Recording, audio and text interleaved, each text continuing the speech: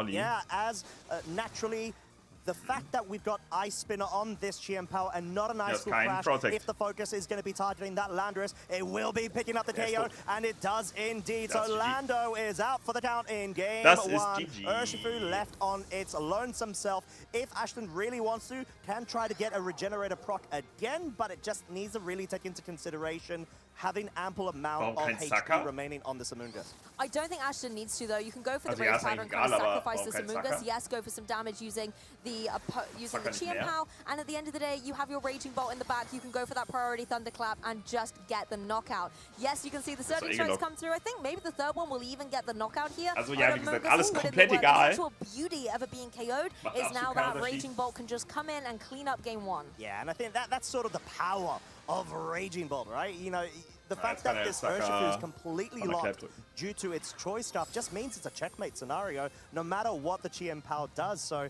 of course, there is the poison to take into consideration, but regardless, at this situation right now, Raging Bolt, at least it does have enough fuel in its tank to be able to dispatch, especially with that 2-hit KO that was provided by the Chien Pao. And this is why priority moves are so important. The Sucker Punch is enough to get the KO. Doesn't even need the Raging Bolt. It's just there for style points more than anything. Pure intimidation against a water type in order to secure game one for Ashton. And I mean, what an amazing way he played out that endgame. Yeah, it was just mag Ashtons Team, glaube ich, auch ein bisschen mehr. Some would say. So. I see what you did there. Oh, did you? But I think the positioning there is key. We felt like initially, due to the fact that Rage Bolt took so much damage, also had a poison infliction onto it as well, you surely started feeling like, oh, okay, this sort of leaves less room for Ashton to be able to position himself. We saw the Ogerpon, it took so much damage from that Earth Power on the Landorus, but it was able to at least guarantee the spot where you're able to whittle down Marco's Pokemon to the point where Chien Pao gets brought in and it just goes for the damage. And the Ivy Cudgel here is such a really nice touch because at least you guarantee pick up the KO on Amoonguss or deal so much damage onto any switch-ins. And I really like the way that Ashton preserved that Amoonguss for later. You can see here the Chien Pao being able to get these solid KOs, but it was only really enabled because of the support that Amoonguss was able to give it, guaranteeing that it wasn't going to be outsped by something like the opposing Urshifu and just clean KOing that opposing Landorus. Yeah, and I think just being able to completely understand that and try to build a strategy on subsequent turns going into it, it's sort of key right now. You know, these are both LAIC champions, and you already know that they're able to easily be one of the great candidates to be able to pick up another title to put into their trophy case for this. So you already know that you're at that level. So at least that sort of gives you a bit, if you're a great trainer, it gives you that Denzel steht 3-1. Your opponent will 100% identify either the correct or the more probable plays. Oh, Snomny ist 1-3. Snomny ist leider schon raus. So many mind games Schade. on that level. That's very true, and the other thing I like about the team compositions here is the fact they're both running Fluttermane. Denzel war gerade eben Rank 6. And I honestly wouldn't be surprised to see them not come into this match either. And it's where we have seen the shift in the meta, you know. Aber Snomson, dass Snomson raus ist wack. Just able to schade. really get the KO, particularly with Terrestrialization Water, with Surging Strikes onto the opposing Fluttermane. Again, Pokemon like the Amoonguss, just able to put it to sleep, doesn't have to really worry about the fairy type attacks. And also, you know, Raging Bolt being given a lot of bulk and turning into a fairy in its own right with Terrestrialization just becomes such a special defensive wall to the opposing Fluttermane. So it becomes very difficult for Gegner von Denzel. It does, as we've got our game 2 leads going into this. Marco bringing the Incineroar and that Landorus Incarnate versus the Raging Bolt and the Ogerpon. Der ist sowieso We've got that eine Maschine. Attack over on Ogerpon immediately. Okay, was geht hier? Landorus ist ja halt in einer übelst strong Position gerade. That means that the Raging Bolt, particularly with the Assault Vest that can't protect anyway, is maybe going to be stopped from going for something like the Ich glaube, sie hat auch so richtig, also wir haben fast alle eigentlich seit letztes Jahr that could potentially be stopped. The Ogerpon Januar, isn't Februar running so the sword richtig stance, so like angefangen. we've seen in previous matches on this broadcast, it has got the capability to in boost its Bochum attack war das, level. das war so für uns alle irgendwie das erste Regional. Da haben wir alle wirklich so richtig auf As Ernst angefangen. right now from Ogerpon, wanting to try to go on the Also defensive, circa a bit of damage dealt onto im Incineroar ersten via Jahr. fake out, but wow, nearly picking up the one-hit KO, the Landorus Earth Power into that Raging Genau, Bolt davor that so ein did bisschen not NPBL oder so, aber das war ja away alles from it. Draco nicht Media doing equal serious. amounts of great damage onto Ist Incineroar, halt nicht der Beste, automatically ja. putting it in a spot where Marco's Das going to have Raging to Bolt, be das really lebt, ist cautious sick. on switch-ins or switch-outs to be able to sponge Ich leider up nicht auf damage. komplett Landorus ernst. is insane. Being able to get that big Ja. damage across onto the Vielleicht nächstes Jahr, opposing Felix. Ich Raging sag, Bolt just really puts Ash in a different bei mir liegt es position. aber auch Also ein takes bisschen the daran, parting was meine shot for its Wohnsituation troubles. angeht, Now, weißt du? Marco, I think, comes Das out in ist such true, a ja. commanding Kann eine spot. You Maschine. can bring your Amoonguss in. Wenn ich Yes, in you have to NRW worry wohne about the nächstes potential Jahr, Ivy Cudgel on the opposing dann, side. But then again, it is at -1. And now dann gehen Amoonguss wir can da go rein. for that redirection, support Landorus, and maybe Da hab ich getting a Bock drauf. substitute up,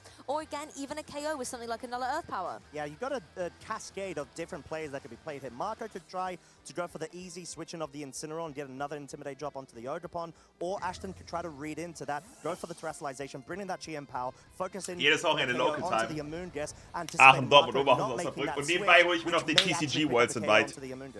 It would be kind of funny here if the Amoonguss had gone for the Sludge Bomb into that Raging Bolt to try and get the knockout, and now might have the potential to break a Focus Sash on the Chien-Pao. We have yet to see. But this is one way to be able to stop that Intimidate from wreaking havoc in your plans. Go for your Embody Aspect ability, boost up your attack, so it's now back at neutral. Yeah, back at neutral, but you do have to be cautious. Ja, würde ich aber nicht auf den Main-Channel hochladen. Meine Mooneye, das ist nicht der Content, den ich gerade auf dem Main-Channel haben möchte. Eieieiei. Oh! Just barely misses out, allowing this Landorus to do the exact same onto the Ogerpon, knocking it out. One hit KO, and all of a sudden we've got Ogerpon, such a great utility Pokemon with redirection, just completely knocked out. Aber das war leider ein Schuss in den Ofen. Not able to get the one hit KO on Landorus, but it shows it how it was done, gets that knockout, and also the Amoonguss critically was going for that Sludge Bomb, breaks the Focus Sash on that Chien-Pao. Marco coming back with a vengeance in this set in game 2. Oh, it's doing it in such a great fashion as well. Even though Chien-Pao, it does have its Focus Sash broken, at least we've got a Amoonguss that can try to buy for any sort of, you know, like damage control in certain ways. Michi steht 4-0. 3-3-1. Diese Gamer. Diese Gamer. Es wird gegamed, Chat. Es wird gegamed. And I think this is a wise adjustment here. You can bring the Incineroar in. It's a Pokemon that isn't going to worry about taking any Ice-type moves from the Chien-Pao, and at the same time, the safety goal will stop him from worrying about spore potentially from that Amoonguss. So a really nice adjustment as well as applying fake-out pressure in the next turn. Chien-Pao also protects it, so it is going to have to run the risk of a double protecting the next turn if it wants to avoid that fake-out. As you can just see once again, the Sludge Bombs coming out here from one Amoonguss into the other. Yeah, I mean, at the moment, the Master Ball variation of Amoonguss seems like it's trying to do the best it can versus the Pokeball. Obviously, the Aber rein 3-1, das freut mich richtig. Das freut mich sehr. It's a bit of a rivalry, right? But something that I did want to make note as well, Lou, is Amoonguss over on Ashton's side does not have 5 On-Stream gegen Wolfie. And that's the difference between Das wäre so witzig.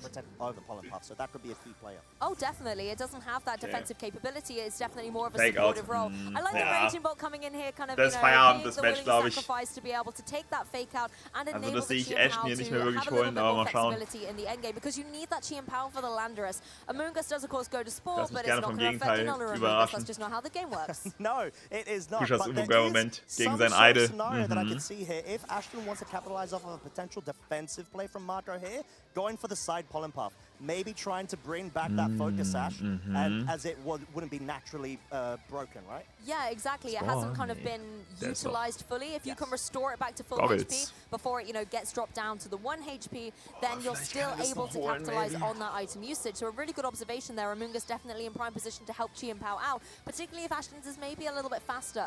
Chien-Pao could potentially Das ist noch nicht safe 1-1, aber es sieht echt nicht gut aus. Für Ashton. The only thing is there's no Terrestrialization this time on Ashton's side. It's been used on that Ogerpon, so no Terrastella here today. Incineroar wieder back. Not today, not at least for this game, but we do have Und Landorus rein, boah, wer dafür ein Eisspinner. keep those Intimidate cycles going, is willing to give that Lando as a KO tribute. Holt sich den Kill auf Landorus? Does come out from Amoonguss. Ice Spinner does try to target down at least on that slot, but if this is a Pollenpuff play here, this will be such a great advantage for Ashton, and we do get confirmation the Focus Sash is back, ladies and gents. Absolutely, see this on the Chien-Pao. You kind of think, the same must be tempting, but then the Amoonguss could easily go for that Spore into the Chien-Pao. So the Ice Spinner had to go into it in order to try and get it off the field before it had the potential to go for that Spore. Amoonguss being the perfect partner here for the Chien-Pao, enabling it now with some support of redirection as well. Although that's not going to affect the opposing Amoonguss, you can draw in the attacks of the Landorus, enabling the Chien-Pao to go for the Ice Spinner into the opposing Amoonguss, and then you don't have to worry about it. It'll be gone. And even if you want to switch in the Incineroar, it doesn't have a lot of HP remaining, and Ice Spinner is still going to hurt. It really will, as it's quite curious to see which Pokemon it is. It is indeed Incineroar getting that additional Intimidate going, but like you mentioned, Incineroar's already at such low HP right now. It just comes to depend on which focus there is going to be here. Ice Spinner does try to at least guarantee that, but Sludge Bomb surely, if there's a double up, will be enough to pick up the KO. Earth Power in den rein. Bringt den halt auf den Sash. Truly break that focus and bring it down to that final 1 HP it has available. So Ashton really trying to take further offensive and actually picks up the KO on the Landorus, so allows that Incin to stay on the field, which will subsequently mean Amoongus over on Marco's side gets another regenerate ability proc, and will be back on the field, maybe at a later time, but Urshifu's in. I think Urshifu's going to give the Amoongus a little bit of a rest at this point, and I think a perfect timing too, because you have that choice scarf, you're able to try and deal with this Chi and Pao. Even if it wants to try and protect Unseen Fist, it's just going to be able to steamroll right through it, and Ashton only has these 2 Pokemon remaining. Er kann halt nicht protecten mit Chi and Pao.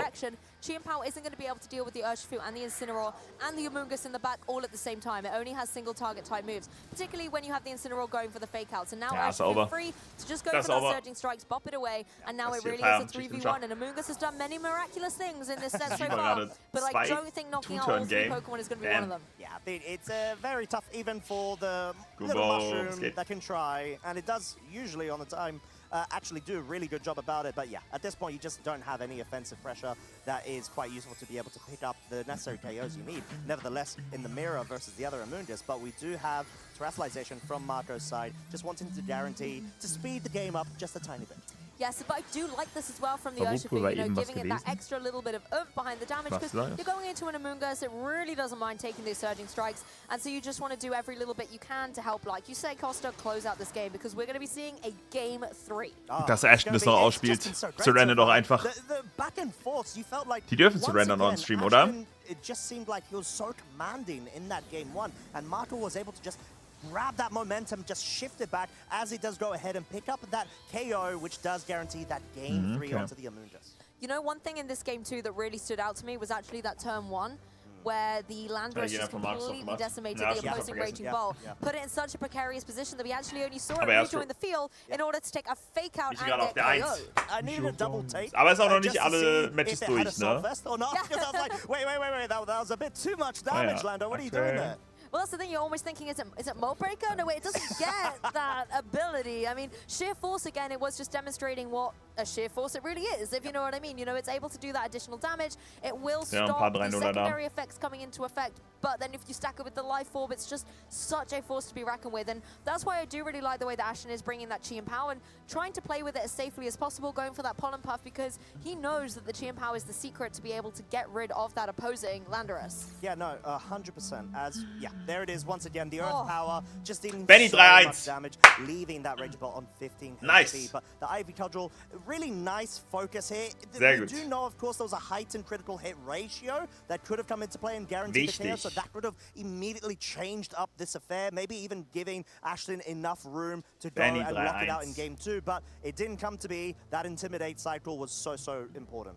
Exactly, and these Ice Spinners just not finding their mark on the correct Pokemon thanks to the way Marco was able to play this. I love the way the Amoongus did manage to get his little KO though, always really great to be able to see it, you know, providing more than just a supportive role, but it really came down to the powerhouses here. Marco playing so incredibly well with that Landorus, as well as the Urshifu, preserving it right to the very end where it can come in and just sweep through, clean up the end game nice and neatly. And it's quite interesting because in Game 1 we saw Raging Bolt in the first 2 turns. It was still brought down to so little HP, even with a poison status, but it was a bit of the shuffling of the switches that Ashton was able to position himself in a quite nice spot where he can actually completely utilize GM. And in this Game 2, it just felt like Marco found ways to really shut it down. With the Intimidate cycles, which is such a key player here, maybe it could be that Ashton could perhaps take into consideration the Urshifu Rapid Strike over on their side of the field. You know, was gerade ein Ziel im Pogo? Ich fange einfach nur, was hier gerade bei mir ist. To break down that core of the Incineroar and that Amoongus, which feels like muss einige Feldforschungen abschließen und so ein Shit. Ich hänge ja sehr krass zurück. And I think it leads into a good point about the lack of speed control that we're seeing from these trainers. Yes, you've got the choice scarf on Marco. Oh, ein riesiges, das ist ja wirklich ein riesiges. Zweimal, holy shit, ist das different utility being used. As we jump into Game 3, are things going to be completely shaken up by our trainers? One thing's for certain though, Ashton's not messing around. Both trainers have brought their Amoongus on the field, no surprises there, but Chi and Pao versus Landorus, that is Chi and Pao's territory. It really, really is, and already on the offensive, you know that Marco may feel forced to try to go for defensive plays here, whether that being a protect and a Schade. intimidate, which can open the room Michi, der einzige 4-0er noch. Aber wir haben schon 4 3-1er und Markus und Flo können beide auch noch 3-1 gehen. Kommt Flo noch 3-1. Darum die 2-2. Unless Ashton does consider having the Odop on the back for free switches in order to be completely immune to those spores. I mean, the Chien-Pao has its choice of Pokemon here. You can go for the Ice Spin into either one of these for super effective damage, and even maybe try and follow up with a Sludge Bomb into the opposing Amoonguss to try and get the KO. The issue is you're not really going to be able to. The Citrus Berry is going to be able to give it that extra bit of longevity.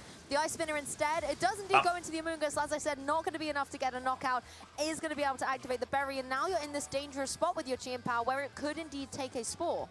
It could indeed. Now the question is the read there or is it not? The double up is into the Amoonguss. No spores coming out here, just a Sludge Bomb focusing. It's sort of very tumultuous, the fact that Marco needs to take into consideration all of Ashton's choices to be able to negate any spores focusing onto any of his slots. It's a bit like the Amoonguss don't recognize their other Pokemon on the field. They're just going for Sludge Bomb across. They just see the other mushroom and they're like, wait. Yeah, I will be the dominant mushroom here. You know, I'm going to be victorious. But für Unentschieden, es gibt eine Unentschieden-Regel. Letztens hat mir letztens noch einer erklärt, ich weiß aber nicht mehr genau. Die ist ganz wild im VGC. As well as just apply a lot of pressure with those Flare Blitzes. We know that there's not a lot that either Pokemon can do to the Incineroar, particularly considering it is holding those safety goggles. Oh, as we've got the Urshifu being able to switch in here, take that Ice Spinner quite nicely, but this opens up Ashton focusing down, doubling onto it, but no, actually, I take that completely back. Flare Blitz, more than enough to pick up the KO onto the Amoonguss. So das ist auch schwer zu erklären. Ja, die Unentschieden-Regel ist ganz wild. Das passiert eigentlich nie. Knocked out of this Game 3,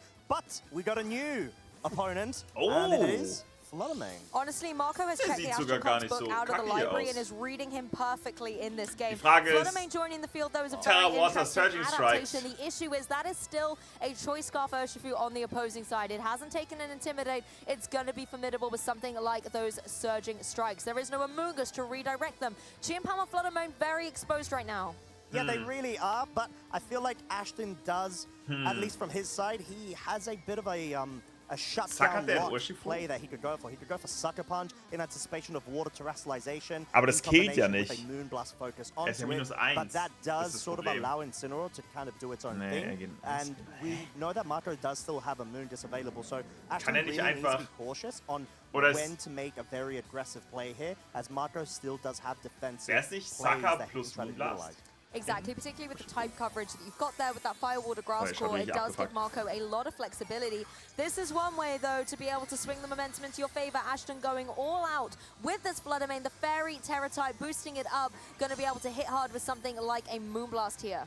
Oh, as the focus, actually, there's an Aqua Jet that comes out first, so wanting to at least guarantee perhaps a double-up KO with a Flare Blitz if the Incineroar does survive this turn before it moves. Moonblast will definitely dispatch of that Urshifu, but what does the Chien-Pao lock into? Does it lock into Sacred Sword? No, it goes for the Ice Spinner, maybe anticipation of an Amoonguss switch in here, which allows Incineroar room. Exactly, you have to go for the coverage here, but it doesn't pay off. Chien-Pao actually gets out unscathed. Fluttermane was the target there, and I think that was wise from Marco, because the Fluttermane coming in and a final switch up here for Ashton, you know that he's going to be banking on it to get the knockouts, and yes, it did. But at the cost of that terrestrialization, I almost don't know if it was needed to get the knockout. It's a little bit dicey for sure. Yeah, it really is. I feel like it's, if you're Ashton, you're thinking the water terrestrialization may be a big focus to try to be able to be aware of. However, we know, of course, that the Sword of Ruin being in play does mean that the Flare was able to at least pick up that KO with the chip damage. But we've got a situation now that Ogerpon is on the field. It is next to a Chien-Pao, which is definitely what it wants to be doing. Aber hätte nicht Terra müssen mit Fluttermane. Aber also musste wegen Terra Ice Spinner quad super effective versus Landorus. It just depends on so how Marco's going to try to adapt to that defensive play. Exactly, and Incineroar really capitalizing off the effect that Chien-Pao brings to the field with that sort of ruin. So now I think Ashton switching things up, bringing that Ogerpon in, that is also a Pokemon that can capitalize on it being a physical attacker, will maybe give him a little bit more momentum. Landorus, I think, is the only one who didn't get the memo on how to attack here with Sword of Ruin in play. But Chien-Pao's Focus Sash also still intact, so Marco is going to have to double up into it in order to try and get the knockout, and Chien-Pao can easily get a KO apiece here. If it wants to go for the Ice Spinner, it can go into the Landorus or Sacred Sword into Incineroar. Which one is it going to go for? And I think both trainers have oh my God! So there's a lot of oh mein Gott, das funktioniert. And subset layers to take into consideration here. Das so funktioniert. Ashton, if he tries to get the correct play oh! for the Landorus, he could double focus into that slot for now, the Amoonguss, and pick up a KO as the Ice Spinner is the first step for this. Not enough to pick up the KO, but the question is, does Ogerpon focus? Yes. It does! And it picks up the KO and forces Marco down to his final 2 points. Damn. You can see Ashton nodding as soon as that protect Aber geht jetzt through the -1. Landorus, and I wasn't sure if that was a good nod or a bad nod, but definitely confirmed to be a fantastic play there by Ashton, doubling up, calling the protect correctly. Wird jetzt Double Protecten. Incineroar joins the field, is able to go for that Intimidate. Dann Ice Spinner den Landorus. This is the question now. Aber Landorus, okay. You can go for a protect on your Chien-Pao. Okay, Landorus kann ja was subben und er hat noch Terra-Stil. Das wird jetzt wild. Das wird jetzt interesting. Fake-Out Terra-Stil Sub, ja. Das ist nämlich die Sache. Wenn er es macht. Ja, okay. Der wird Fake-Out, der wird nicht mal, der wird noch nicht Terra-Stil drücken, er wird erstmal subben. Er wird Fake-Out Sub drücken. Ja, ist ehrlich so. Der schaut wirklich vergessen in der Zeitung.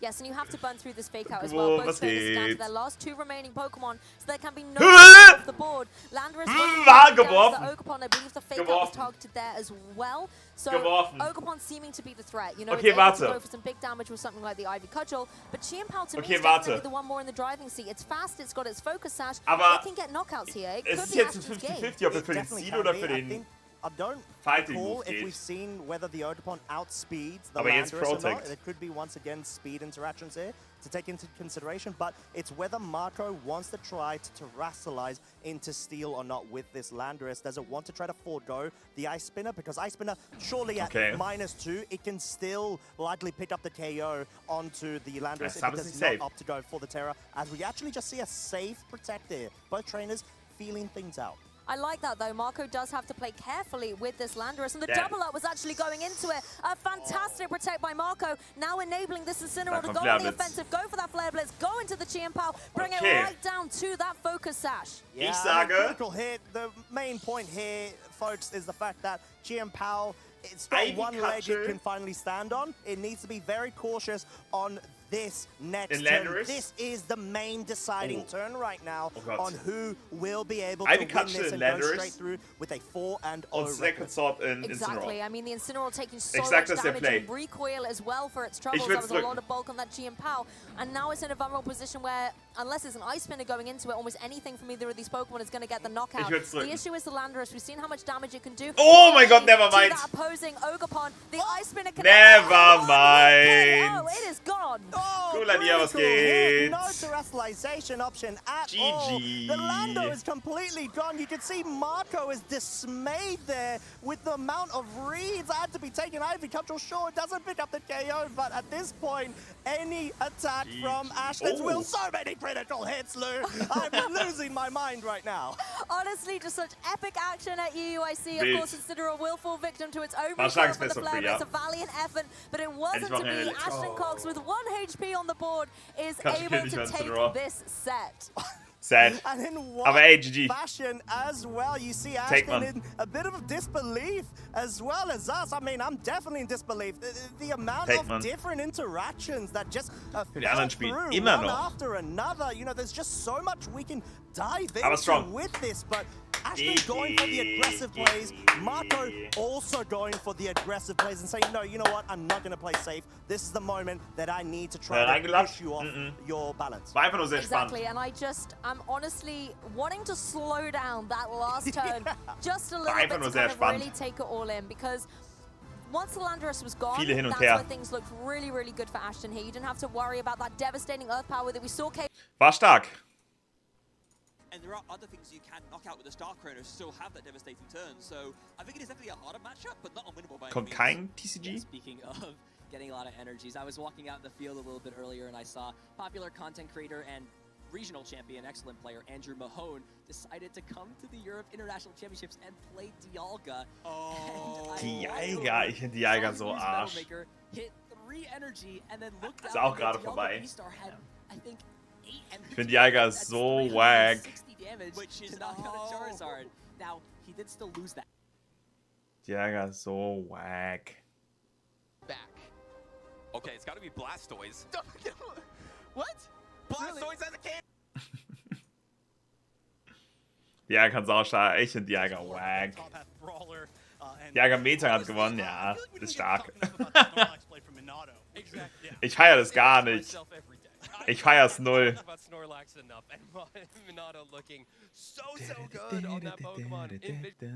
Also, geht ja nirgendwo irgendwo was gerade. Ja, uns Hanging on, just hanging on, but then the Ogerpon got your back, buddy. Gonna be able to clean this up. And I really like the way actually both trainers went. Hey, Amoonguss is really, really annoying. Let's get rid of it a little bit earlier in this game 3 than we have done previously in set. That was the first big KO of that endgame. Oh my Metang goodness, ist schon eine coole Karte. Ich wünsche, es würde einen besseren Stiltype als Dialga geben. Like you said, I feel like there's so much Amoonguss action going that both trainers they just got fed up. They're just like, let's just throw everything out of the pram and all that. Übrigens, Mutter, ich fühl's for real, dass du nicht so TCG drin bist. Ich feiere das so normal. They're like, hey, we got to get some lunch before our next round. Because we're at the halfway mark. You know, Aber allgemein, dass viele von euch gerade so im TCG drin seid, ich fühle es sehr.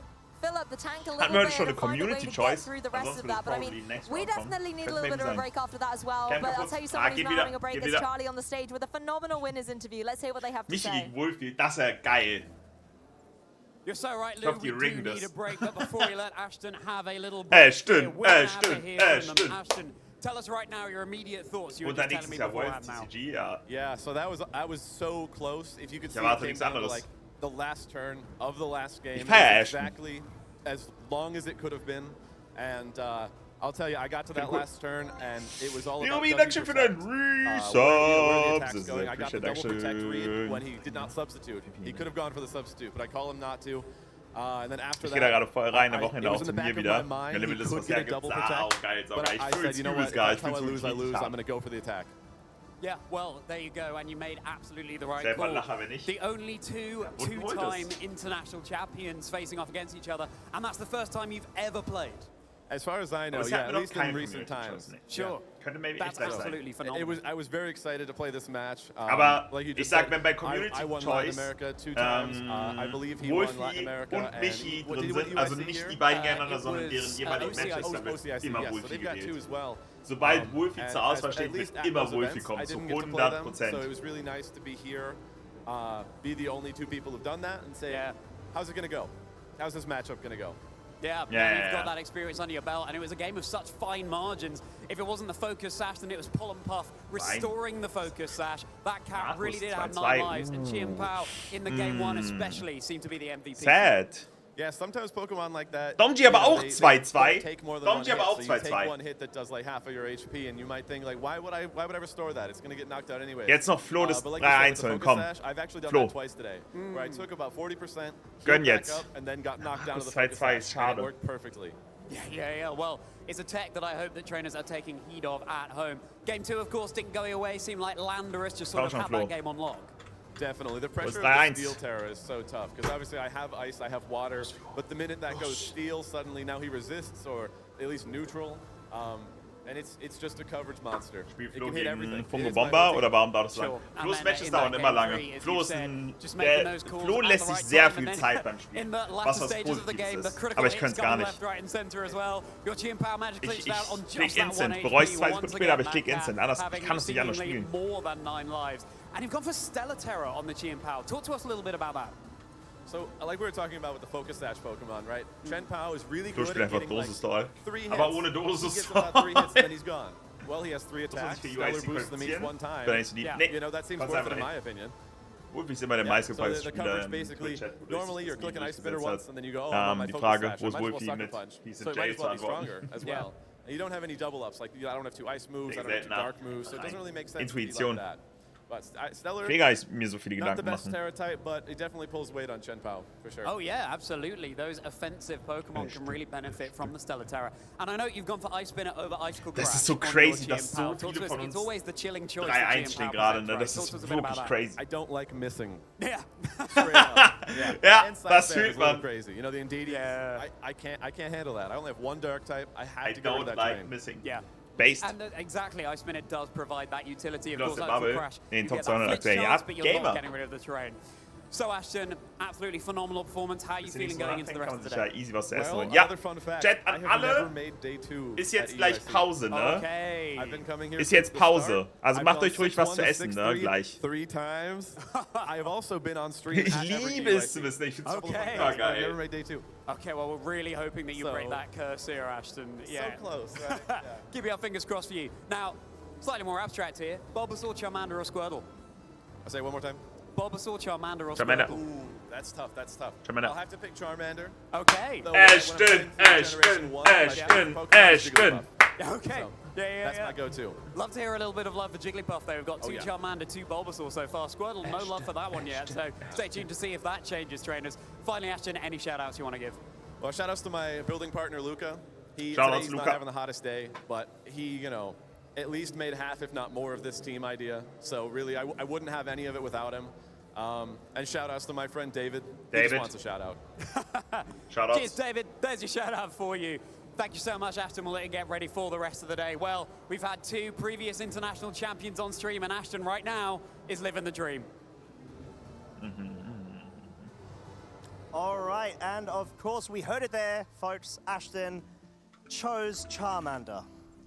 Oha. Why is Charmander winning, and where is the love for Squirtle? Ah, I was Charmander girl myself. Oh. I mean, to be fair, I have Pokemon Yellow. I play I had Pikachu, obviously. Okay, of course. But then, you know, you have to figure out which one you would choose from Pokemon Red and Pokemon Blue, and yeah, I like Fire-type Pokemon. What can I say? I'm not surprised. There's something that's a theme, right? There might just be, won't it? I don't know. Lots of other people picked Squirtle, so I want it to be a little bit different. But there wasn't a lot of love for Bulbasaur when I was growing up. Well, actually, Bulbasaur is my favorite Pokemon. So, Oh, well, there we go. I've just felt bad for the Squirtle squad and all that. It's just like, it's just on its own. Just simmering away.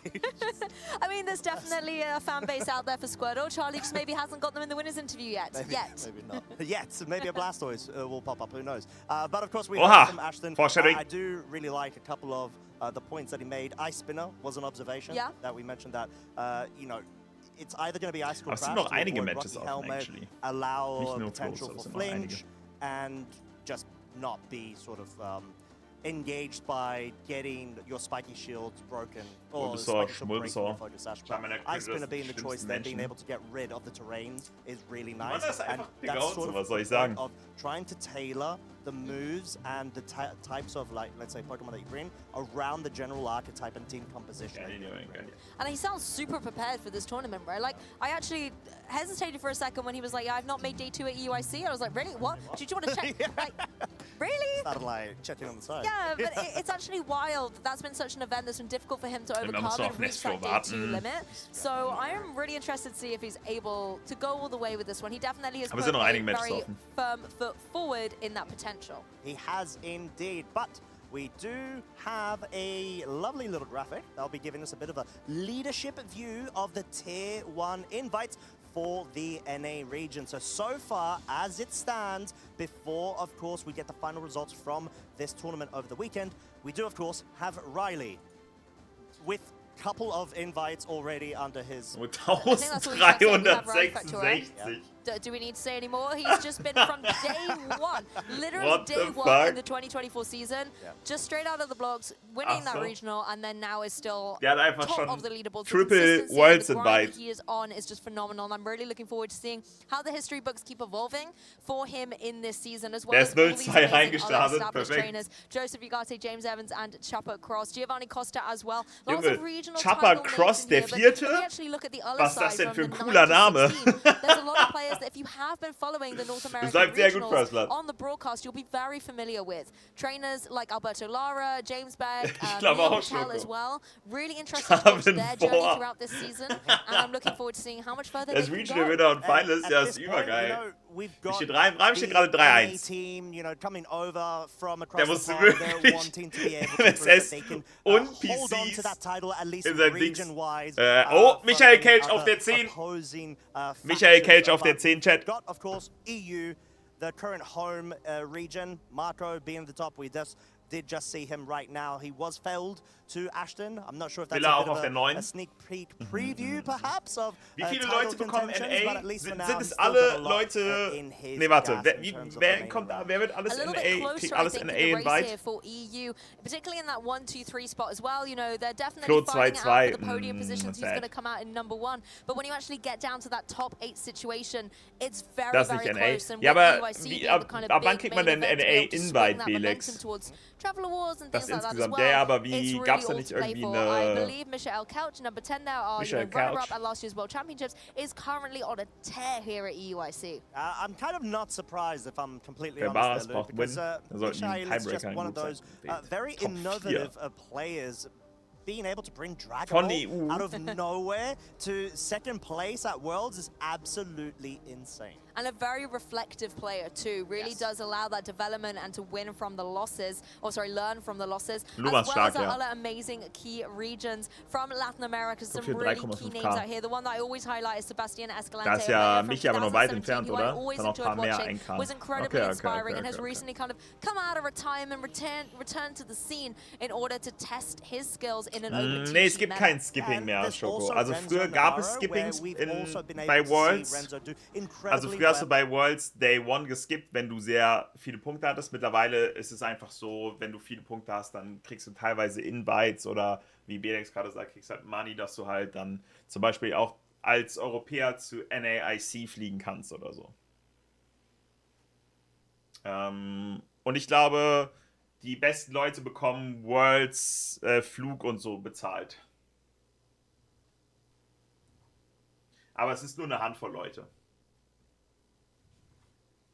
Just the glory, it's not just the title, it's the prizes as well. Yeah, and a lot of prizes to be able to hand out to all of these fabulous trainers. Masters Division, 15,000 straight off the pot. Like, I mean, you can't go wrong, and you can just sort of go ahead and start snowballing to any other events, da machen 3 Leute mit, ich schwör. 3 Leute spielen in Junior und die machen dann mit und die haben instant 2000 in the Tash. You're right, it gives you so many opportunities for what you want to do with the rest of your season. Damals, okay, ich erzähle euch eine Story, Chat. Damals war es so, dass Octopower, ja. Einer der besten Freunde von Paul, da war Paul 16, der war, ich glaube, 13, 14, ich weiß nicht, bis wo ein Junior, Senior genau geht. Oder, ich glaube, Paul war da 15, ich weiß auch nicht genau. Auf jeden Fall, der war noch in Juniors Division, der war so ganz knapp an Juniors noch dran. Oder war es dann Masters oder war es Senior Edition? Ich weiß nicht mehr genau. Auf jeden Fall war das so krass, dass in der Kategorie, damals war ja sowieso Pokémon noch so VGC und so ein bisschen kleiner. Das war so, der war teilweise bei Turnieren, bei großen Turnieren, Regionals, der hat sich einfach nur angemeldet und hat instant, nur durchs Anmelden, Preise und Punkte gewonnen. Es war legit für ihn unmöglich, in seiner Kategorie nicht zu den Worlds zu fliegen. Er hätte alleine nur durch seine Anmeldungen, ohne zu spielen, nur durchs Anmelden, dadurch hätte er schon den Worlds Invite gehabt. Das ist wirklich crazy. Man kann Geld gewinnen, warum ist es nicht da? Ich muss leider streamen. Das ist wirklich crazy. Trainers, you join me at the Pokémon Battle Lab. Just one of the things Damals war das richtig crazy. If you're attending an event like this one, oh, ist das leise? You can speak to one of the highly trained members of staff. There are 2 modes that you can go for. If you're a complete beginner, you can learn how the basics of Pokémon battling work. And if you have a little bit more experience under your belt, you can challenge one of the experts we have here. And they can talk you through how the abilities work, how different moves work as well. They will provide you with a team, or you can bring your very own and try it out against the very best. And for your troubles, you can earn yourself some stickers and some pins as well. So why not come down to one of our fantastic events and get involved in the scene just like this one? I'm going to give it a go myself. See ya. Da bin ich drin. Stuttgart Champion, Lorenzo. I am Lorenzo. I am a VGC player from Milan. I compete since 2016. This time I managed to win a regional in Stuttgart, Germany. Stuttgart Winner. Gamer. Eigentlich wäre ich das. Ich weiß, Felix, ich weiß.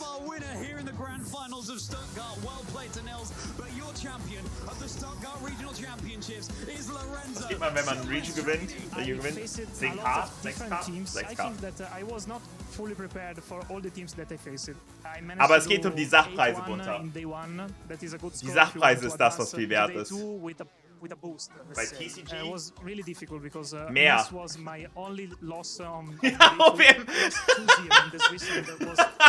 I didn't manage a way to beat him. So I tried to figure out another way. I found some little spot in which I can handle the most difficult Pokémon. Ich weiß nicht, wie es genau ist. Ich weiß, keiner weiß es runter. Niemand von spielt TCG. Mehr. Kriegt schon echt gut was dort. Aber es sind die Sachpreise runter. Wenn du so eine Playmat bekommst und dann steht dann Champion drauf, dann verkaufst du die für 1 Million. 10k, ja, das kann sein. Du kriegst dort Displays, du kriegst dort Pokale und Medaillen und so weiter, die kannst du für so viel Geld verkaufen. Das ist geisteskrank. Es geht wirklich um die Sachpreise. Die 10.000, die du da gewinnst, sind Peanuts. Wenn du drauf scheißt. Ja, genau. Wenn du drauf scheißt. Aha, der Wolfie. Wenn du drauf scheißt, dass du dort so Sachpreise bekommst und sagst, ich brauche die Trophäen und Medaillen nicht, dann verkauf die und werd reich oder du behältst sie. My name is Wolfglick and I am from Washington, D.C. I first got into Pokemon when I was 5 or 6 years old. I really hated getting my know him from YouTube. So my mom took me to one of those places where they had TVs for the kids to watch so that they would, you know, sit still and get their hair cut. And they had an episode of Pokemon on, and you know, my mom and I watched it. I loved it, and I was just obsessed. Like I had the Pokemon cards, I had, you know, action figures, I had pretty much everything. I eventually was able to play the games when I was a little bit older, and I really fell in love. And yeah, I mean, ever since then, I've just kept playing, and it's just, you know, turned into something so much more than I ever could have expected. Das ist so crazy, mit so vielen verschiedenen Frisuren zu sehen. I found out that you could play Pokemon against other people, and that really got me hooked because I have such a competitive personality. Ja, Wolfie ist schon nice. So I was playing online Sehr cooler Typ. Forums, and you would go and you'd basically like schedule a battle over Wi-Fi. And you know, on one of these forums, I saw that there was a sub-forum that said real life events, tournaments in real life. And I thought that sounds cool, so I clicked on it, and I saw that there was one in Chantilly, Virginia, like 30 minutes from where I grew up. And yeah, so I ended up winning that first event, and it kind of snowballed into everything. You know, I think some people, when I talk about, oh, I'm still playing, I've already won Worlds, I've, you know, won every level of tournament. I think some people are like surprised, or they're thinking like, okay, like, well, why? Like, why are you still playing, right?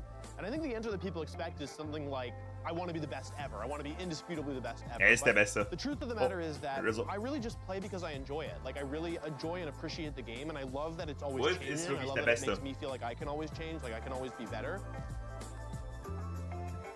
The best thing that I've gotten out of Pokemon is my friends. Some of the best people I've met in my entire life are people who I've met through this game, and I really love Pokemon because it gives us a chance to kind of all see each other a couple times a year. You know, none of my friends are really even that close to DC. So being able to come to these events, being able to work with my friends towards a common goal, being able to celebrate their successes, being able to kind of commiserate in their losses. I don't know, it's really meaningful to me.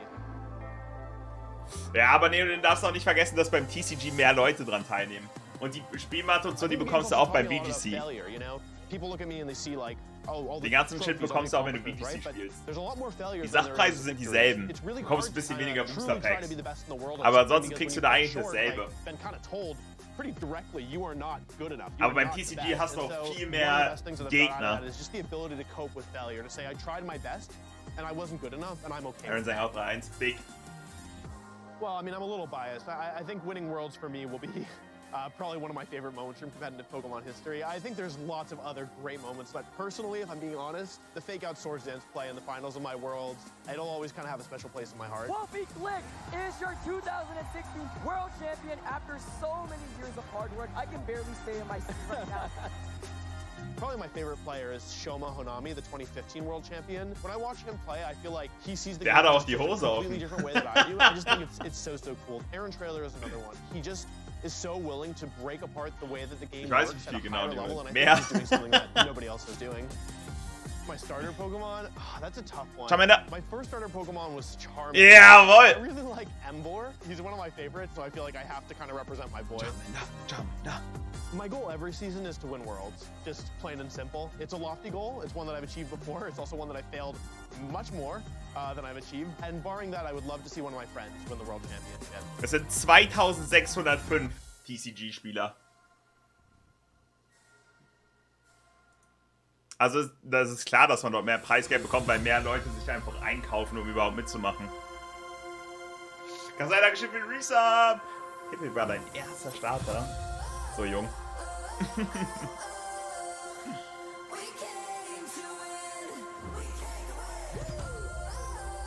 Junge, ich finde solche Momente so geil mit so Musik. Was denn, BDX?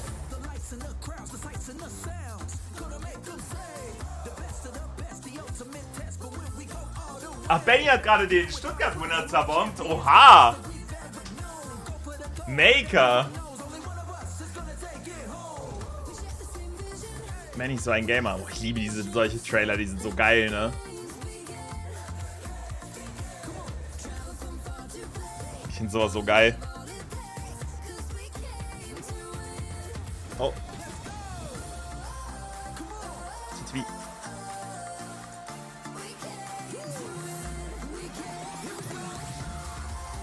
Pokémon ist so geil eigentlich, Chat, for real. Seien wir ehrlich, Pokémon ist einfach cool. Nach Reim gegen Seele hat die Sturm gekämpft.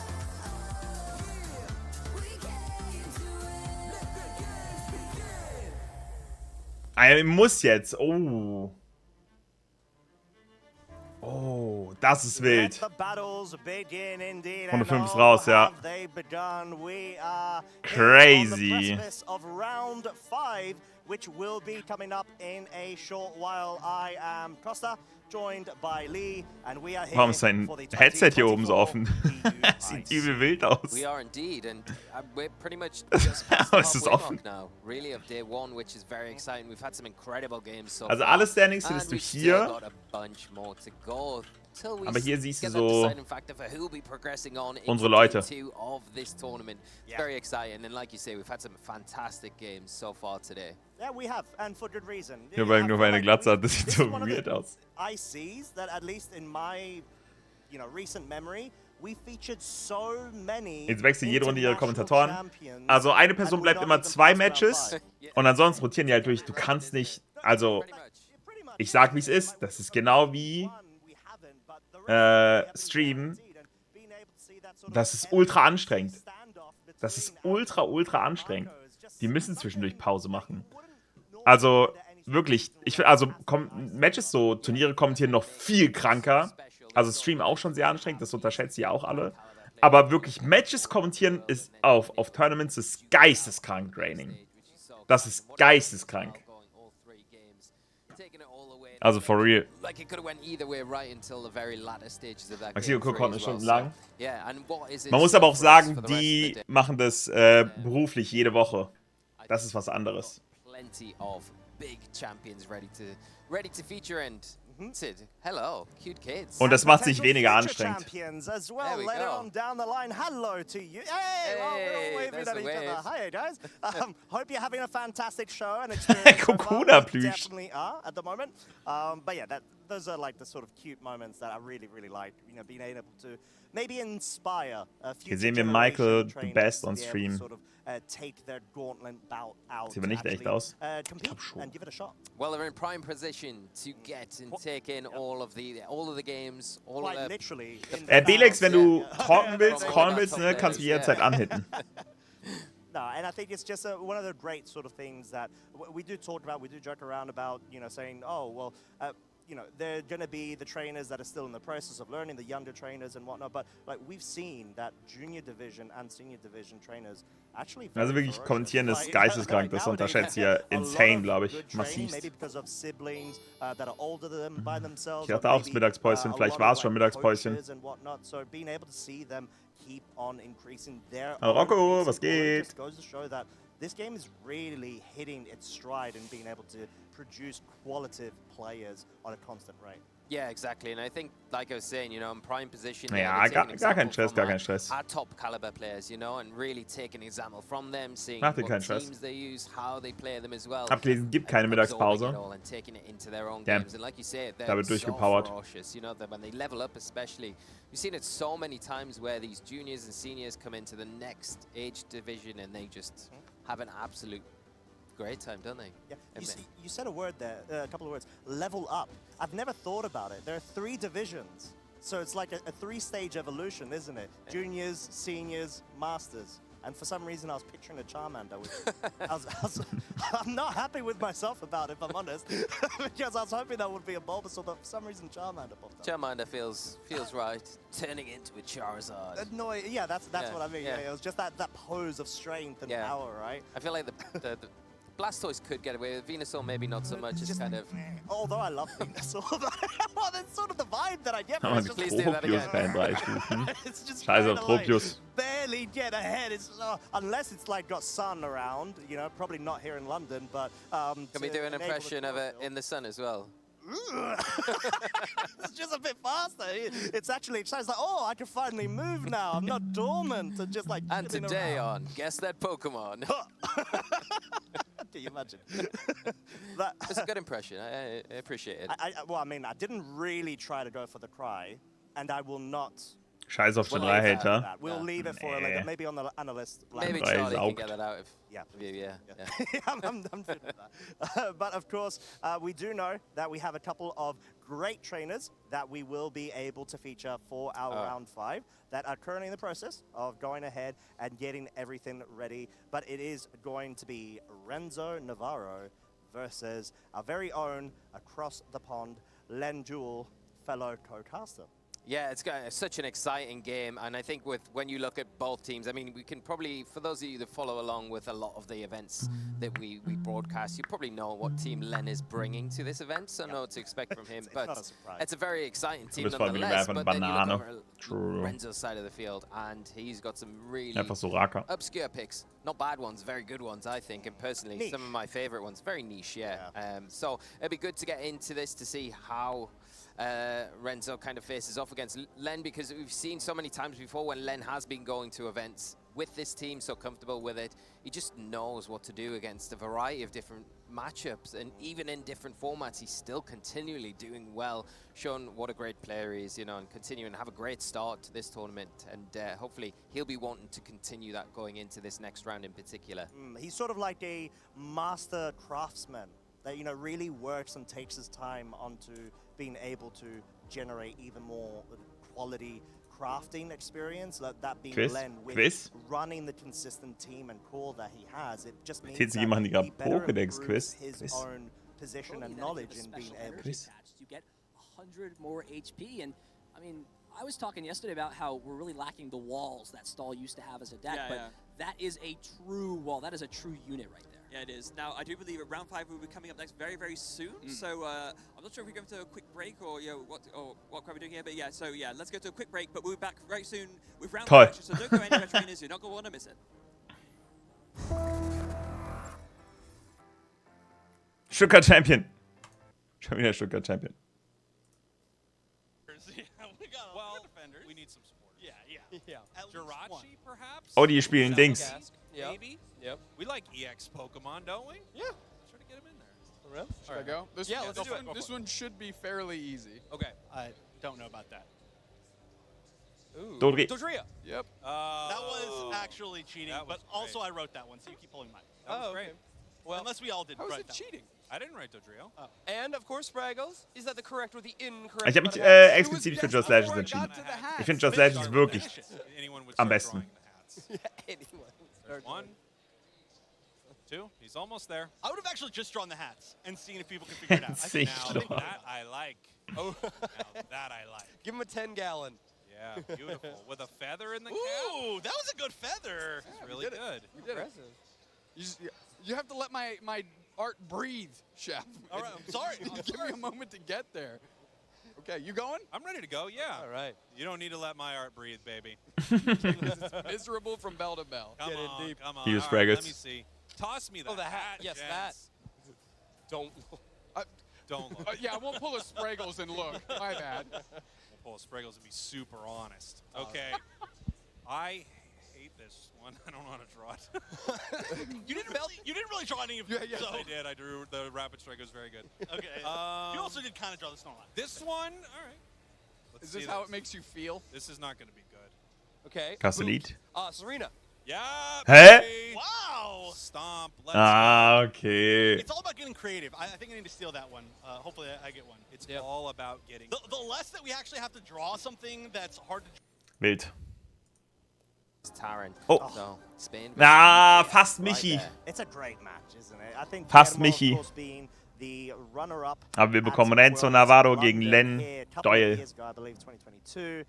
You know, still in the game, still trying to push all of the boundaries that he can. He came so close to be able to get that World Championship lieber title, Michi only sehen. being felled by none other than Eduardo Cunha, but really trying to chase that. But we do have other great matches that we mentioned. Matt Maynard, a bit of a staple here in the UK community scene. So really, really strong showings that he's been able to display on a very consistent level, going up against another runner-up of a Worlds, but now for the Japan, Michael Telsch. Yeah, Michael Telsch, strong. Exciting game again and going up against Michel. I mean, PS, glaube ich, Peru. We saw how well he performed in Japan last year and continue that run of form on into this season as well, having some really strong results. So carrying that on today and starting the tournament extremely well. But the other match there was Oliver Askelin as well, another player to keep an eye out for in this tournament. Yeah, indeed. A previous runner-up as well of the European International Championship. Only felled by Eric Rios. But we do have the trainers now in front of us with the matchups. Renzo on the left with Rillaboom, Odapon Wellspring, Landorus Incarnate, that Okidogi, Gouging Fire, and Der spielt Chienpao wirklich versus Tita. Lycanroc. Yes, Ich finde Tita eigentlich echt wack. Das ist einfach ein Regulation A-Team. And that pesky little Garchomp. Pesky little Garchomp. I say that now. Say it now. Is this a foreshadowing for what we'll see? But really interesting matchup because if you look at Bruder Renzo's side of the field, he's got some Garchomp. good answers Du to a bist lot of wack. big threats Okay. on Len's side. You know, you look at the Corviknight, you say, well, Nein, der where's Mods the fire Wette type? machen Well, möchte, gerne. Gouging Fire there. Perfect answer for the Corviknight, really. Almost Nein, ich meine, als ich dagegen forces gespielt some habe, situations. fand You've ich got das the Team Chienpao immer for wack. the Dragonite, Ich fand's the free. The Garchomp as well, really have to be careful around that. And including that as well is going to be the Tyranitar, but the Chienpao going to have to be careful because it has got that Focus Sash, so the sand will chip that, it will break that Focus Sash throughout the battle. So you've got to be really careful if you want to utilize that to its full potential in this game. Das ist And be Standard. careful not to Aber hier allow sehen wir that jetzt Sash to go Icicle Crash down and über... have protection alongside it. Der hat eigentlich keinen Gogi Sash, as das well is Chienpao another quasi. Pokemon that's going to provide good answers, switch-ins in particular to the Lycanroc and any sort of rock slide. Potential, I guess, yeah. Yeah, as we do have Rillaboom with the Meadow Plate. Wenn man gerade kein Mod für Abstimmung da ist, dann ist okay, dann ist es so. Something maybe set up in order to be able to have as your Grassy sort of Terrain dann schon, anti-hard das stimmt, trigger ja. mode. You know, you've got the grassy True. terrain, you do have the potential of being able to at least Aber war Anti-P, oder? disrupt Ja. any setup Pokemon as well as, you know, a Trick Room setup. Aber doch and nicht in whatnot. Gründung, oh, das weiß ich really nicht. nice little utility pocket there of being able Das to weiß ich dive nicht. into. But like you said, I think it's great to be able to see. Okay, könnt rein in die Wette, Chat. I do like Gouging Fire, a combination of the Howl with the Chienpao and the Ogidogi. It can really push the damage output to ridiculous heights, especially when you combine the Sword of Ruin ability. Yeah, definitely. And I think that is something that Len's going to really have to keep an eye on. And I think that taunt that you outlined there with the Rillaboom, it's something Klaus that kommt you mit can Protect utilize Rocks like Endeavor. extremely well against that Standard like Maroonus Rock. in particular, that Len could probably lean on quite heavily in this game to allow some of the big Komm, hitters in his nein, team to Standard, either Tita, get in Standard. favorable positions to set up and things like that, Nein, which is going to be, I think, Wieder ein Mungus mit Slash Bomb, Len ja. could use that as bait. Nee, ist against actually the leftovers Rillaboom and Garchomp. maybe have something like the Corviknight on the field, and you've got to look at that loaded dice. Let's go, Gara. As well, because it has got access to that scale shot as well, which is not Lol. something we commonly see. Scale shot, No, it really gezinkter isn't, Würfel, but it's such a Dragonite. great little move. You're able to not only wild. have that multi-hit functionality with it, but you do have the increase of its speed at the cost, of course, of its defense. So Du hast really nice Gigas in play, deinem but Kopf, I like scheiße. Rock midday. Focus Sash, Endeavor, Rock Slide, Protect, and Close Combat. It gives me a bit of Whimsicott Focus Sash. Okidogi is echt Endeavor big. vibes. It's Okidogi a is strong. scary proposition, really, when you look at it, because if you take it down to that Focus Sash, you've got to be prepared to take those Endeavors, because Lycanroc naturally going to be probably the fastest thing on the field, and it does have to be careful around the Rillaboom, of course. You do have that Grassy Glide threat, which can deal with it pretty effectively, but everything else on the team on Renzo's side is going to be susceptible to that. Gerne rein in die Wette, Endeavor, which Chat. will take the opponent down to 1 HP if it is on the Sash. Yeah, no doubt about it. But of course, Renzo, we know, as we mentioned, he was the Players' Cup 4 champion. He has gotten a couple of great other accomplishments. Top 4 Sao Paulo Regionals 23, Top 8 Santiago 2023, and of course, Top 8 at Curitiba in 2024 recently. And I think we've spoken a bit about Len. He has, of course, been running this sort of archetype that we see in front of us with Sand over time, but he did actually get recently a top 16 in Knoxville Regionals, so he's definitely looking on form, especially with this 4-0. Yeah, and that's what I mean. He's so familiar with this, even in this current format, this composition. He's just so well versed with it, and Len has been playing for one of the longest running players in the VG scene, History, you know, history. Yeah. So I mean, Titan, very ja. experienced player always produces very consistent results. Aber ich sagte, er sieht auch aus wie ein Tita-Spieler. Knows everything really that you would want to know about. He's not Aber going to really get positiv gemeint. surprised by things, knows how to approach matches, not really going to overcompensate in games, and very good at kind of finding and eking out those win conditions, especially with the team and the comfort that he's got with that. Yeah, no doubt about it. Was steht auf den Zetteln?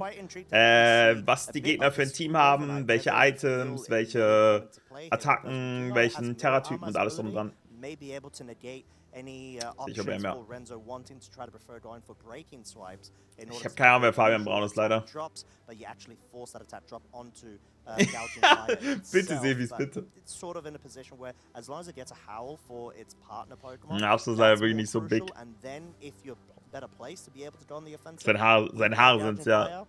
then you make the play. But there are a lot of Pokemon over on Len's side that they do really threaten that fire typing, you know, being able to at least have the Lycanroc with the speed increase with the Sandstorm. Das ist halt Open Team Sheets. Seit Capo spielen wir alle VGC mit Open Team Sheets und das ist das Beste, was es geben kann.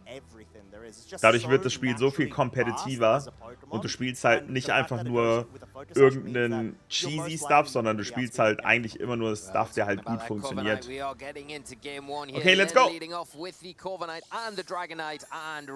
Genau, nicht auf Raten. Es ist so viel besser. Ich wäre so drin, Ober. Ich würde den auch nur spielen, ja. Mirror armor, like we mentioned, being able to at least scare off the use of the breaking swipe here, but being able to have ja, es geht nur um die Veranstaltung, aber es sind halt sehr viel mehr Plätze offen, weißt du? Also es gibt mehr zu gewinnen und es sind mehr Plätze offen für Teilnehmer. Und du kriegst halt viel mehr Championship Points und alles. Aber jeder kann rein. Warum läuft da keine Musik? Der hat bei Musik Non ausgewählt, kann es sein? Der hat keine Musik ausgewählt.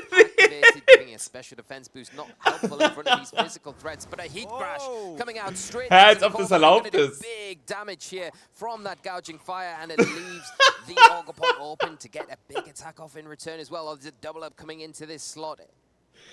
It looks like the Abakujo will be attacking into this.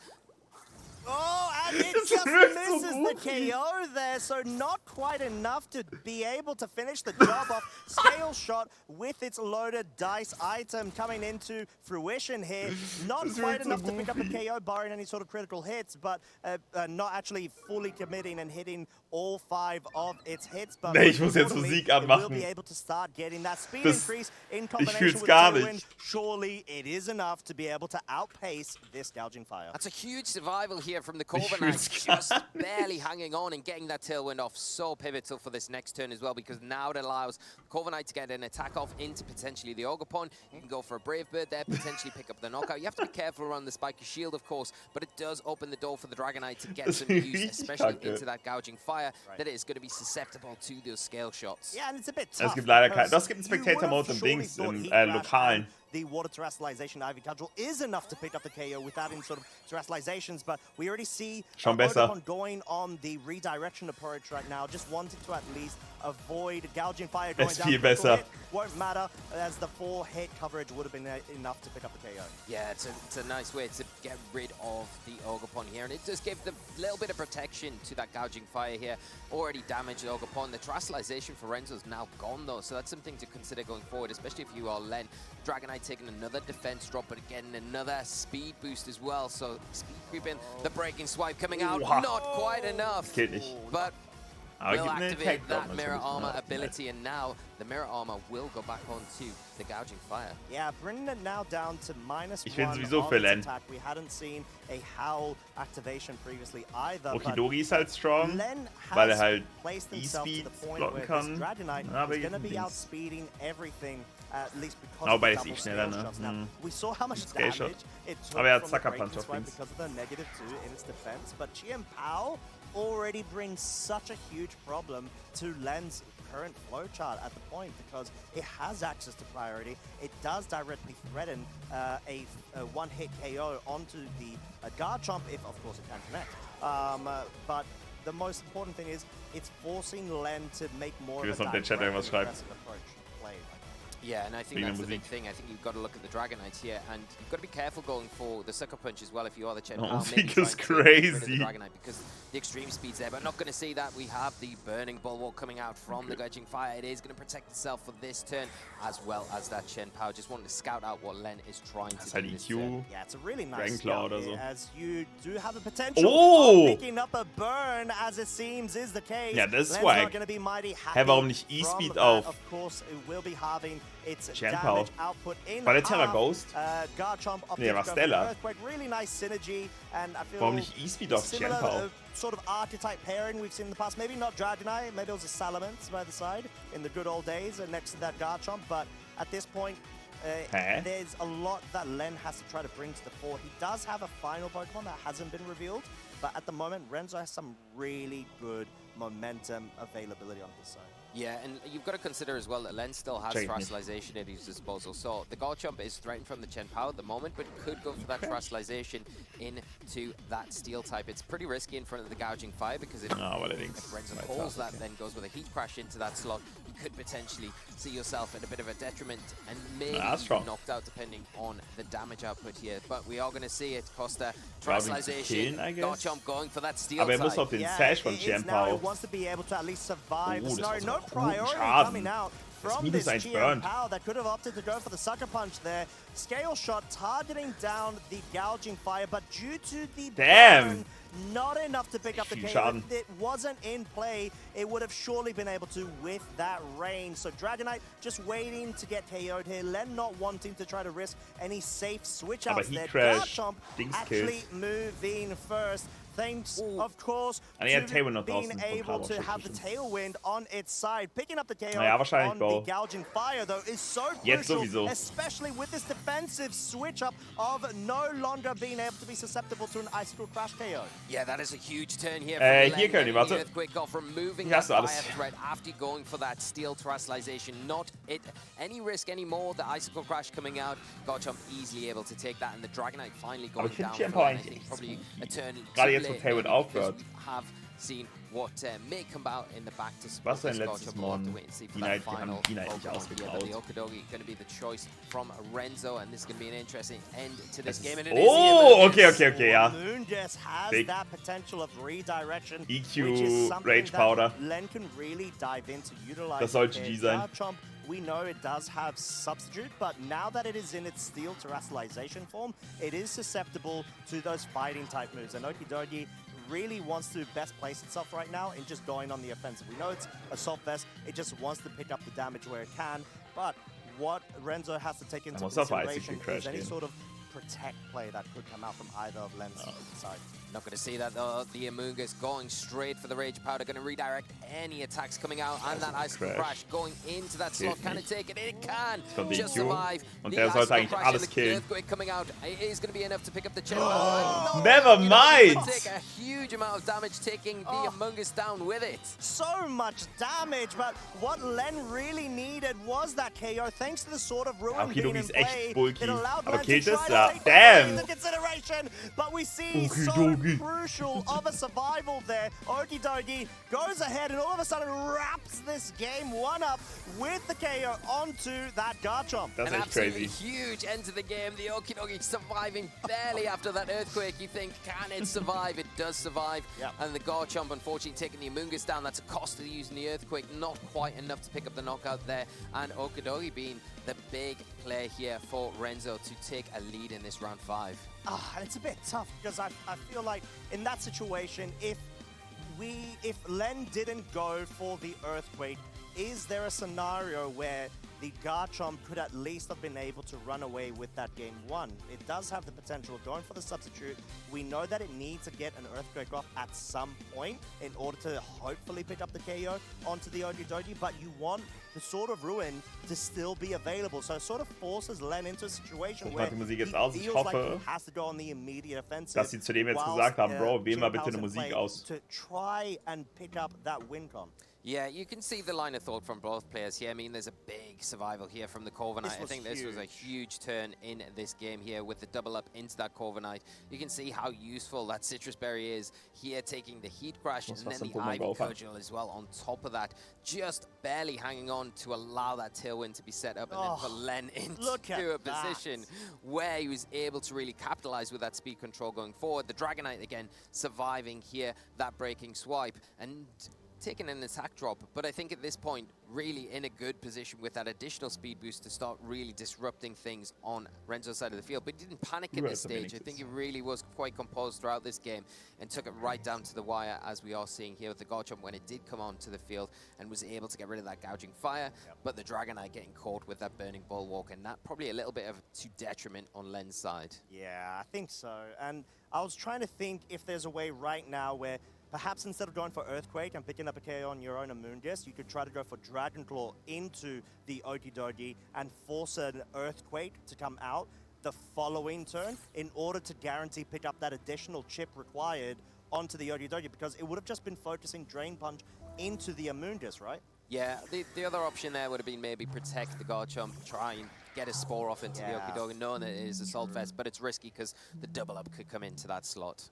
But of course, we do have our Game 2 leads from both trainers. Len going for the same strategy as Game 1, Corviknight and Dragonite, versus the selbes Team. and Ogerpon switch-up. Der hat wieder keine Musik ausgewählt. Maybe prioritizing Renzo, the gouging fire for later on in this game, knowing how useful it can be in this matchup, especially with those breaking swipes, especially if the Corviknight gets into a position where it can get the tailwind up. You know that the double up is not enough, so maybe going down a different route this game. Go for that Icicle Crash, maybe it's a neutral into the Corviknight. Will that, with the Sword of Ruin and the double up from the Ogerpon, be enough to pick up the knockout onto the Pokemon before that speed control is able to be set up? Big play from the Dragonite, not wanting any sort of business with this Chien Pao on the field for good reason due to the Icicle Crash focus there, but no terrestrialization following through with what we saw in Game 1 from Renzo. Unfortunately for himself, he double slotted into that Dragonite, allowing for a oh-so-free Tailwind setup from this Corviknight. Yeah, Spiky Protect. Really free turn there for Len, and a really good Protect as well at the same time, catching out Lorenzo. Unfortunately for him, now the Tailwind's up and the Corviknight in such a healthy position, going to be able to threaten both the Ogerpon and that Chien Pao. That's what we're seeing it protect here. Das nachher sieht wirklich so witzig aus, ne? Next turn. Yeah, you surely want to be able to stall out the turns of Tailwind until the later half of the Tailwind turns expire in order to better position yourself and have the speed advantage the subsequent turn after you go for the full damage. Yeah, and now we are seeing the Brave Bird is going to be doubling into that Chien-Pao, really prioritizing that side of the field. And for good reason as well. You can potentially see the follow coming out from the Ogapon to maybe give Chien-Pao a little bit of room, but also you want to Aber wen will er hier rauswechseln? Also er kann da nichts rauswechseln like in den Chien-Pao-Slot. Like that Gouging Fire, like the Okidori that are going to come in, potentially take advantage of that ability later on in this game. So Len really focusing down on that slot. Now the Chien-Pao's pinged. Does Renzo pivot it out for something else? Weiß ich nicht. Double up or to keep it on the field, try and get one attack off before it goes down. I think at this point you really need to be able to be super cautious because this game could go either side depending on which slots you want to be targeting. We do see the Ogapon opting to go for the terrestrialization. It wants to go for Terra Follow the Me full amount of into damage, EUIC and crashed. Die Night wär's maybe gewesen. Len does have Tailwind set up. There's no terrestrialization indication from his side of the field. Scale Shot does focus down on Chien-Pao. This looks like if it gets all 5 hits, it may be able to just pick up the KO. Nee. But it's going to be extremely close and it's going to be Oh my God! Oh my God! Da hat der Fokusgott getriggert. It may be allowing it room to go for a move. Okay. And the Brave Bird coming out, following up into the Chien-Pao, and that focus sash, imaginary focus sash, not quite enough to make that hold on there, but a huge knockout here for Len. Would have been more preferable to get that knockout with the Scale Shot and then the Brave Bird into the Ogapon, but the Ogapon left unscathed here, going for an Ivy Cudgel. Die Rolls dann wild, ja. That Ogapon in the process, activating that Citrus Genau Berry in Citrus Range, das ist natürlich nice für Len. Yeah, this is looking really good for Len at this current point. You've still got Tailwind pressure on the field. You've got the Corviknight at a relatively healthy amount of HP where it can avoid a heat crash KO from that range. So it's going to be more so how Renzo could try to really amp up the momentum and swing it back to Len's side as the Tailwind now Genau das, genau das. Yeah, and you've got to be careful, I think, with the Gouging Fire on the field now, knowing that Renzo probably wants to kann doch einfach Scale Shots in Gouging drücken, oder nicht? That burning bulwark situation again, and have either one of your Pokemon out on the field at the moment burned. So that's something to keep in mind.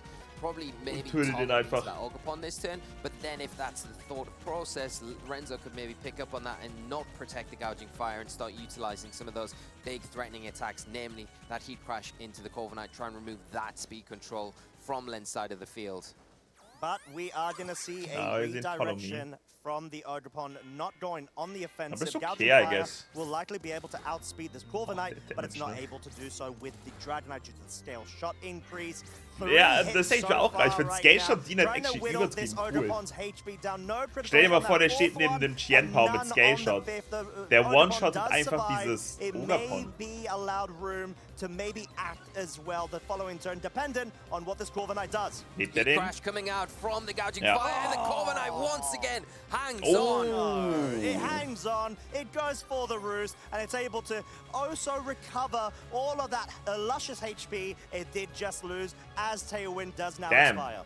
Now it is going to be in the position here where it will be threatened by another Heat Crash. Of course, does need to be careful in particular from that Scale Shot that could come out and cause so much damage to it. But you do have the Ogapon next to it. You do have the Follow Me for that one turn to try and pull away those Scale Shots and get that Heat Crash maybe onto the Corviknight this turn, or take advantage and try and go for a break and swipe, because you can try and lower the damage on that Dragonite, and it has taken Tailwind ist, glaube ich, noch ein Turn. As well. So the breaking Ist Tailwind vorbei? Known for a big attacking option could be enough at this stage to maybe even pick up the knockout on that Dragonite. It's going to be a bit close because there is also the option of going for another Heat Crash, hoping that it's a roll and hoping you can pick up a KO onto the Corviknight before it gets a Tailwind set up. But we're going to have to find out, as a Scale Shot, of course, will be able to dispatch of this Ogapon, further increasing this Dragonite's speed to +3, if I'm not mistaken.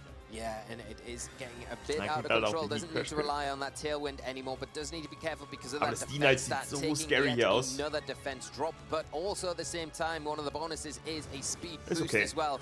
Heat Crash coming out, and this time is enough to pick up the Corviknight to the hätte, glaube ich, eben nicht boosten sollen, sondern mit Brave Bird Ogapon rausnehmen. Das wäre big gewesen. But we do still have this Dragonite being able to be the fastest thing on the field. Most likely, we're going to have to see, of course, the interaction. But the most crucial thing at this point is, what can Renzo do in order to maybe dispatch off this Dragonite? Also Roost war es ja wenig so. Scenario where, okay, it's very weak in terms of its HP recovery potential, but it does have the Amoongus, which already amplifies that via its knocken. Yeah, you would say normally in this situation, Burning Bulwark eigentlich einsetzen. Ja, okay, der stirbt halt einfach am Scale the Shot. Gouging Fire, you go for the attack into the Dragonite, dispatch of it that way, and then you can go from there. But with the Amoongus, with this Rage Power that we're seeing now, it's going to pull all of those attacks to that side of the field, leaving the Dragonite open to go for that Scale Shot into the Gouging Fire. Der died einfach. Wobei, reichen 4? Braucht 5. I'm not sure. Never mind. Well, guess what? Never now mind. I am sure because we see the critical hit connect. The Gouging Fire is out. It's not going to be able to pick up a hit crash KO that it would have really appreciated onto the Amoongus, leaving the Okidogi on its lonesome self, wanting to try to pan out and force a win for the set, but Len is in a really prime position to force a game 3. Yeah, and the knockoff coming out onto the Amoongus, going to knock off the Rocky Helmet, which is useful, but I mean, at this stage, it's just impossible, really, for Renzo to come back with the Okidogi, and we are going to see the forfeit locked in. The Dragonite, you know, taking all of those defense drops throughout, but, you know, the defense drops don't matter if you're not taking any damage. Exactly. I think it's really cool to actually see a Dragonite sweep in this sort of approach and method. Scale Shot with loaded dice isn't something that you commonly would be expecting on a Dragonite. So you want to be able to capitalize off of maybe a Choice Band in combination with Chien Pao, let's say, or wanting to Benny steht 4-1. Extreme speed. Und Flo steht auch 3-2. Flo hat auch einen Win Gold. Sammy steht leider 1-4. You still have extreme speed. Benny steht 4-1 und Flo ist auf 3-2 hoch. Du steht leider auch 3-2. Aber Benny 4-1 geil. Benny 4-1 ist sehr geil. Sammy leider 1-4, sad. In a really good way. Yeah, and I think it really comes back to that turn 1 in the game too, where we saw Len go for that protect into the Dragonite and get the free Tailwind up with the Corviknight. Really went unpunished there, and from that point on, Renzo was in a really tough position there. The Ogerpon taking a lot of damage, not really able to stick around as long as we would like it to have done. Aber dass Flo gewonnen hat, freut mich sehr. 3-2 wichtig. When it eventually came in after the Chien Pao, you know, mysteriously hung on with that invisible focus sash that it had in his back pocket. But yeah, I think that was the real key turn, and Len didn't really give up. Flo's Gegner sogar bisher 4-1, swing from that turn 1, kept it going, closed out the game. Ausrufezeichen EUIC First Blood. Onto Lorenzo now to come back, readjust, and see how you can better handle the Dragonite, because that is the big threat going into this match. It's obvious the Corviknight is a threat, but once you are putting so many resources into that side of the field and trying to prevent the Tailwind from going up again, then you've got the Dragonite to deal with at the same time. It's very difficult. You've got to split your decision. You've got to really pick the targets right and not go in, doubling in to a protect this time around. But we do have an alert. It is game 3 of this round 5. Chien Pao, Ogerpon versus that Corviknight and Dragonite pairing yet again. Maybe wanting to try to focus down, like you said, on the Dragonite straight off the bat would be great, but there is also the mind game of the protect. That is true. You don't want to go into the Dragonite now, fall for the same. Er hat wieder keine Musik ausgewählt, ich werde so sauer. Okay, geht instant.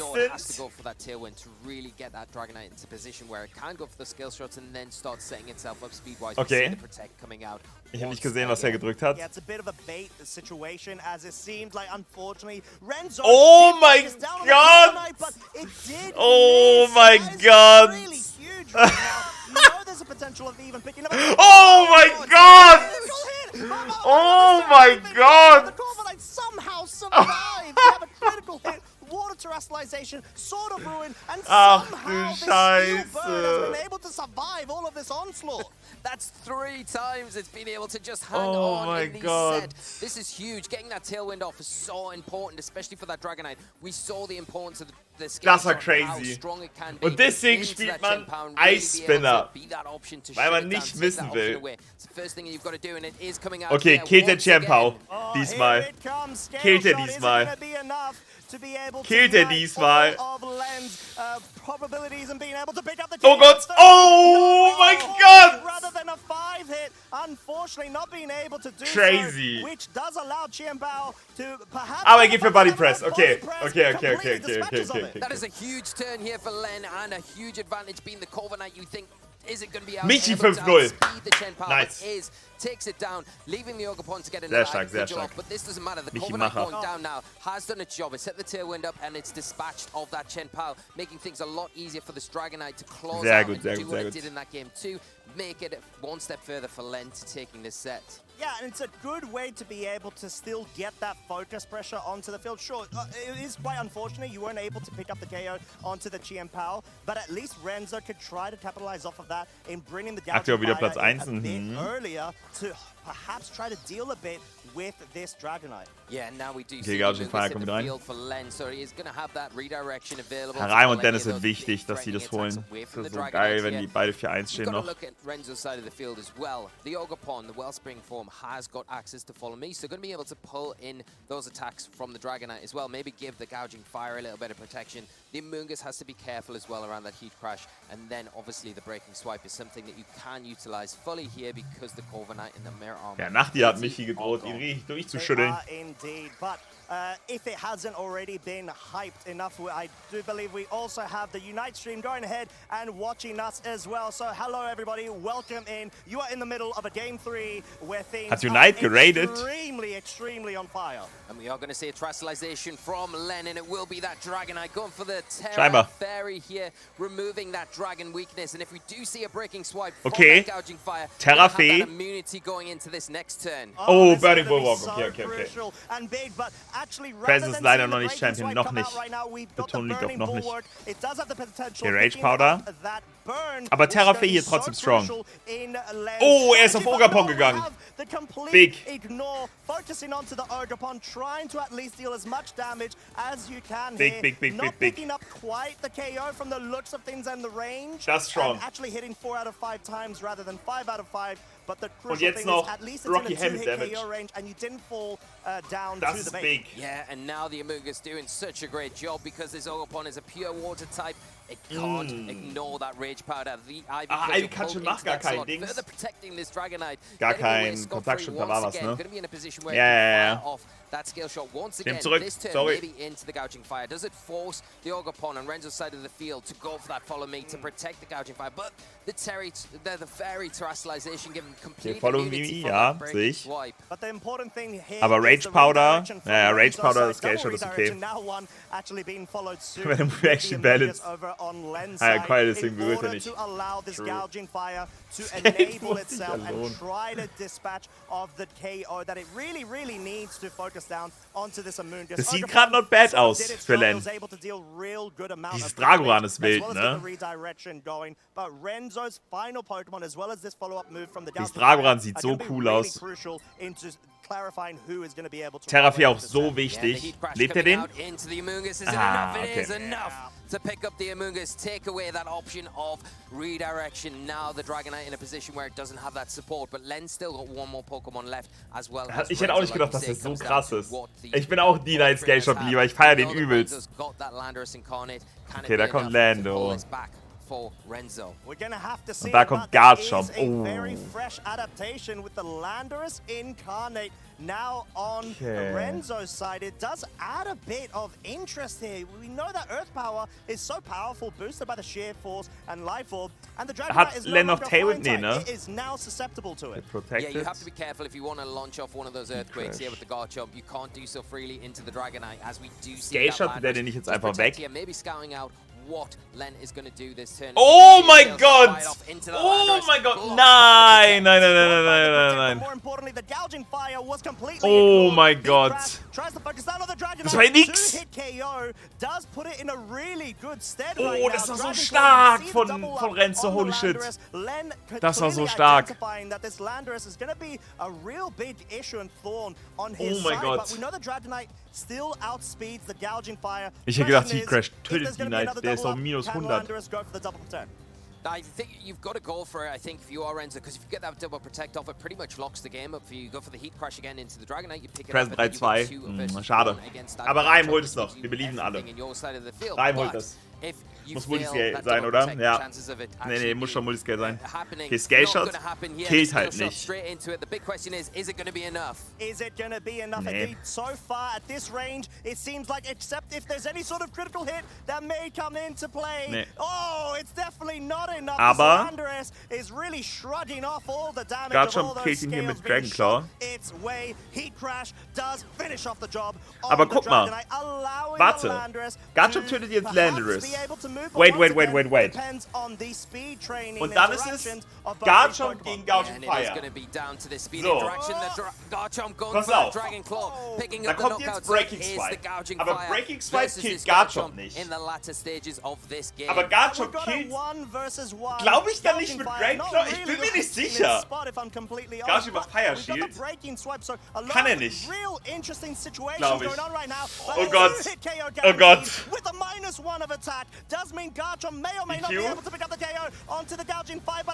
Nee, das reicht nicht. Es hätte Crit kommen müssen. Aber warte, ist er Lefty's Protect? Taking enough damage, taking it down to -1 attack, putting it in a position now where it is going to be able to close up this game for Renzo. With one more breaking swipe, it is going to be enough. Oh, but there's no Oh, okay, damn. Sad. Aber starkes Match. Der Lando Protect. Der Lando Protect war's. Das war krank. Das war strong. Der Lando Protect war big. Von Renzo, stark. Gutes Match, gutes Match. The gouging fire looked in a really awkward position there. The earthquake threatening so hard, but the breaking swipe, such a useful move. And being a single target attack into that Garchomp was huge because it did just enough damage. And I think you made a good point where Len could have maybe went for that protect there, but would it have been enough? How many protects would you have needed to get another earthquake off in that situation? It'd be tough because I feel like it would come down to a roll, surely. We saw the -1 was able to, position yourself to the point where it would still guarantee a 2-hit KO. Like you said, if there was a -2 attack on Garchomp, it still is single target. And we know it's a spread move. It's 100 base power, basically. It's tough. And it's being dispatched by a very tough Pokemon, being Garchomp. But it would be extremely close. That's a guarantee. Yeah, and we are just looking at some of the highlights from this match. This Corviknight threw out, surviving that huge critical hit. Ivy Cudgel getting that tailwind off. And then weißt du, das hätte er 67,5% gemacht, Bro. Achso, ja, na klar. Klassische Unterhaltung zwischen Pokémon-Spielern. Aber ich fühl's. Das war aber wirklich sehr cool, ja. Ich hätte es ihm sehr gegönnt. The MVP for Lorenzo to close this one up. Yeah, Let's go, Zales, let's go. Ich hätte es Len wirklich sehr gegönnt. Es geht hier. Oh, Hands gegen Gardevoir. Wie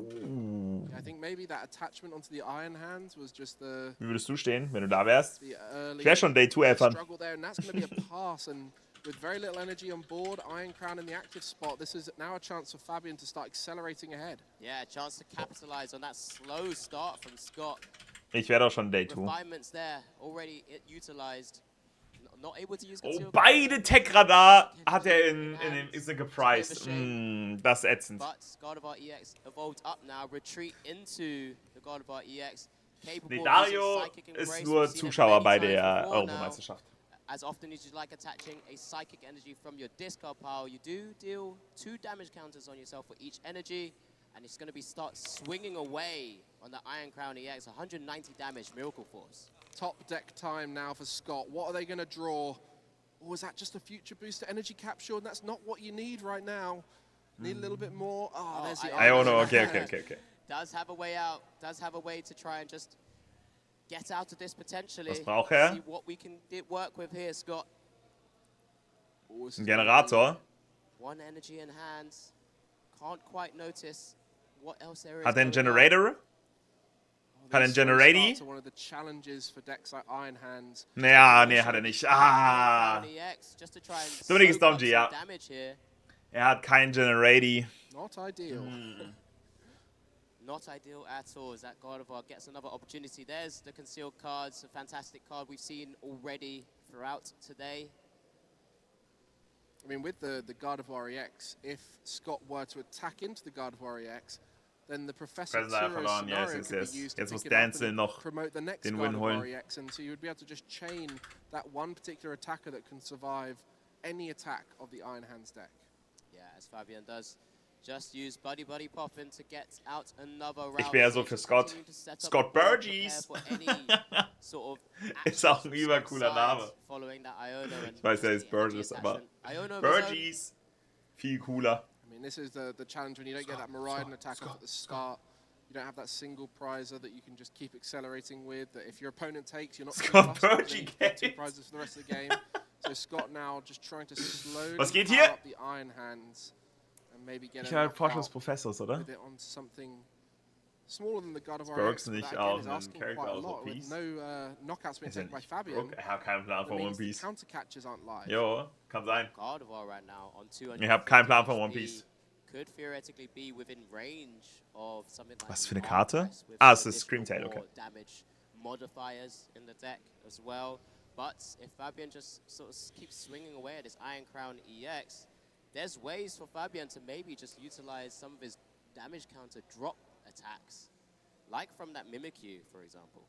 Yeah, and just finish off multiple Pokemon at the same time. Yeah, that Jo, Ghost Eye die attack League where hier you've dir. got 7 damage counters. Okay, und Oh, it's only Screamtail active. raus. But you've also got Fluttermane 90 and 20 on the bench. Screamtail here, we're going to see some swinging away. Was war Screamtail nochmal, Chat? Very likely. Okay, just taking away that Iron Crown, that's going to make it even harder. Der kann, glaube ich, also er konnte jetzt Iron Crown auf der Dings angreifen, ne? So now, if Scott starts taking Does knockouts, it take those 20 damage to Fabian one can of your return those opponent's knockouts. Pokemon Fabian for is each damage count on on the this Pokemon? first Okay, check. of the 2-2-2 race that we're likely to see here. And without much energy in play, it's going to be much harder for Scott to chain those attacks. Ich understande. What else is going Ja, ist on? cool, die Screamtail-Karte. Techno-Radar being Okay, played. Techno-Radar. Looks like a discard of enlightening energy. Was will er sich holen? Grab some further Noch ein Hands wahrscheinlich. I mean, coming into this, I thought this was heavily in favor of Iron Hands, but you can see Aber the nee, er hat schon 2 disruptive Hands. potential of the Gardevoir deck now with the Klefki, with the Fluttermane, with the Mimikyu. It really forces some unusual routes. Was will er sich holen? You forget how big Gardevoir EX is. In a lot of matches, that's your liability, but in this particular Ein match, Miraidon. it's a Pokemon that's really hard to knock out. Yeah, 100%. Okay, er hat sich beide Miraidon geholt. Ja, wahrscheinlich will er sein Deck ausdünnen. Psychic Embrace is still a real big stretch to hit to 250. I mean, Ja, irgendwie ehrlich so. Base for the arm press, additional 20 damage for each of the Iron Crown EXs from that Cobalt command. As we do see a Miraidon come down. Ah, Denzel auch 3-2. Und Donji ist 2-3. Aber Markus ist auch 3-2. Ja, ich stehe jetzt alle 3-2. Außer Benny und Michi. Und Donji und Stomny sind leider raus.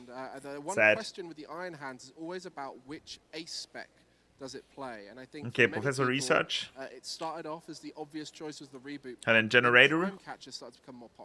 Spielt Tracking-Schuhe? Ne, Generator. 1, 2, 3. Elektroenergie. Elektroenergie. Elektroenergie. Ja, let's go. Wichtig. Wichtig. Aber kann er Crown zurückziehen? Hat er eine Kapsel?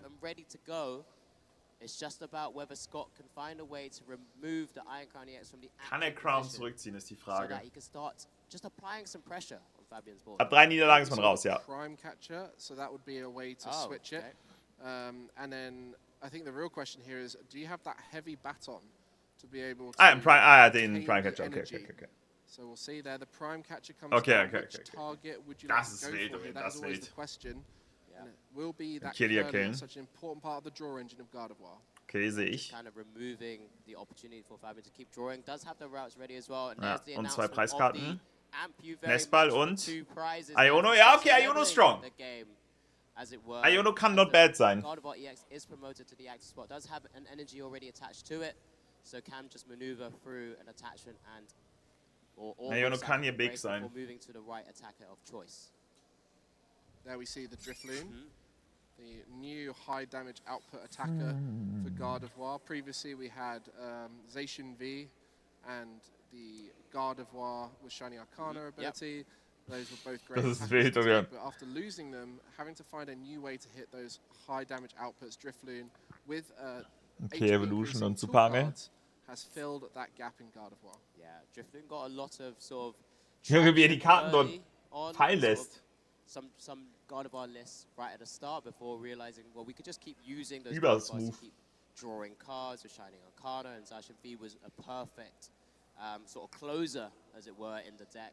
But now with Drifloon having to be utilized to deal those real big damage with that fantastic Balloon Blast attack, which is 30 times the number of damage counters on itself. And what's interesting with the new format for Gardevoir is it doesn't need as many energy cards, where we saw the old Gardevoir list had to really reach to Also ich noch ein Trassler? 14 energy cards with like the reversal energies. Yeah, sometimes it can 13, be. 12. Yeah, it's a mixture. It's a mixture. I mean, now we're down to just 9, and that's plentiful enough for being able to take the right knockouts, as we do see a routes come down as well. So not the Drifloon yet. Do see the other fantastic A-Spec in Fabian's hand as well. That Hero's Cape is just hanging around there. Is that the first time we've seen it on stream today?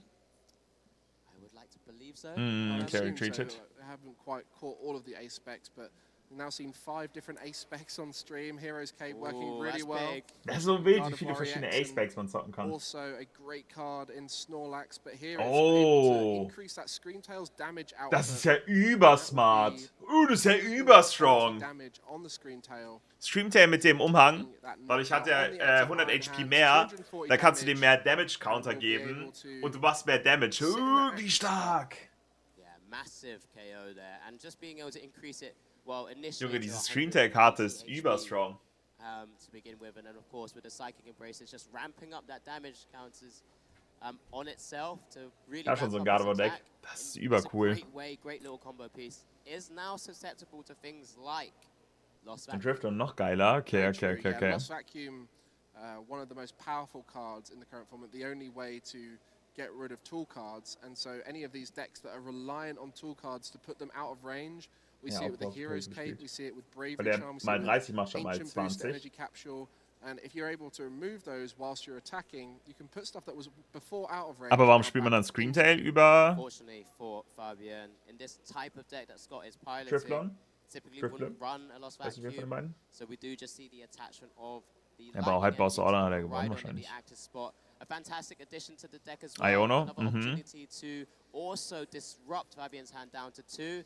It's a pretty good turn so far. Just whether Scott can continue riding out some of those attacks. Ich glaube, ich spiele beide. As peak acceleration will be dealing 80 damage ist. here and taking the knockout. Beide im Deck, aber mehr davon. Okay. Another Iron Hands EX. Yeah, just 2 cards in hand for Fabian, and that's not going to be a huge amount here to be able to formulate the next attack. You do have the energy acceleration killt Screamtail. on board, but there is no attacker right now that can Gönnt sich 2 Energien auf Hands. Boah, das wird wild. Das wird noch knapp. Ich weiß nicht, welche beiden Karten Fabian in der Hand hat. Wenn Scott da sein Hands noch positioniert bekommt.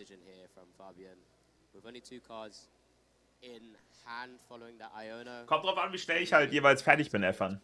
Kann auch sein, dass mein anderes April-Video ein Video zum Sabaton wird. Ich muss 2 im April noch machen. Der Frame, den Miraidon gerade sieht kacke aus. Hey, was meinst du genau? Welchen Frame? Hey, der sieht doch übersick aus. The amazing judges here at EUIC. You know, as these events get bigger, we're having to find more and more people who can judge, and so many in the community doing a great job here. And we are blessed with the table judges, and they are just making sure everything's all right. And this is something that a lot of people don't necessarily understand until they come to an event. The judges aren't there to catch you out. The judges are there to make sure that everything is fine. A lot of time people just ask questions, judge comes over, Die haben gerade Probleme, glaube ich. It's very rare that there is Fabian, es riecht sauer. No, and it's Bis später, Evan. Credit to all the volunteers and the Fabian, judges es riecht Match. support and run these events as well. It's a massive shout out to just make sure that they can, again, keep on top of things so that we can also have as much information as possible to share with everyone on home at the stream, on the stream, sorry. But yeah, we'll just get that all clarified and make sure it's all good before we continue. Of course, some of the viewers of the Warum? Ich habe keine Ahnung. also pick some things up, and we're also very thankful to some of those who maybe seen something pick some stuff up, and that's why on rare occasions we spot them as well. Vielleicht the judges tend to be the best bet. Vielleicht irgendwie, je nachdem. This has turned into quite the interesting end-game scenario here. That INO down welche Karten er gezogen hat. Vielleicht fehlt irgendeine Karte oder so. Out on a previous turn, so there is no draw on board except for the Greninja. Not much energy. Als ob happy to see that. So those 3 cards that will be seen by Fabian, it's going to have to be very lucky in a way, like really hoping for the best in those final moments. Yeah, it's just whether Fabian's really been able to sort of burst through the deck well enough yet. I feel like there's probably still quite a bit to go through. Hasn't seen as much. I mean, did have double curly. Ich glaube, da fehlt irgendwie eine Karte oder so. So was able to start utilizing refinement and some of the Greninja draw as well, and that's where you kind of just whittle it down to start setting up your board to the best possible state, so that if you do get disrupted or if they do get knocked out or you have to evolve them up, you try and limit what an Iono could do to you. I mean, we saw it in the first game of the stream. Something like Ancient Box, their way of dealing with Ionos is just to get rid of their whole deck, except for what they need, which they then put back in with a Power Pad and a Super Rod. And Gardevoir used to be so good at doing that. Okay, es geht weiter. Darf Scott nicht noch eine Preiskarte für Streamtail ziehen? Ja, okay. Greninja, there's an Ino in hand as well, just trying to find a good attacker here to stabilize the board. Yeah, it just was the routes being promoted to the active slot. Ah, schon, ja. War noch nicht in Dings angezeigt. Okay, Pepper. Aber er hat keinen Boss Order. Arven being utilized now. And what will Fabian go for? So many different cute little options here in the deck. It's just finding the right one. Yeah, I'm intrigued as to the game plan here. Also das Ding ist, Gardevoir EX seemed like a really good part. Wenn Scott Iron Hands noch ready bekommt, spielst du ein Handset mit Psycho Energy? Ja, mit 2 Stück. So Scott is still going to be able to utilize counter catchers, where for Fabian he's not going to be able to. So the Ultra Ball coming out here, and I mean this is the whole fun of this tournament, is we're trying to work out how these decks play. So watching some of these best players pilot the new way to play Arceus Giratina or whatever it is, we're getting to find out how they Fabian braucht 30 Jahre. And that's the amazing thing. We get to do this alongside everyone watching the streams at home. Ja, Psychic Energy sind schon big. As well. And it's just so much intrigue. Die haben mir schon echt häufig das Game gerettet. To get these final 2 prizes. He's staring down at a Miraidon in the active spot right now. You know, wants to be trying to take out one of those big hitters on the bench that Scott has. So what's the plan here?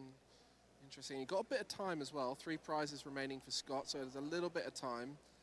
And we'll just be retreating into the routes and using that memory skip.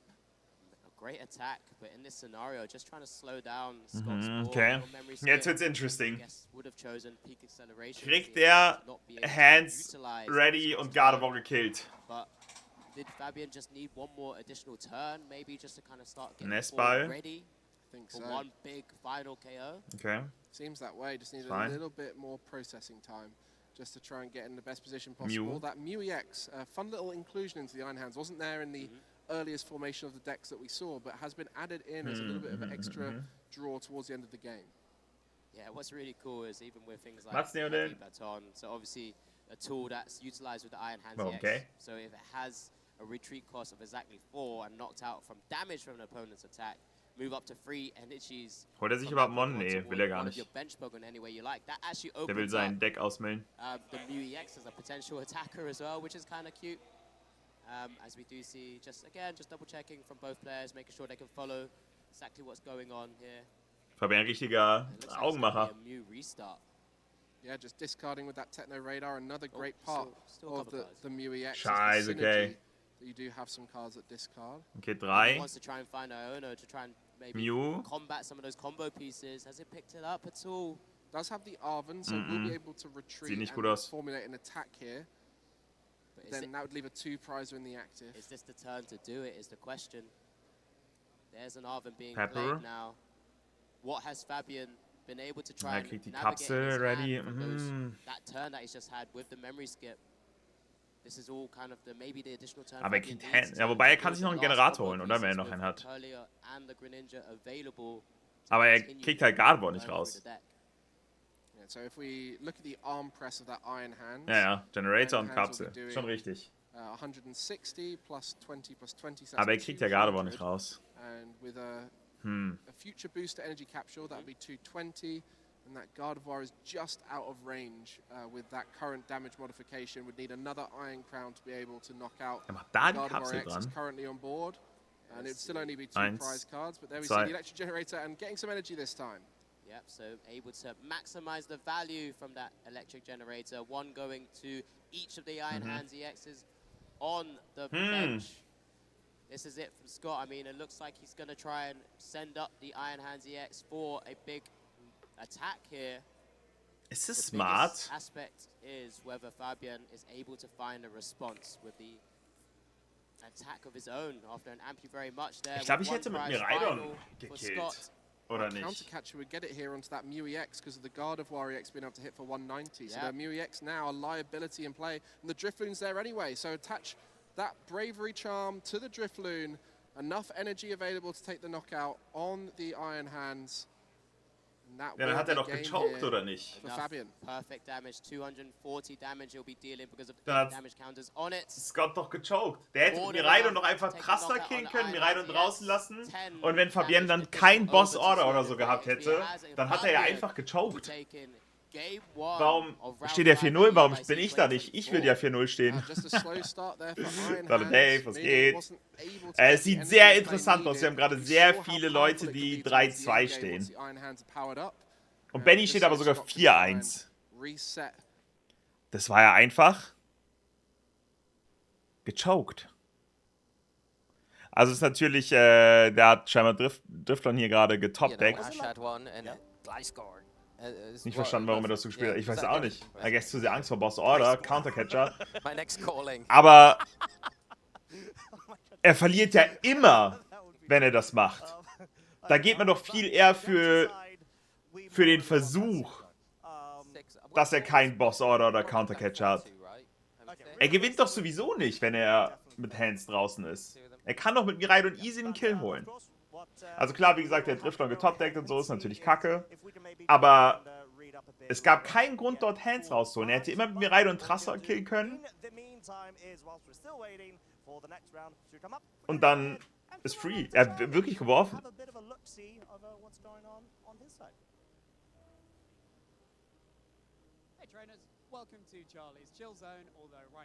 Was habe ich verpasst? Es wird geworfen. Fantastic competitors here. We've got Simon van der Bucht from EU and we've got Cross from NA. Don't know about you, Simon. I'm feeling a little bit short next to you, Chopper. Well, this is going great. I'm feeling great. The event is going fine as well. I'm 3-2. Not the greatest, but still having fun all the less. Tell us what happened to you earlier on. Triple spiky shield. So earlier I got hit with a triple spiky shield from Ogre Pump. I was trying to breaking swipe, checked if I had enough HP. I was thinking to myself, yeah, I've got enough for triple. Two stacks of Fraggles. Unfortunately, got unlucky. He got the triple and my Gadget Fire fainted and we lost the game, but that is the game we play. It happens like that sometimes, and as you said to me before, just don't lose from here on out. Yes, that's just, means I don't lose anymore. That's just the way the dice have been rolled. Just bear those wise words in mind, trainers. Oh, da kommt jemand im Hintergrund. I've got a 4-1 record so far. I just lost my first to a UK player who had a team that was very difficult to break. Ich glaube, das steht einfach so, wie da steht. Yeah, very good. 4-1 is a record that you should be feeling really proud of. What are some of the most notable matches you've had so far? I played I believe a Chilean player named Nicolas Del Campo who had a very similar strategy. You know, it was gouging fire on gouging fire, so the breaking swipes were swinging. Hey, yeah. Gouging fire really turning up the heat there. So, of course, Chopper, player from NA, Simon, player from EU. What would you say in your experience of playing 5 trainers each so far? Chopper, you said you were up against a UK player before. Differences in play style between NA and EU? I know know I probably sound like I'm beating a dead Glacier here, but I feel like everybody says European players like to use slightly more standard teams, and that is kind of what I've noticed so far. I'm just fighting a lot of opponents with teams that I've, you know, Ach, das ist Chapacross der Vierte. and they're just people that know how to use them really well, but they're not reinventing. Ich liebe ihn, der hat den coolsten Namen. I see. Okay, fair enough. Slow and steady sometimes wins the race. How about you, Shimon? Have you been up against anyone not from EU so far?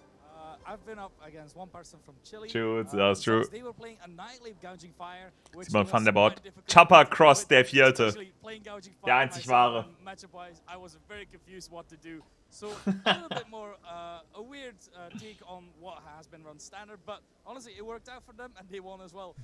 Look at me. Gott sei Dank, wir follow. The same person, unless there's multiple Chileans here using Gouging Fire Annihilate. There you go. That's another thing that links Simon and Chopper. Annihilate, I think, is really underrated right now. What do you think, Chopper? Yeah, I know a couple weeks ago it was very popular with some Spanish players, like definitely something I was keeping an eye on going into this event. Annihilate's problem is still that it takes forever to get going, so it's like, you know, even hitting it with one breaking swipe and accidentally giving it that attack boost isn't necessarily a huge deal just because, you know, low power Rage Fist, low power Drain Punch, it takes a few turns to really rev up. Yeah, and you're so right with breaking swipe being out in the format as well. You drop the attack, but Sind eigentlich schon die nächsten Standings draußen? There's mind games going Also on. die Difficult to navigate. Now, you're both players who have qualified. Gegner? Nee. Ich glaube, die spielen wahrscheinlich noch ein paar. Simon, you've got a shirt that's ready for Honolulu. Naja, 2 Leute spielen immer noch. Ah, nee, der meint. Die neuen Standings sind gerade rausgerollt. It's going to be the flower lay and trunks. Just completely, I've got a hula skirt and everything ready. Like, I'm fully committed right now to the bit. I especially bought Michael the Best spielt gegen... Can't wait to see that. How about you, Chopper? Any costumes planned? Gosh, I haven't really thought ahead. You know, I love my button down. It's hard to go wrong with a button down. Oh, nicht gegen Wolfi.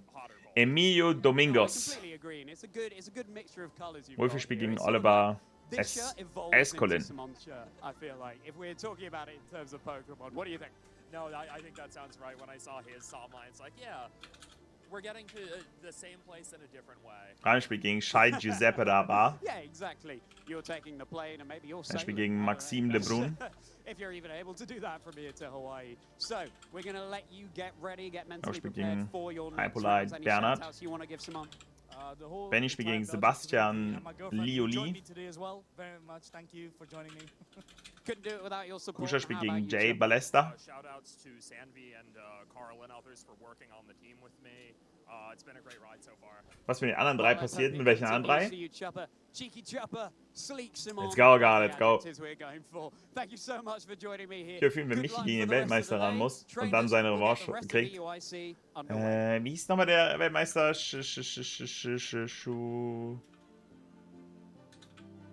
hieß er nochmal?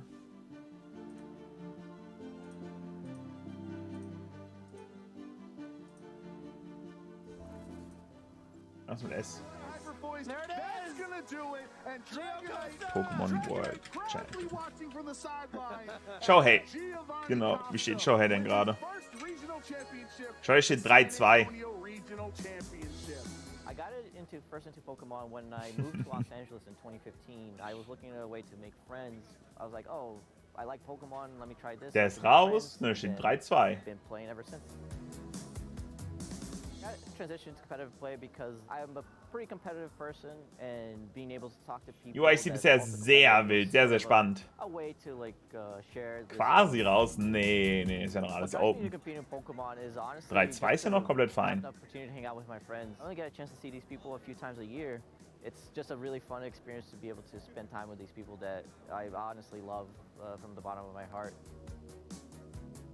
My favorite moment from Pokemon is my 4v1 comeback with my Dragonite back at 2017. I don't think anybody thought I was be able to come back from that, but Dragonite pulled through. It gets the knockout on Nihilego. It gets the knockout on Hariyama. Absolutely crazy. I could hear the crowd through the headphones. That's how loud people were. So, wow, what a comeback there. Oh my man. Okay, Gio defying all the odds. Wurde Weltmeister? Shohei wurde Weltmeister, ja. My goal was to become the world champion. I top cut worlds back in 2016. Ever since then, I've been chasing being able to get to that place again. And it only gets more and more difficult every single year. And if I can get that one title, then I can say I accomplished what I wanted to with Pokemon. One of the things I learned very early on is like I like to make my own teams. I like to just try my own things, and I think that has translated very well to other things in my life. If I were to give one advice to someone is like always march by the beat of your own drum. Do what you think is right, and I think you'll be successful no matter what you do.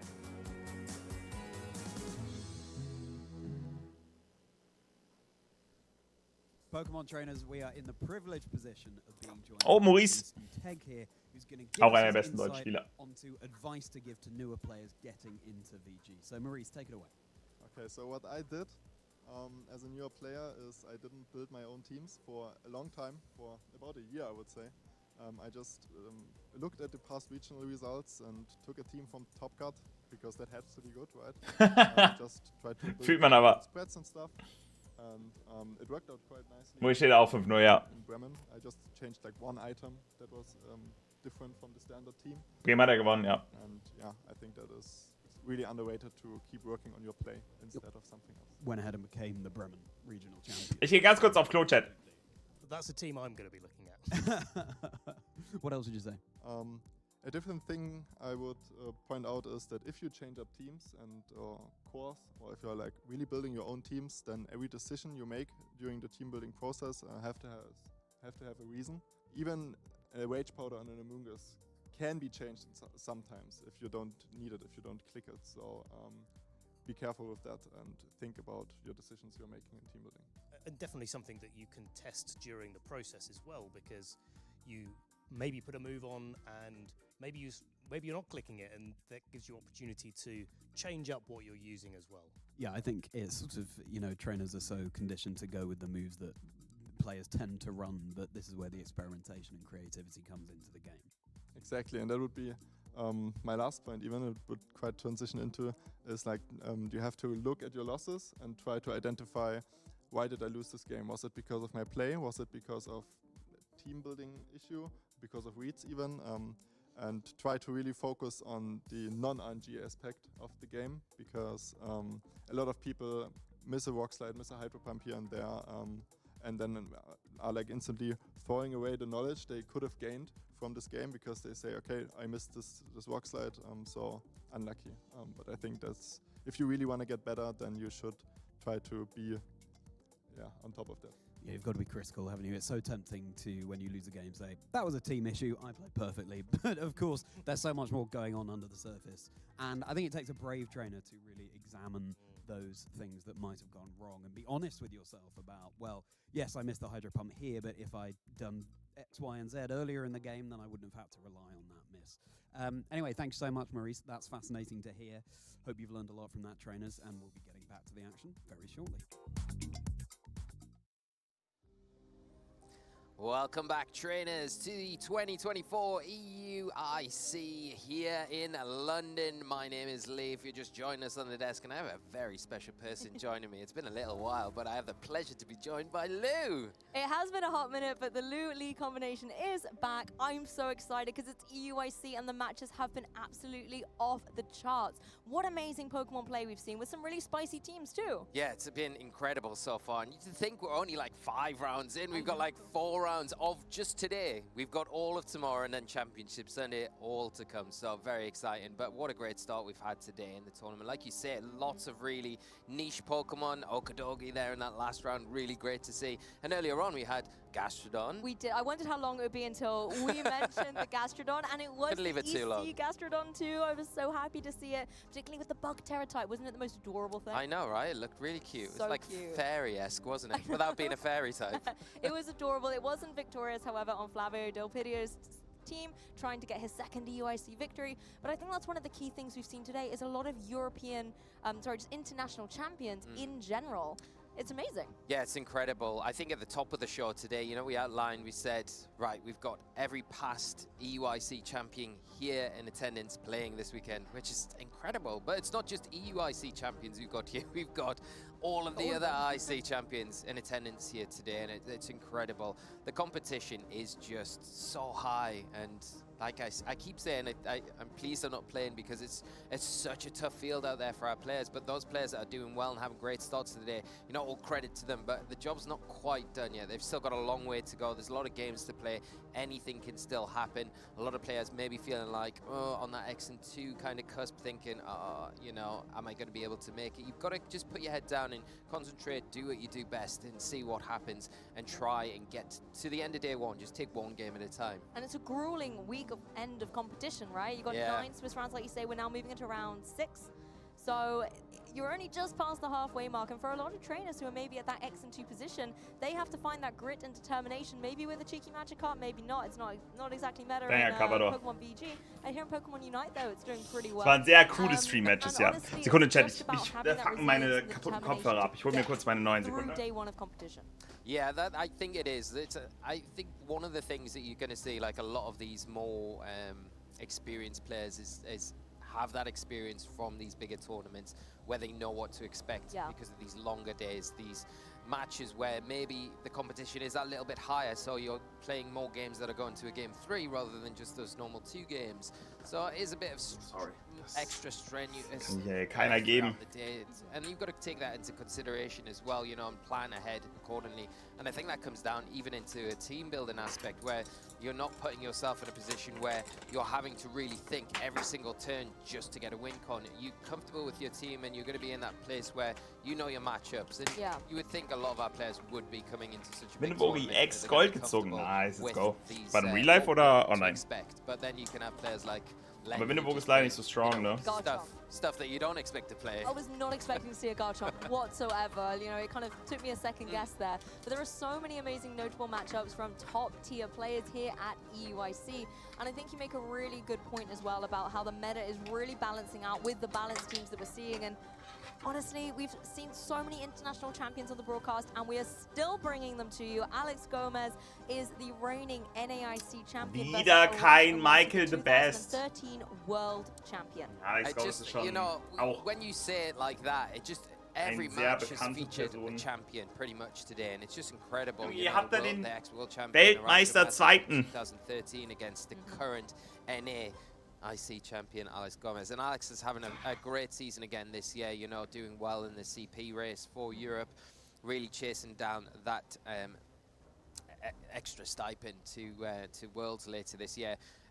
Consistency is the key for Alex, really. Having a great start again here today, but a really tough opponent. Sowieso weit kommen. Rush this next round out. And Alex has been runner-up at EUIC before in 2018, runner-up to Und die Simone später noch gut Santiso, featuren so he können. knows what it takes to get into that championship Sunday, but this year he's going to want to go one step further. Some other incredible matches: Alberto Lara versus Sergio Sanchez, as well as Oliver Eskelin versus Wolf Glick. I know there's a lot of trainers following his progress throughout the tournament, as well as Miguel Paquete versus Victor Medina. Now, Victor Medina is a trainer I've had my eye on. I've kind of called him out. Würde wahrscheinlich auch immer Wolfi the one gewinnen. to take it all this year. It's a good call, you know. I think with Victor in particular, he's always up in those higher echelons of the top cut brackets, in the top 4s. He's never quite got across the line a little bit. You know, earlier this season we saw Oliver Eskelin, a great match against there, where Oliver finally got that regional win in Utrecht, Gdansk. Sorry, yes. I've got Utrecht on the break. Like that with Victor, he's capable of winning a major tournament, one of these really big high-level tournaments. He's just never quite done it yet, so it's a really good call. I think he's more than capable of doing it. It would be great to see him progress and be able to finally lift a big trophy come first one. But while we're talking about that, great to see all ages enjoying this tournament as well. It's really that kind of family experience at this event, and juniors and seniors kick things off tomorrow as well. And one of the things I like at this point of the competition is walking around the arena, and you see the juniors and seniors like checking out what the masters are doing. Yeah. And maybe like, you know, trying to see what the meta is going to be like, or try and be inspired for, you know, how they want to play. And the metas do kind of vary a little bit in juniors and seniors. There's very often a certain kind of archetype that always in dominant. So I'm looking forward to seeing what they're going to be doing in the competition tomorrow. And of course, Championship Sunday, we'll be able to bring you the grand finals of all 3 divisions. Yeah, it's very exciting, especially those younger divisions. We talked about it a little bit before, but here we go. Is that a squirrel? Is it a Ditto Squirtle? Ditto Squirtle. It's looks adorable. Great. I can say Love that it. much. Absolutely love to see that. And honestly, the plushie game has been phenomenal. I loved how Ashton brought the little Torkoal. Yeah. Got him an international win before as well. And only that's one Pokemon that I really thought we'd see a lot more of here at EUIC. I thought weather was going to be all the rage. Alle von uns haben Kohle. Like, I know it's been there in other matches, but on my matches, I haven't seen it. Yeah, we haven't really seen much of it at all. I mean, we had Len last game with the sand, but we've not really seen anything other than that, to be honest. Rain, tornadoes.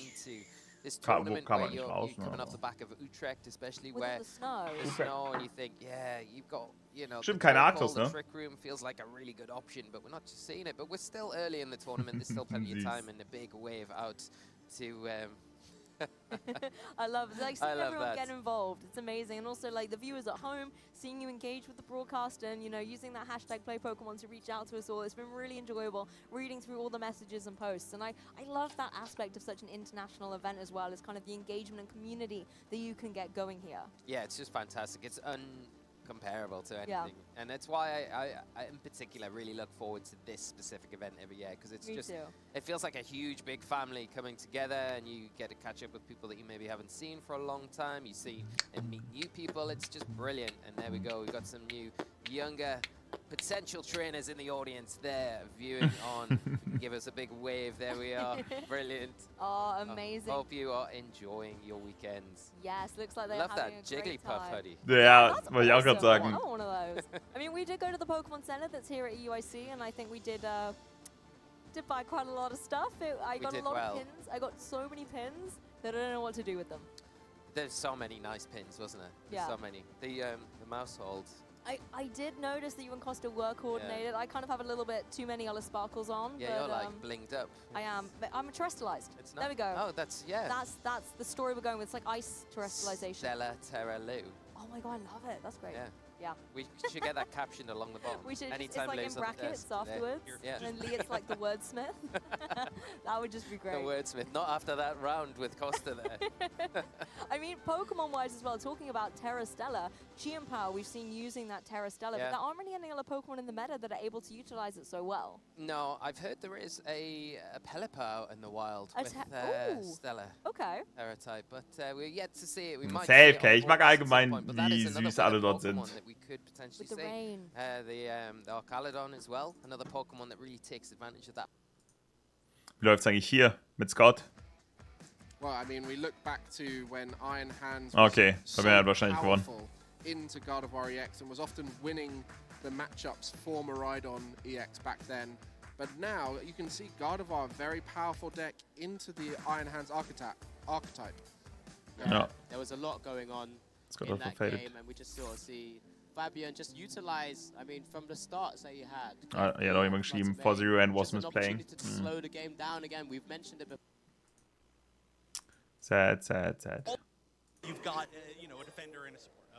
So nothing super wild. So as we're going into this final stretch, a lot I think is going to be about the positioning, and already we're seeing a potential catch out here on the Slowbro. Took a lot of damage, but honestly, not as much as it could have been.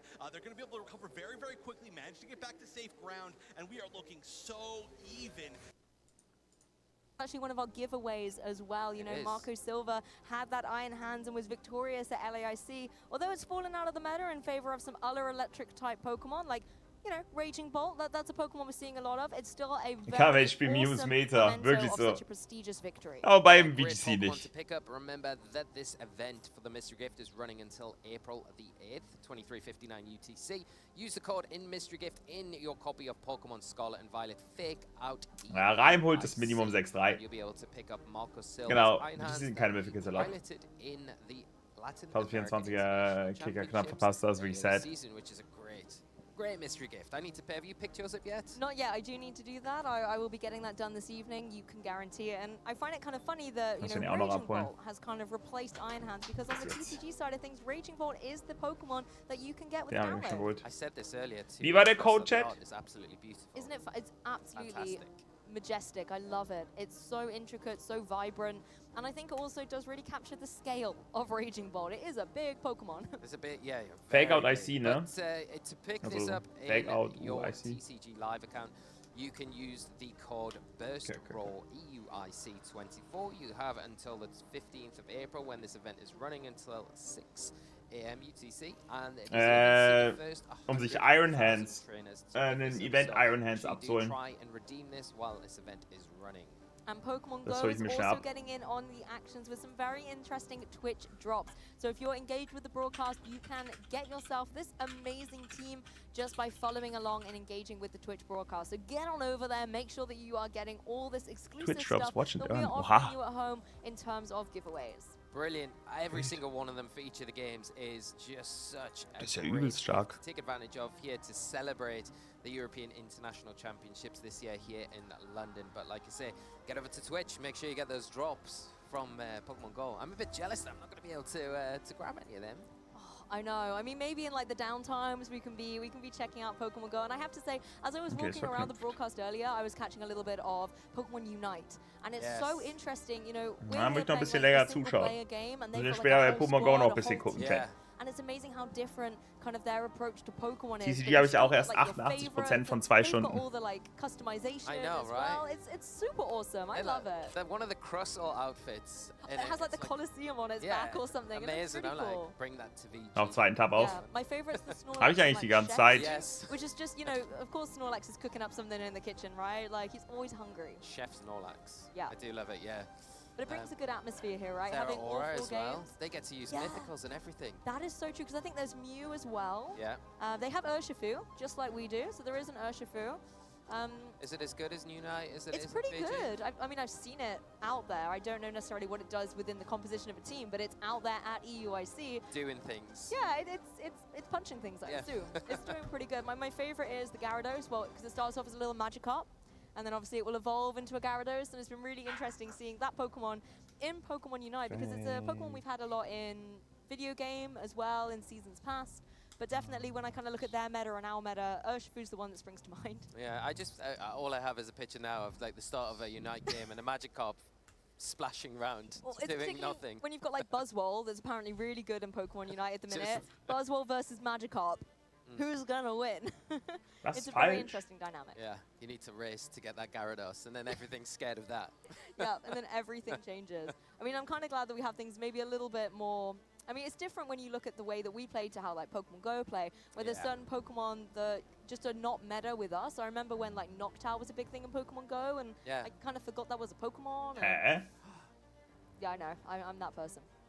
But they have Medicham. I mean, Medicham had its time in VG. It's kind Medicham's of, very good, isn't it? Chargerbug as well. I know, Chargerbug does great. Brilliant Pokemon. I mean, I've probably not seen it so much in VG, but another Pokemon that we don't see too often in VG is on Arash Marty's team, as we're taking a quick overview of the teams here as we're getting set up for this round 6 here in London for the EUIC 2024 Championships. Yes, we definitely kind of segued off into other Pokemon metas, so let's bring it right back to video game. And that Urshifu we've been talking about, we've got an Urshifu apiece here on Arash on your left-hand side, and Alex Gomez on your right-hand side's team. And, you know, the Urshifus have been really interesting in terms of which Urshifu is going to rise to dominance. Both of our trainers here have opted for the Rapid Strike style, so we are going to be running those water-type moves. But I want to talk about that Clefairy. You know, it really is a Pokemon that can be so bulky with the Eviolite and can provide a lot of redirectional support. Is that the position it's got here on this team for you, Lee? Yeah, 100%, and it's a Pokemon that Arash is familiar with from previous formats. We've seen Arash have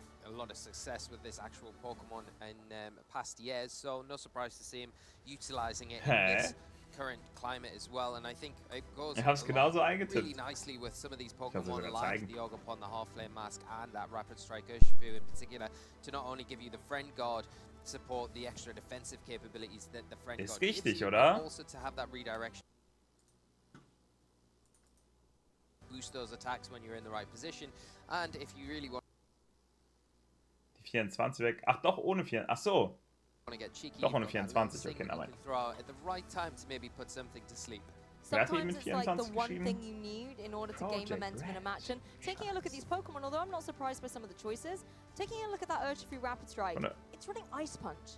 Yeah. I haven't seen that in a while, and I fully understand it for a lot of the coverage with flying type Pokemon and, you know, being able to get that 4 times super effective damage onto Pokemon like Landorus, for example, is really, really nice. Was haben wir? But Surging Strikes has a lot of coverage Schauen too. Sie sofort an den Clips. It does. I think the Ice Punch really good at the moment in the current format because it does give you a way to catch things like Rillaboom on a switch. Schauen A Sie das lot of Team these gleich an. teams that we're seeing are using that Incineroar Rillaboom kind of mode to pivot in and around support maybe those set of Pokemon so you can catch it on a Rillaboom. along with that Landorus Incarnate, and also you get good damage onto the Raging Kommen mein Bolt as Raging well Bolt. before it terrestrializes. Wieder Icicle Crash. Yeah, Aber so Clear taking a Amulet closer look at Alex Gomez's team. Some really familiar faces, that classic Fire Water Grass core with the Rillaboom, Incineroar, and Urshifu Rapid Strike. Normal. Very interesting though, the Terra to note on Alex's side. A lot of Urshifus that we see are running this Water Terror to really boost up the offensive pressure of its Surging Strikes and Aqua Jet. But here we see a defensive choice in the form of that Fire Terrestrialization. Yeah, and when you're facing down again against something like a Rillaboom that's so prominent at the moment, it's Oh, Terra really Water good Rillaboom. option against that, where you can terrestrialize and don't Und really wieder Icicle care Crash. about the Wood Hammers, or the Grassy Glides, or even those stray U-turns that you could see coming out into that slot. So really Mittlerweile wird letzte Zeit immer öfter then links take advantage gespielt. of that, get a close combat off, probably 2 close combats from Rapid Strike. Ich habe gerade Sing Pipi gesehen. Rillaboom generally having Ja. his Assault Vest. Both these trainers here are running the Assault Vest on their Rillaboom, so das hat the defensive side is probably going to be the weaker one, although Rillaboom still good on the defensive side as well. Yeah, and defensively speaking, there is a lot of fire on this team. 3 Pokemon having that Fire Terror on Alex's side, and particularly that Chien-Pao. Chien-Pao we see almost 9 times out of 10 running that Focus Sash, whereas Alex has opted for the Clear Amulet, an ability that stops things like Intimidate from taking effect. It's not going to allow that Chien-Pao to have its attack stat dropped, or any of its stats to be fair, and I think that does allow Chien-Pao, that is a very offensively strong Pokemon, particularly when you stack it with Sword of Ruin, to be able to still deal those heavy hits and guarantee those knockouts. Yeah, and it's really nice because you're going to be able to get around things like those Icy Winds and Electro Webs as well, and prevent your fastest Pokemon essentially from having those speed drops and being in a really awkward position. So taking advantage of that, and also the Icicle Crash being opted for from Alex, making sense with that Clear Amulet. You don't want your Ice type attacks to be weakened. Clear Amulet's a perfect thing to get around that Intimidate that we're seeing so heavily used at the moment. Something that Arash isn't actually using on his team, so doesn't really need to consider it there, but there is the Raging Bolt, there is the Electro Web that you are going to have to watch out for. So really key item, really good spot there, Lou. And I think a lot of those spread moves, like you mentioned, the Electro Web and the Icy Wind, because they're so prevalent at the moment, things like the Focus Sash gets very easily broken. So it's nice to kind of switch things up. Let's dive a little deeper into Arash Omadi's team. The Ogerpon is running a really interesting set. Yes, you've got Spiky Shield, Ivy Cudgel, but there is no Follow Me. Instead, we've got Focus Energy. Yeah, and that's a really dangerous attack. You know, if you get that set up, boosting that critical hit chance on the already boosted Ivy Cudgel, it's very dangerous, especially if your opponent is trying to cycle Musik, das ist ja der Intimidate. Wahnsinn. It isn't going to make any difference if you're just critical hitting every turn. Very true. So let's jump into Swiss round 6 here at EUIC. Arash Omadi leading out with the Raging Bolt, paired up with Clefairy. On the opposing side, Alex leading strong and offensive with the Incineroar and Urshifu. Yeah, nice lead here from Alex. Pretty easy where he's got the fake out support here to prevent anything from attacking in this turning. Just free up a bit of room for the Urshifu. Geh rein in die Wette, Chat. Danke, Bayer. Off here into either of these targets. Of course, has to worry about both of the threats from an electric point of view from that Raging Bolt and the Clefairy that doesn't have an attacking option, so you don't really need to worry about that. Only the Raging Bolt this turn, because that is going to threaten heavily. But we are going to see Clefairy, Raging Bolt, sehen wir Thunderclap auf Urshifu, instant. Tries to go for an attack, maybe protects here while the Rillaboom comes onto the field. I guess you're switching out that defensive support in the way of having a fake in the following turn. Incineroar on Alex's side just locks down that opposing Raging Bolt as Urshifu tries to go for these Surging Strikes into the Clefairy. A fantastic switch. In this Rillaboom that is not going to mind taking these at all. The wonderful thing now for Arash as well is Rillaboom's got safely onto the field. You can have fake out pressure in the next turn, or you could even go bold and go for something like the Grassy Glide straight into that opposing Urshifu. Yeah, and the Urshifu is in a position now where it really does want to switch out. It is pressured from both sides of the field here. Like you say, you've got that Grassy Glide pressure. You don't really want to leave and not get any return from your Urshifu. So it's likely here that Alex does switch it out. Could he maybe... Wait, Dave, du hast das goldene Kappa? Momentum swings here with these two Pokemon. Has to be careful though. Is in a position where was? Pick up the knockouts, so still has to be careful if you are dedicating things into that one slot. No switches. Alex actually going strong here with the Fire Terror type on the Urshifu. It doesn't have the capability to switch out with something like a U-turn, so if it's going to stay on the field, let's give it a little bit Okay. Urshifu goes straight for the close combat, fastest thing on the Einmal, field. also jeden Tag hat irgendein random Twitch-User Nee, ich glaube, es gibt nur eine Person auf ganz Twitch jeden Tag, die das goldene Kappa hat. Yeah, it's a huge turn here from Das Alex. ist crazy. Really bold move to go for that terrestrialization. We talked about it at the top of the match. Going for that in the face of Rillaboom, it gives you a lot Junge more Dave. but now we are seeing the Shiny Incineroar Hunting go for the sogar auf into Twitch. that Raging Bolt, so luring those attacking moves, especially because it has had the booster energy already, so Das kind ist of keeping that crazy. in check, so it's not hitting as hard. And now you're Oh, getting das the ist wild, Chen Smarty. out onto the field. You're in a really great position here if you are Alex. Bekommt man, wenn man einem goldenen Hype-Train beteiligt ist. Hatte ich auch schon mal einen Tag lang. Oh, es ist, als ob es wurde das geändert. Close combat going to be enough to pick up the knockout onto the Raging Bolt. Exactly, and Alex in such a commanding position here on the speed sieht side of übel things wild as well. aus. We saw how speedy that Urshifu was. Raging Bolt would have to go for something like the Thunderclap to get Das that nicht mehr priority, für. and at the same time Chien-Pao Sad. so Aber trotzdem speedy cool. and offensive, able to go for something like the Icicle Crash straight into Rillaboom, and with Früher war das besser. Ruin on the field as well. That's going to be dropping the defenses of these Pokemon. Yeah, and I think as well, if you are the Raging Bolt, if you do decide to go for that Thunderclap that Rash looks like he may be thinking about here, you've got to be very careful around the Chen-Pao on Alex's side of the field. Aber ist trotzdem nice. He has got access to Sucker Punch. It could be in range of a Sucker Punch taking it down. So you've got to be very careful from here, but we're not going to see that this turn. Alex is preserving that till later Das on sieht this voll game. alles aus, sieht so wild aus. Back onto the field. I like Terra how Chien-Pao is kind of there as Urshifu. temptation. And actually, it's just been switched out for the intimidating Incineroar. That's really going to put a spanner in the works for the opposing Rillaboom. But thankfully for Arash, he gets it out of there, bringing that Clefairy back in to bring Für immer den golden Kappa-Check, immer. Raging Bolt out a little bit. And the Friend God's going to be so useful here. Doesn't have to worry about that Sucker Punch anymore, but does have to worry about a close combat. We know the speed interactions here between the Raging Bolt and the Urshifu. In the Raging Bolt now, Sehen wir Thunderclap oder Big T-Bolt? Gonna boost that Thunderclap even further here. Okay. It is gonna go off Wie viel that macht in. er? Is it going to be into the Urshifu? And if it is it enough? It Oh, is. mit dem Crit! Massive damage coming out from this Raging Bolt. It's not messing around here. Alex on the nicht EUIC so stage. happy. Urshifu is down and out. That is so unfortunate. I don't know if it mattered. It feels like it would have mattered. Damn. It had taken a defense drop already. The Raging Bolt had been checked by the parting shot from Ja, das the im Incineroar Regenstream weiß previously, ich. So you've got to think Ja, ja, it would ja. have been very close, but the critical hit sealing it up for Arash, taking a huge component away from Alex's side of the field, making it very Der Crit difficult. mehr But he doch nicht, still oder? has that Also so Chen-Pao wie to come die in beiden now, reagiert put some haben, pressure doch. on. Has to worry about the Clefairy though. Yes, exactly. Clefairy able to have a good utility with something like a Follow Me and draw in all of those attacks. On Chien-Pao's side, things like the Sucker Punch, that will fail due to the Follow Me, Icicle Crash and Sacred Sword. While Clefairy doesn't really mind taking those, particularly the Sacred Sword, thanks to its Fairy typing. Yeah, and you've got an active Fake Out here from the Incineroar here, so it has just come back onto Ich weiß nicht, aber so wie die beiden reagiert haben, sah das so aus, als hätte der es normalerweise gelebt. Down onto the Clefairy, knowing that it's not got any attacking options. Chen-Pao's not really threatened by it, so you could potentially get that Icicle Crash into it this turn, follow it up the next turn, and potentially remove that threat. Knowing that the Rillaboom's in the back as well, Arash still got one Pokemon to reveal. It makes it difficult to switch things around, especially if that Booster war aktiv oder? Ich hab final absolut keine Pokemon Ahnung. is Ice Week as well. Exactly. Chien-Pao does have a lot of momentum, and knowing as well that you cannot drop it Electro does Furia. put it in this really strong commanding position. And I think Alex kind of going, hey, I've got Raging Bolt, I've got one of those too. Let me activate my Photosynthesis thanks to Booster Energy, and we'll also get a special attack boost. So it's going to be a formidable threat. Raging Bolt on Arash's side, as you mentioned, just going Junge, to dieses kleine Pipi making sure to burn through any zwischen den potential ganzen fake outs that Mons. could have come through from the Incineroar that was there a minute ago.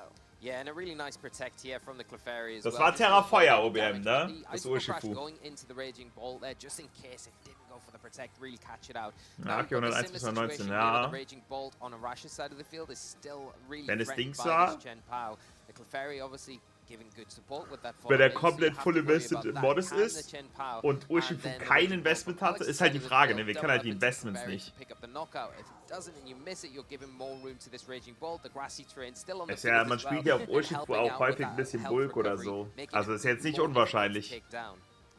This is where things get very intense at this point in the competition. These trainers want to make sure that they are taking Nee, this Pipi as ist game schon, one. hat schon Chien-Pao deutlich mehr does go Usage for the als Icicle Crash. Pachirisu. Raging Bolt able to Pachirisu take that really lebt. well, having dropped Nicht his Dragon gedingst. typing. It retaliates with the Dragon Pulse, does significant damage to that opposing Chien-Pao as the Meint, Raging Bolt on okay. Alex's side Ah, utilizes ist this trotzdem nur opportunity Roll. to go for Ja, a ja. Calm Mind, boosting Aber up ist with natürlich special trotzdem, attack ne? Crit and ist its Crit, special nimmt man trotzdem mit. Yeah, that's a huge turn here for Alex going for that. But the Sing coming out from the Clefairy. Welches Item and hat putting Urshifu? that Raging Mystical Bolt Water. straight Also to sleep. keep saying, no, you're not allowed to take advantage of those combines anymore. I mean, that's one way to calm your mind. Take Sing a nap. hit. Do you know what I mean? Like, just switch off your brain, relax Sing is for a halt so minute. And that's disgusting. really, Clefairy's just trying to help out the opposing Raging Ball. What a fantastic turn for Arasho Mati. Yeah, really paying off there because you see that turn play out, you think, why is the Follow Me not coming out? But because of that Friend Guard, the Raging Ball able to survive the initial Protect auf Chien-Pao eher sehe. the Sing paying off there, putting to sleep Chien-Pao, going for that protect this turn.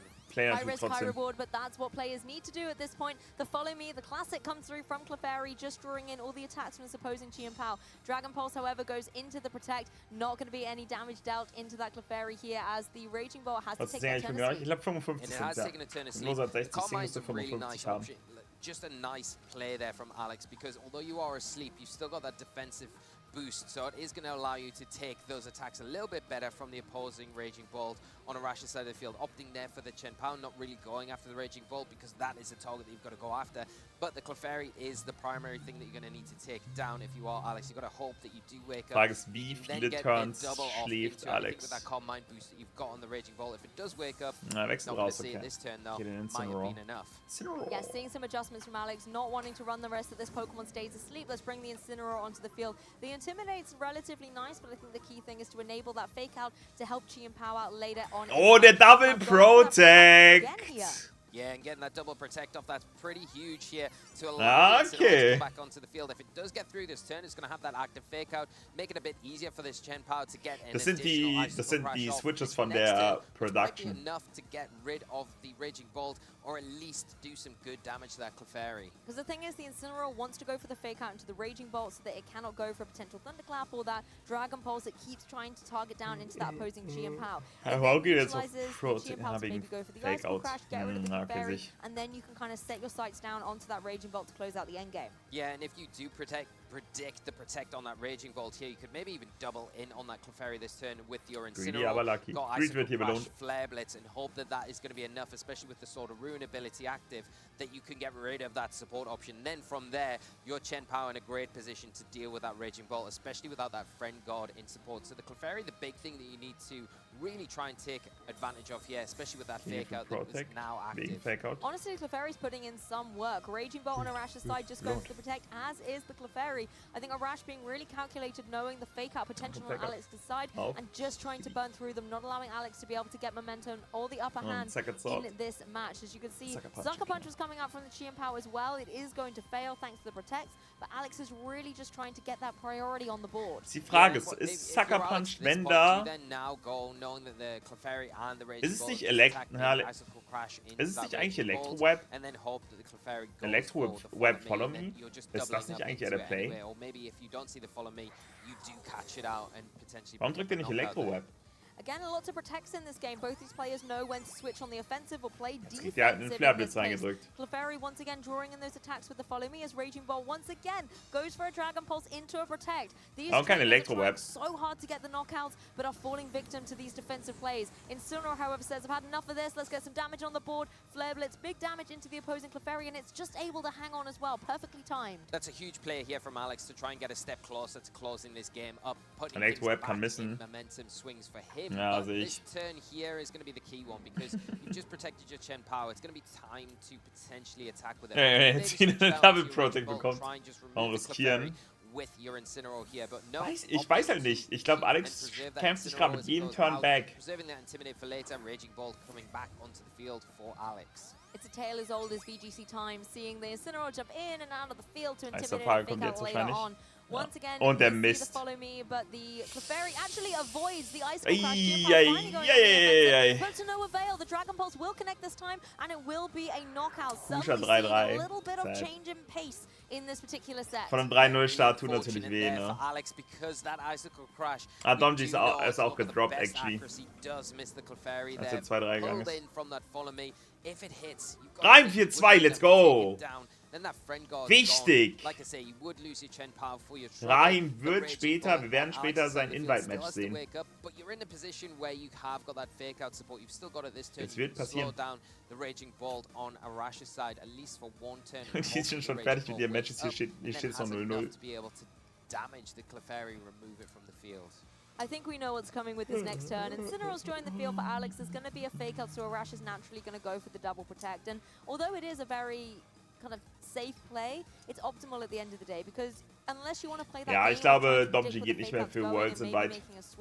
It's really not to your benefit. So just going for the double protect, scouting out where the fake out's going, and what the partner Pokemon wants to do is an option for you. And of course, the Raging Bolt on Alex's side is still sleeping, so we are going to see just the forfeit locked in. Yeah, forfeit here from Alex here, not wanting to continue with this one, wants to reset as Rash takes game 1 in this round 6 tie-off. Yes, amazing to see such a interesting end to that game, actually. At the beginning, there was a lot of offensive plays from both trainers, a lot of pressure being put on the board, but for me, the turn that really changed it around was when Clefairy went for Sing. You know, Alex was in a great position going for that Calm Mind, and you could really see him setting up towards the end game, trying to gain a little bit of dominance in the match and make that special defensive wall, but as well offensively pressured. Raging Bolt, things like the Dragon Pulse and the Thunderclap could have done a lot of damage to Arash's side. However, being put to sleep just really kind of stopped him, had to put him on the back foot a bit. Yeah, and I do feel as well, a little bit like this Thunderclap, I think this is the turn here that we're recapping. The critical hit here was huge, I think, because of the terrestrialization on the Urshifu. I really feel, even though the defense drops had happened, it probably would have survived. Sehen wir gleich Present? Nee. Big bit of momentum. Present wird nur noch gestreamt, wenn er seinen potenziellen Invite gedingst. Ja, und Kusha ist sehr, sehr sad. Von 3-0 in 3-3 tut weh. Tut mir sehr leid für ihn. Egal, aber die Punkte holt er sich trotzdem noch.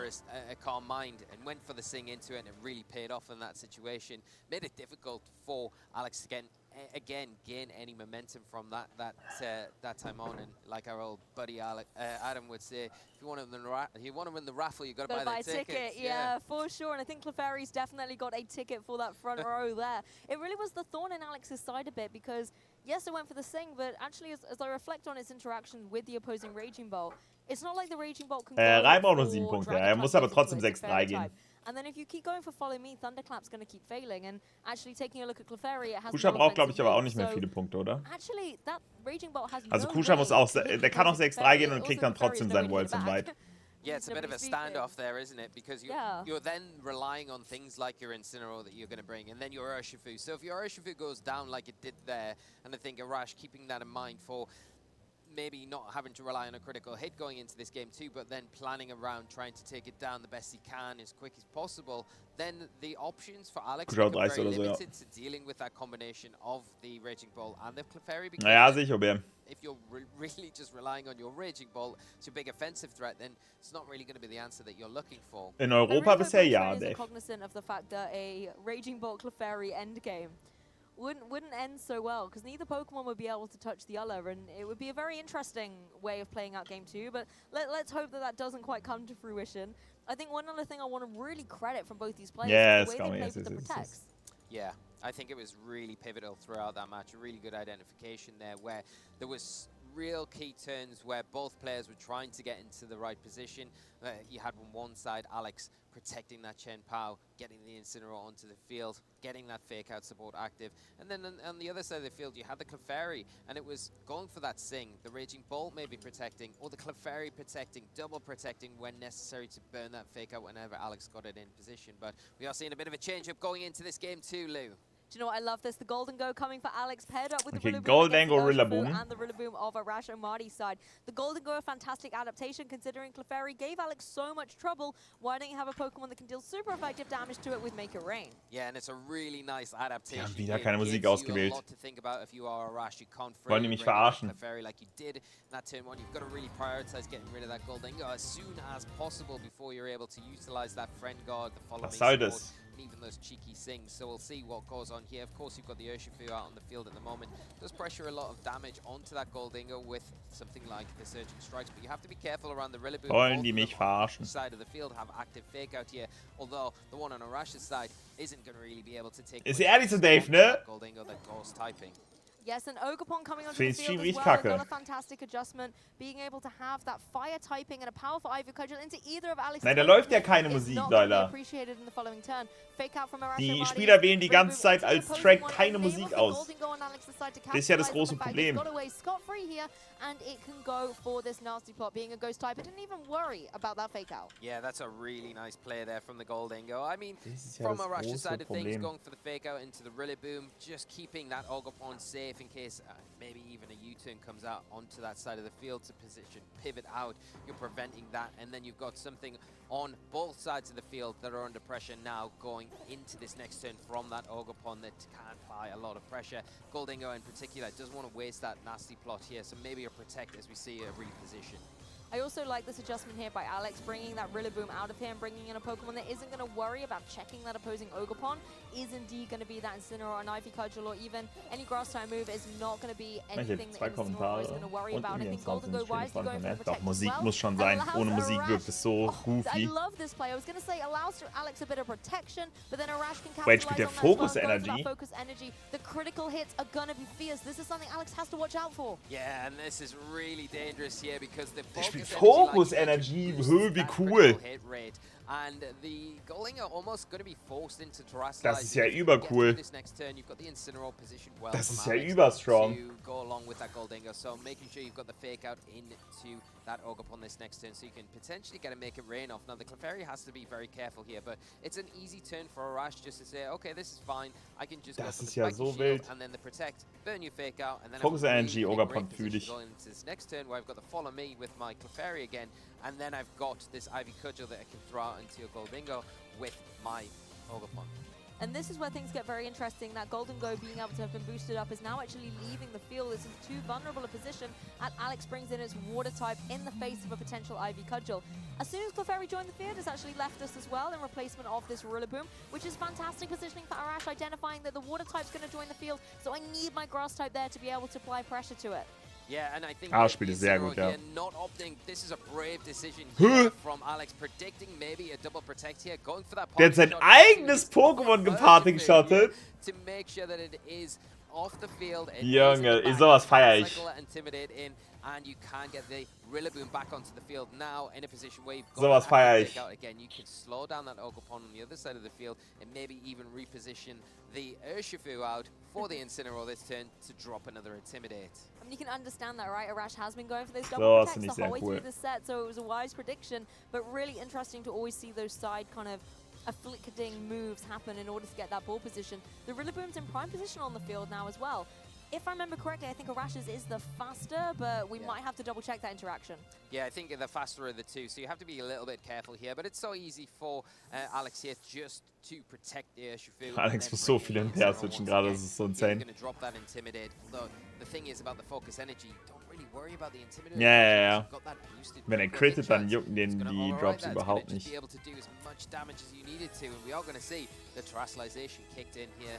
I honestly think it's a stroke of genius because, as you've mentioned, the critical hit will negate any of those drops, and although we see a lot of Swords Dance Ogerpon, you still need that critical hit in order to be able to, if you've taken a lot of Intimidates, for example, be able to go through. So it's really interesting to see that come into play. The fake out comes through from the Rillaboom as the Ogerpon does wie viel macht das? into the Incineroar that switched in. Das war kein does Crit. a significant chunk of damage with that critical hit, but Incineroar going to be able to take that really well thanks to his typing. Yeah, the Terrestrialization here from the Urshifu really nice. It is going to be able to do a decent amount of damage to the Ogerpon on the opposite side of the field now. I'm not really going to have to worry. Kann Ogerpon nicht terran.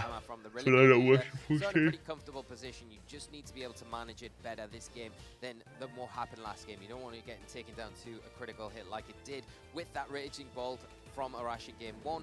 And I feel like in this position as well, you resist. Ja, aber ich glaube, Rillaboom wird gefake-outet.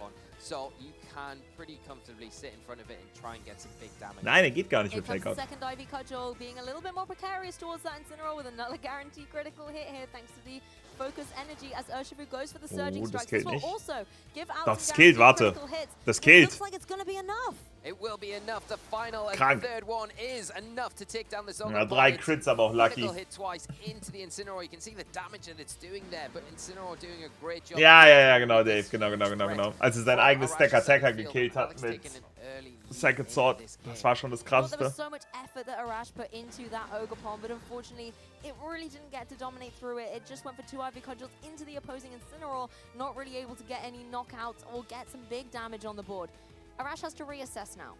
Yeah, and one of the ways he can reassess is with his own Urshifu. Sein Rillaboom macht halt legit nix. Junge, wo ist der Screen? Warum ist der Screen so weit weg? Hä, wo ist denn der Screen? Warum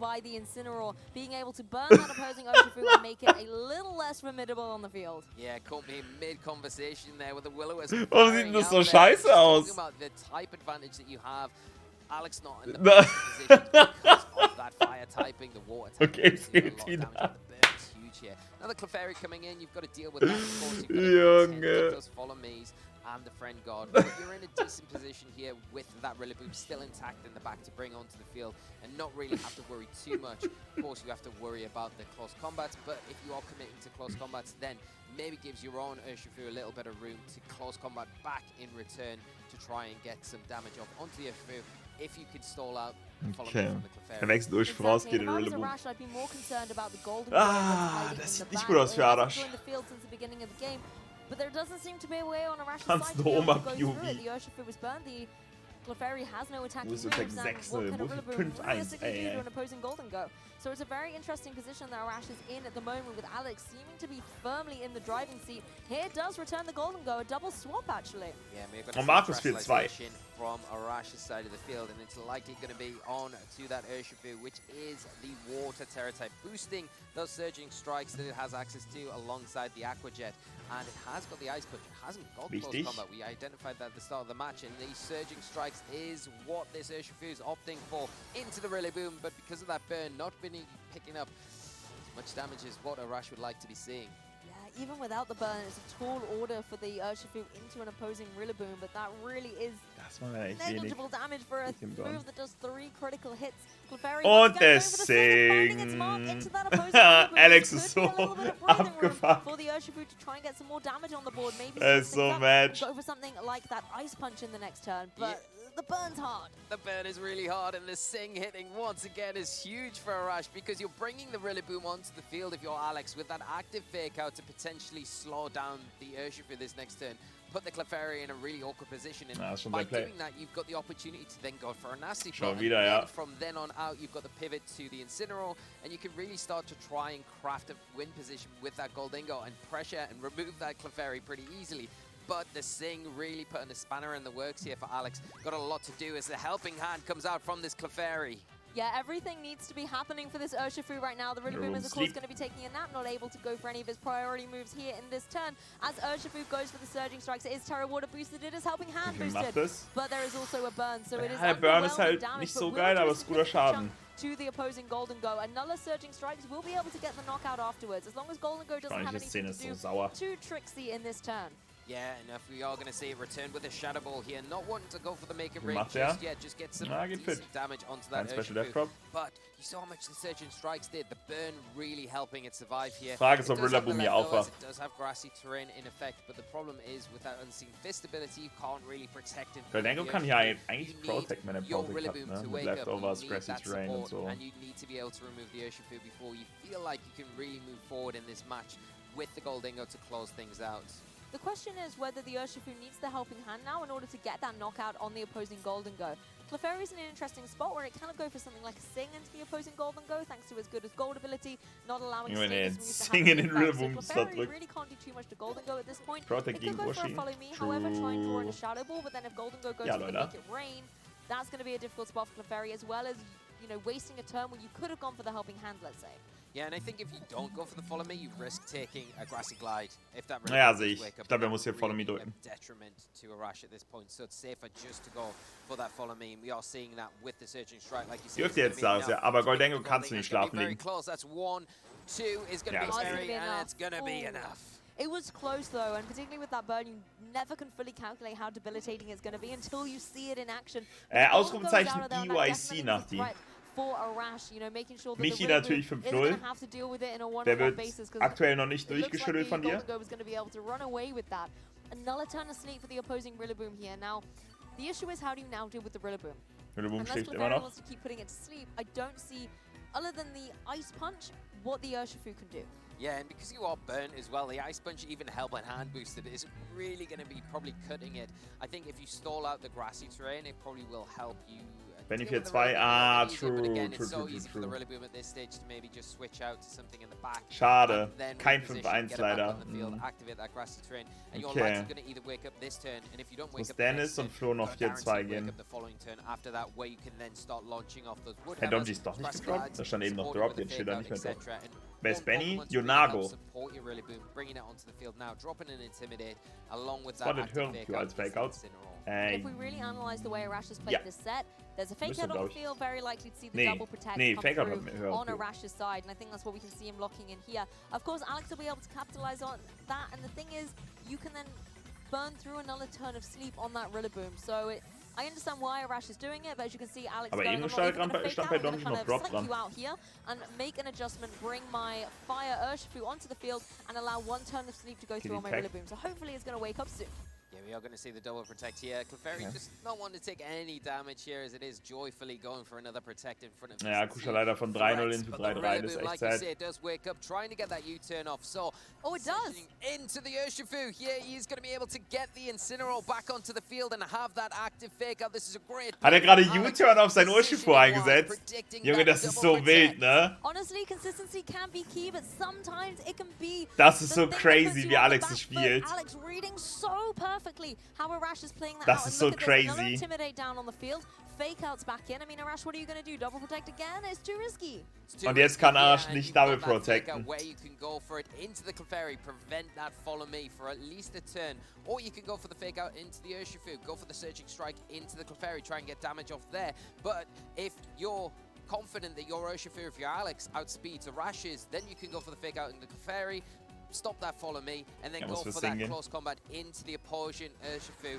Potentially pick up a knockout and take one step closer to clinching this set and tying it up, take it into a game 3. That was such a beautiful turn. The fact that the Rillaboom also woke up, could go for that self U-turn, and critically Alex identifying that the one thing Arash doesn't want is fake out on the field. And aber es kommt doch Fake out von Incineroar, oder nicht? Clefairy able to bypass with priority, that helping hand, but to no avail. The fake out went down into the Urshifu. There will be no damage coming out on Arash Armadi's side of the field. However, Alex Gomez is going to try with a Surging Strike into the opposing Urshifu, but it's not going to be able to get the KO this particular turn. Not this turn, but you've got to say that the ja, Sing mit Pipi wäre es gewesen wahrscheinlich. It's not going to be enough to pick up the knockout, and especially with the grassy terrain in effect here, really helping heal up that damage.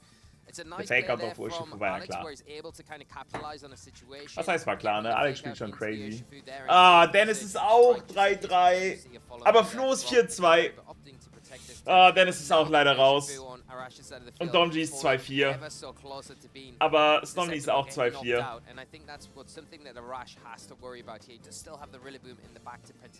Michi 5-1, ja. Crazy. Okay, nächste Runde wird sehr interessant. Reim steht 4-2. Urshifu on the opposing side, but that Rillaboom, as you said, Lee, is sneaky in the back. It could easily come through. So possibly you want to use Clefairy to go for a Sing into that slot. Nächste Runde wird hart. It's been pretty accurate so far in this set, and even if, you know, there is the switch, then Rillaboom might be taking another nap in this set. Yeah, and I think that's something that you would risk if you're Alex here, because the Sting's so low accuracy. We are seeing that Incineroar switch out for that Rillaboom. It is going to come back onto the field now, and it will have that fake out active. After this turn, the das war auch rein für ihn weit nochmal 6-3. Mit 5-4 hat er auch eine Chance. Aber 6-3 wäre schon besser. It's boosted. It's got same type attack bonus. This got Aquajet. But instead the Aquajet on Alex's side, it's not enough though. Tries to be able to get the knockout before Urshifu on Arash's side can move, but no. Arash will be able to go down into the opposing Urshifu and knock it out. Even with that burn, going to be enough to 2-hit KO with that help. Das wird hier nochmal ein Krimi, ne?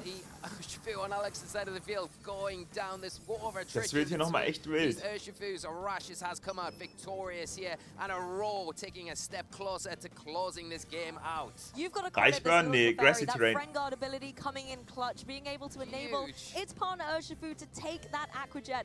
Doesn't look like it's going to be able to take too much more. However, that burn is ticking away. The HP is incredibly low on that Urshifu, and Alex still has that Incineroar. Now, Arash might want to go for a double protect. Detected jetzt. Can he even afford to with the burn? Danach drückt der Follow Me, der jetzt auf Protect Detect. Dann drückt der Follow Me. Und dann wird er noch dieses Incineroar wegboxen. Oder nicht? Ich glaube, der gewinnt den Shit hier noch.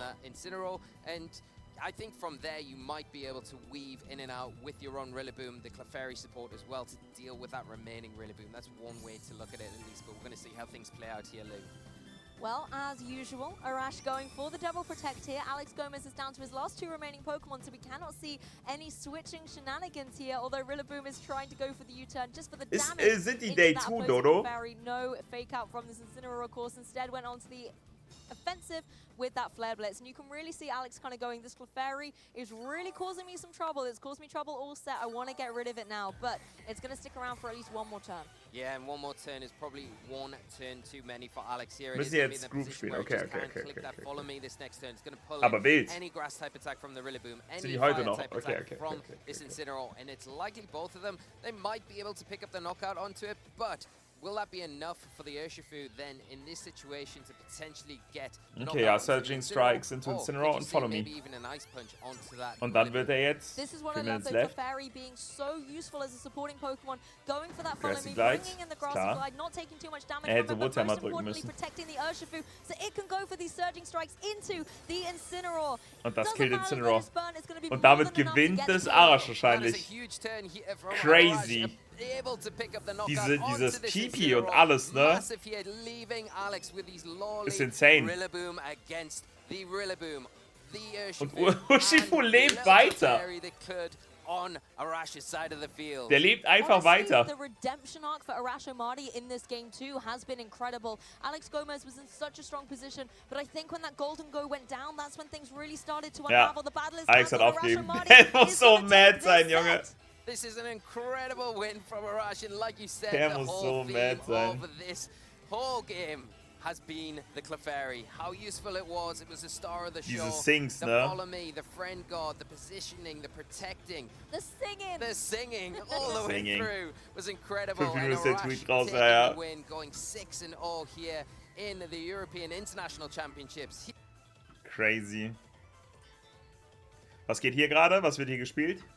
Versions of Moss Zone decks, 10 being a key point, whether it be for Sableye or for that Star Requiem for Giratina. Der Gura, geil. So getting that Gegen Moss Zone count as high as Lostbox possible early on, Giratina. as Azul has done here, really sets you up. Junge, wie hatten der seine Lostbox dort? Seine Lost Zone. Wie scheiße sieht das denn aus? Das wird mich übel abfucken. Warum geht seine Lost Zone in sein Pokémon rein? Arash hat gewonnen, ja. Ich wäre so sauer. Just waiting in the wings to start plowing through where possible. As Azul's just shuffling up following that. Will he just go back into the Cramorant, maybe take another prize? Das wird mich so mad machen. Keep it out of range still of the Charizard EX, and that's the key aspect here. Yeah, Giratina V-Star will be safe from Charizard EX for Mich wird another das so few stressen. knockouts. As we see another prize taken. Der wird es auch sehen, wenn es dann nicht in seine Pokémon reinragen würde.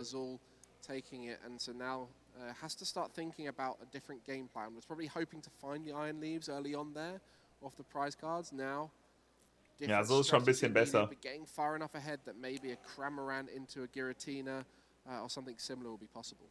Yeah, Williams just having to try and navigate these turns now. Currently, a Charizard EX, should William get one out, will be dealing 240 damage. So 180 from that Burning Darkness, plus 30 more for every prize that Azul's taken. So that's 60 more damage output. Pepper, ne? 240, and it's only the choice which is able to sort of help ramp up more damage, but 270 is not quite enough yet. Not at all, and that Prank Catcher really helps you target the Pidgeot EX as well, as that's only got 280 HP, so that allows the Giratina to knock it out early on, and then that allows you to keep that Star Requiem for when you want to knock out the Charizard EX. You can even go via the Rotom V and a Pidgeot, for example, and never actually need to quite hit that Charizard EX in this matchup if you start like you have here, where you can get a few one prizes. Yeah, there's likely going to be free. The Charizard und Rare Candy. Board now, that Pidgeot EX just being evolved up via the Rare Candy, of course, skipping that stage 1 Pidgeotto.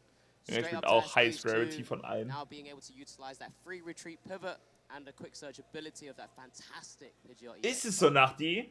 Ich komme sehr gerne darauf zurück. The most popular deck in the room, but with a massive target on it. Every single deck here wants to try and beat it. And there's a way to knock out Giratina V-Star. Radiant Charizard with Choice Belt. It will require a big investment of energy. Wahrscheinlich morgen schon. But it will be a way to get that Schau ich schon knockout raus? now, Ah, okay. which Ich meine, kann this passieren, game. ne? Auch als Weltmeister hat man mal nicht so einen starken Tag. Ja, ja, ich weiß noch die. Ja, genau. Das appreciate ich sehr. Shortly to start powering up one of his Pokemon. This is the decision to make here. Is there enough combo pieces? Choice Belt looks like it's in hand. Is there a counter catcher? That's the real question. Zwei Dings hat also schon weg, das heißt, er macht gerade 240 Glurak. Not going to be actually able to go for that Charizard just yet. Might be saving that one for a counter knockout later on.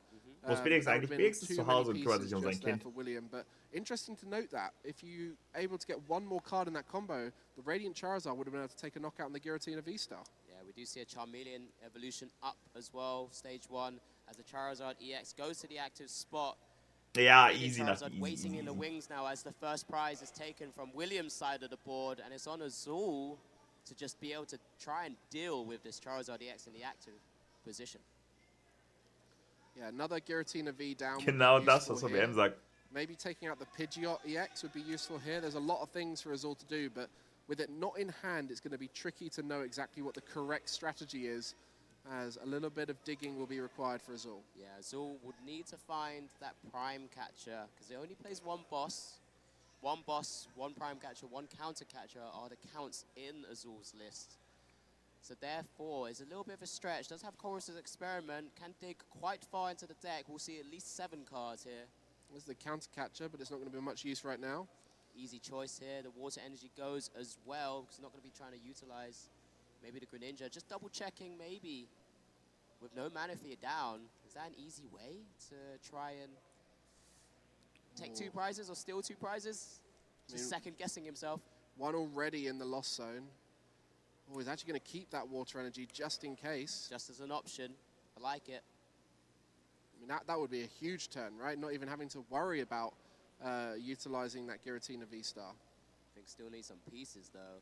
Looks like a Nest Ball option there. Nest Ball or Giratina V. You need both of them, because you want the Nest Ball for the Greninja, but you also kind of want the Giratina V. And committing to that route here. Maybe the slightly safer play here, where Giratina V was the selection, of course. That Nest Ball going straight in. Now we're into 11 in the lost zone, so it does mean we've hit the threshold for Star Requiem to be able to be utilized here.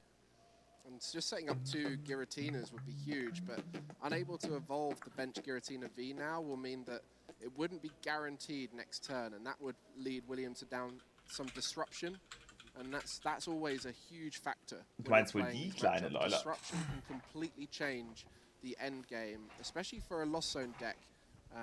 Very susceptible. Fast 12 Stunden später im Minecraft-Hype gelandet, war das so wär? 12 Jahre später. If Azul is able to take the 2 prizes here from an attack, it would mean an Iono put him down to 2 cards, but he's got to think, well, I'm still in a good position. William still needs 3 attack announcements before William could win the game. Ja, aber ist ja übercool, wenn deine mal Minecraft spielt. Das ist ja ultra sick. Some of those energies and the Cramorant as well, and a very efficient attacker, of course.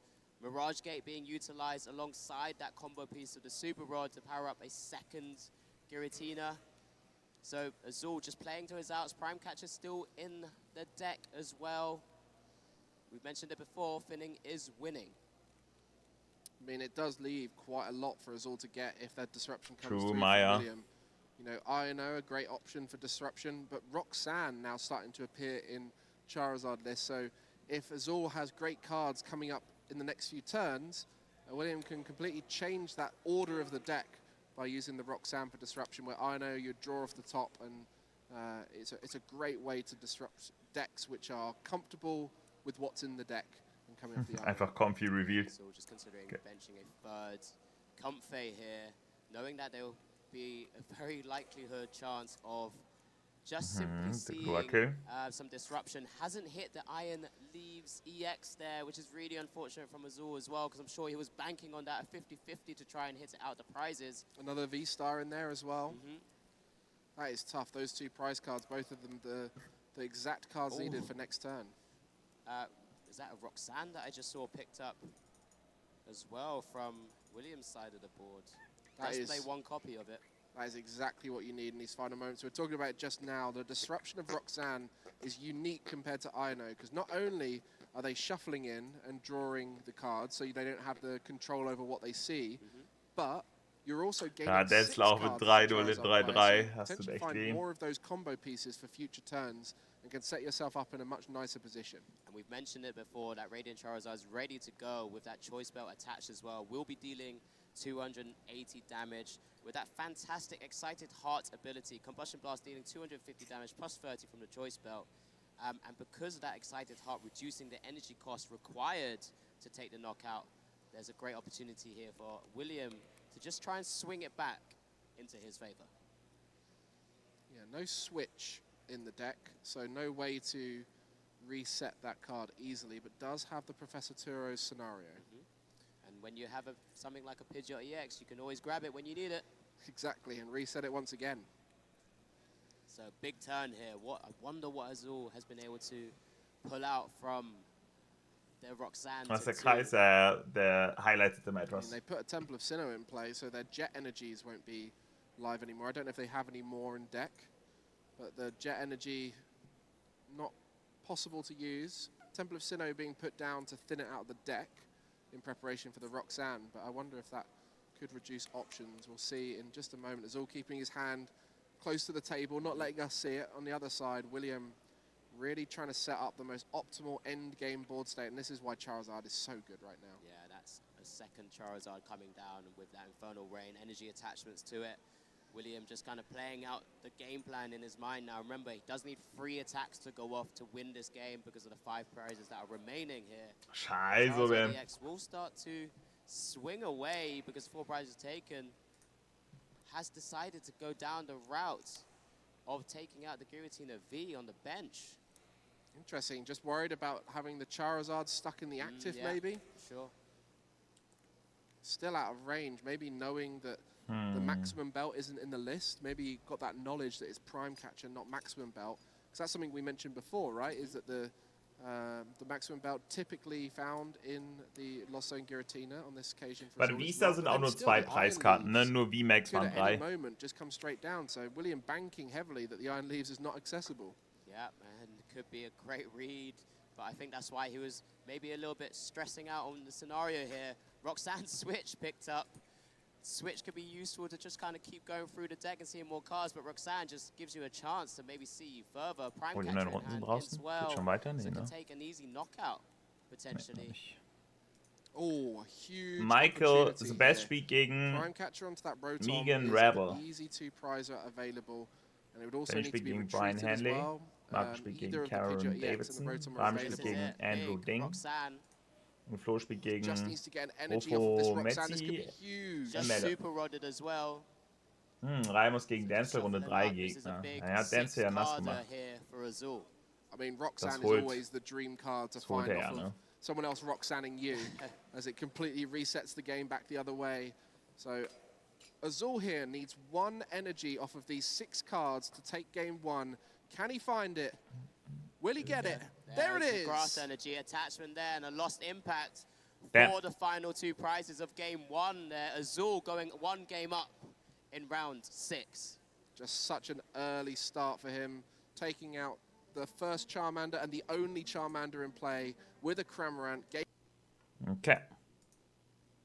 Teams in there. There's a lot of Iron Crown in there. Indeedy, Hatterene even popping up in a few of those teams. I missed that Pokemon. Oh, it was great. And having a lot of success. You think, wow, well, if you do well in that best of 1 format, you're comfortable with it. Could it translate into this sort of thing? I mean, we're still early on in the tournament, so we've got plenty of time to maybe see those Pokemon pop up. But like you say, you would expect to see maybe a couple of them by now.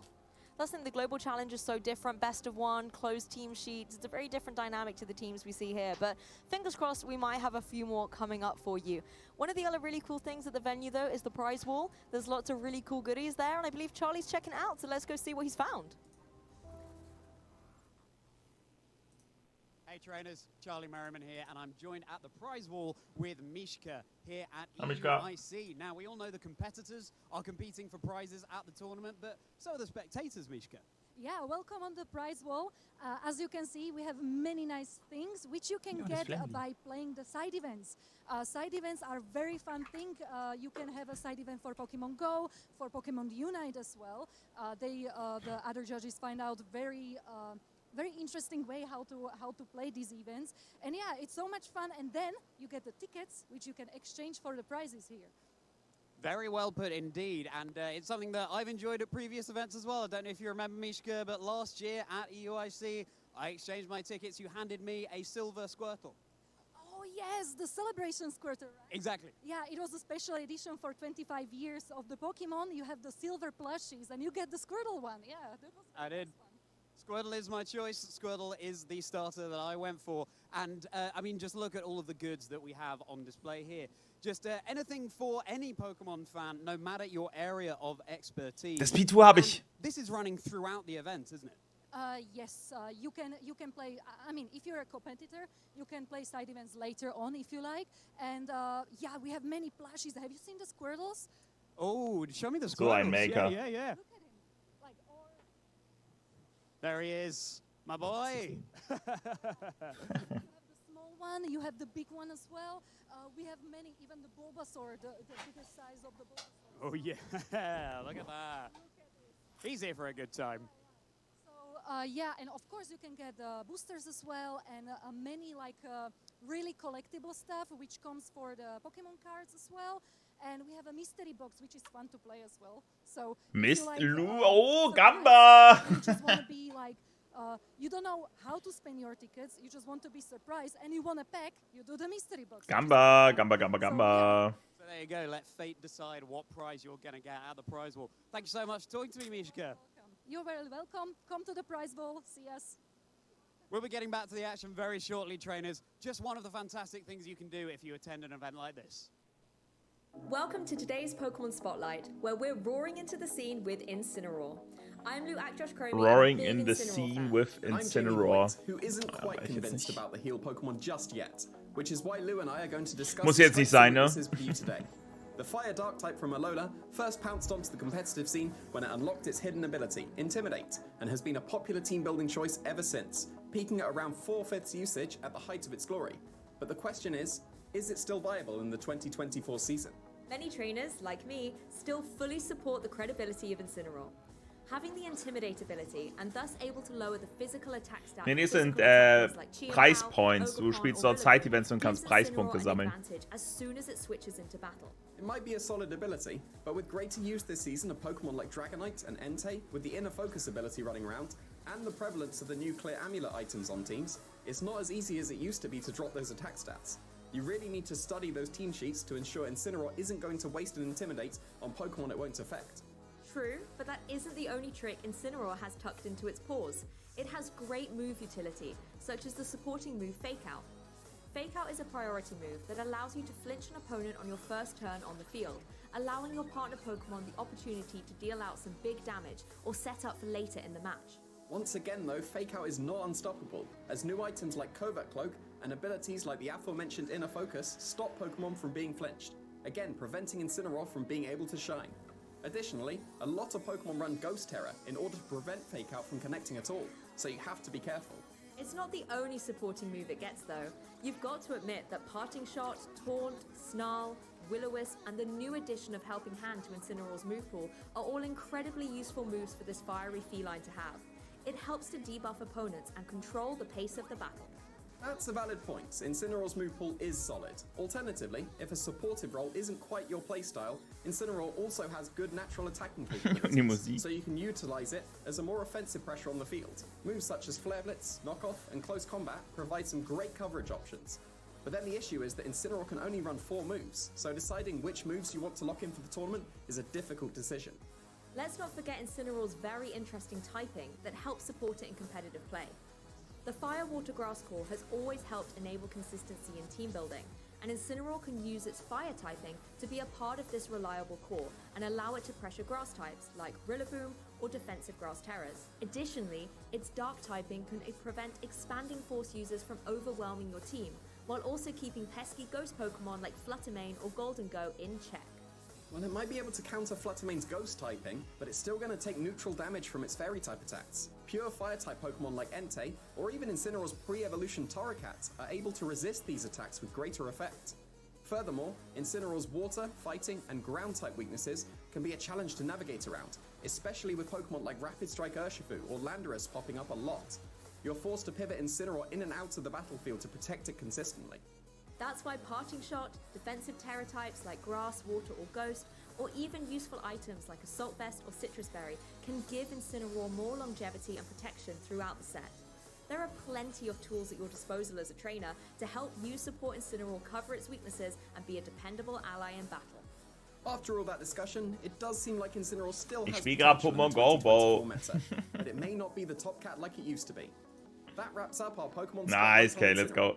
Remember, trainers, every Pokemon has its strengths and weaknesses, but it's how you use them that truly makes the difference in competitive play.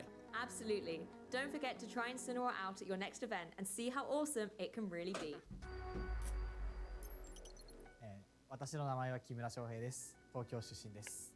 Pollen Puff will take out the Chien-Pao, and all Michael Kelsch has remaining in this matchup is a That's Michi on stream, let's go. That Dragapult is in a very nasty situation as Na, Daniel. still has 3 Pokemon remaining. Michael throws in the towel, and Shohei Kimura will be your 2023 Pokemon World Champion. まだ実感が湧いていないです。1戦目はもうその想定していた選手と違うものが出てきてしまって、かなり厳しい状態になっていたん Der ist schon raus, ja. 青ジア Steht 3-3. ツララ落としに助けられて、 Warum sieht es eigentlich so dunkel aus? 2戦目は想定していた対戦内容だったので、その想定していた Das sieht jedes Mal so dunkel aus, das Finalding. で、勝利を収めることができて嬉しかったです。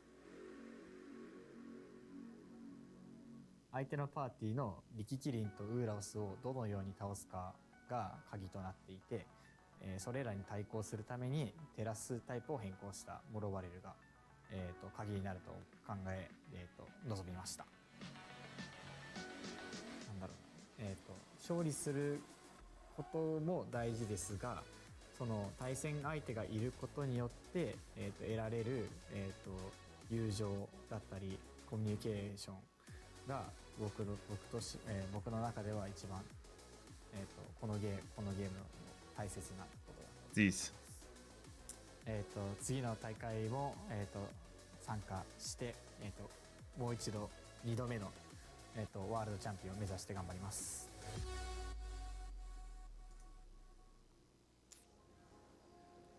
Honestly, the action just keeps going here at the EUIC event. Honestly, the broadcast has been phenomenal. The players have been the top tier caliber, and the Pokemon have been engaging too. There are still a few more rounds to go, and I guarantee we have some interesting games for you to see.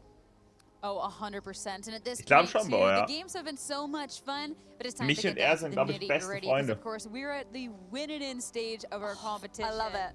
So this is where players, Nicht the beste. Bist du die beste, Andy? Into day 2, of course. We have 6-0s trying to compete for that 7-0 record. And getting undefeated day 1 is great, but that day 2 is that first hurdle. That's the thing. You want to be able to get into day 2 to be able to try and compete in order to go all the way into the top cut, and then who knows, Championship Sunday. And once you lock in that 7-0, you're guaranteed. But then I sometimes wonder, do you take the pressure off at that point, or do you want to try and go the 9-0 in and give yourself that advantage tomorrow? It just, if you can just get it over and done with now, you might as well. Because honestly, day 2s could be absolutely brutal. Stories of heartbreaks of, I lost the first round. Then, hey, we go from everyone in that day 2 to down to a top 8 cut. So that is a tough one. So just win out now. Just win 9 rounds. It's easy. Win right now to Pokemon. And the standings are pretty close as well. We have some incredible players with some phenomenal records. Let's check out the 6-0s first and all. Some very familiar names here. Brendan Zhang, Oliver Eskelin, as well as Arash Omadi, who we've just been able to feature in an amazing victory. Yeah, there are some fantastic players that have come out to compete. And they've definitely not just came out here, but they have showed up in the biggest of ways.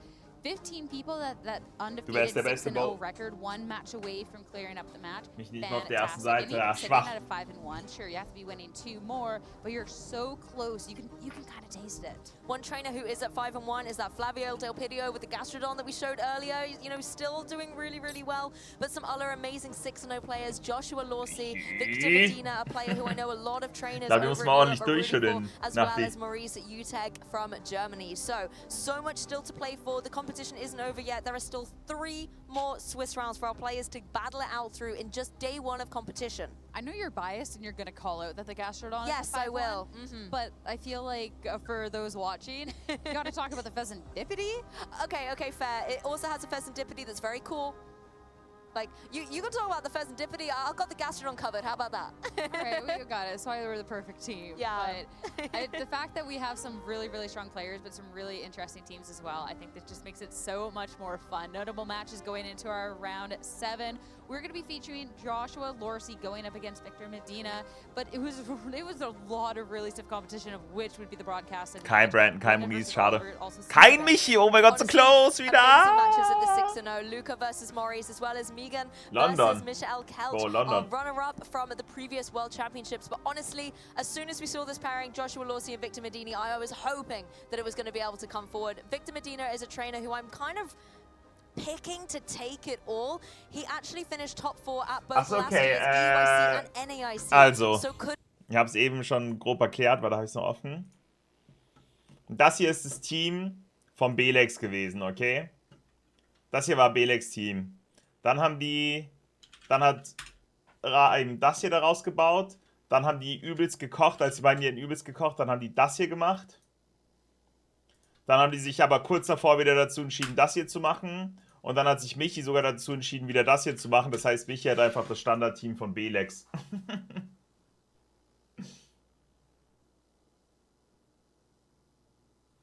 Ja, also gar nichts Cooles mehr. Am Ende des Tages. Aber das ist okay.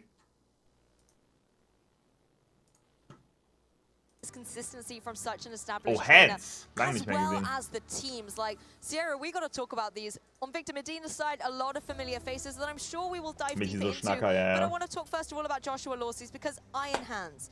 This was a Pokemon that was good in previous regulations. Marco Silva did win LAIC with this Pokemon. Glaubt ihr, Iron Hands hat größere Hände als ich? Ich habe schon wirklich sehr große Hände. There's definitely a couple of rogue Iron Hands running around, but it has definitely not been that force that it was before. Most notably, got to see it get second place at that Charlotte Regional Championship. Falls die Mods eine Wette machen wollen, können sie sehr gerne machen. Okay, was haben wir? Bleakwood Storm, Terrastil, ja, Wikiflow, Standard, Terradark, ja, kein Stellar. Ogapon, Standard. Markus! Sekunde. Standard Ursaluna, Standard Hands, Amulet Terrafire. Freegrafen Terrafire, das ist interesting. Markus, danke schön für deinen Resub, sehr appreciated. Ich hoffe, es geht dir wunderbar. Ich hoffe, es geht dir besser. Das letzte Mal hast du erzählt, dass du crank bist. Ich hoffe, dir geht's besser mittlerweile. Keine Ahnung, aber bekommt Hands seine Faust in den Mund? Ich glaube nicht. Ja, aber das liegt daran, weil Hands so einen kleinen Mund hat. Er hat einfach nur einen sehr großen Hund. Ich habe nur einen sehr großen Mund für meine riesigen Hände. Okay, was haben wir hier? Raging Bolt mit Calm Mind Leftovers. Bushifu mit Terra Water. Ja. Cineroar. Auch mit Will-O-Wisp sogar. Interesting. Landorus mit Terra Poison. Habe ich ja auch gezockt. Sehe ich auch. Kann man auch machen. Champa mit Terra Ghost. Ja, ist auch fein. Eisige Crash. Kein Eisspinner. Lulaboom Standard. Is the perfect option to be able to come in. Doesn't have to be necessarily on a Trick Room team, although Joshua Lorsi does have the capability to utilize that with Pokemon like the Blood Moon Ursaluna, but it just is such a threat that as the priority trainer, you cannot safely click those buttons. The one thing about it, though, is it's a Pokemon that feels like it always wants to do a little bit more. And one of those things is maybe have a little bit better bulk to be kind of surviving. And Victor definitely has a lot of really powerful Pokemon over on his end of the field here. And if there is going to be a situation where Joshua is going to be the end of things, Urshifu Rapid Strike does have the choice to try and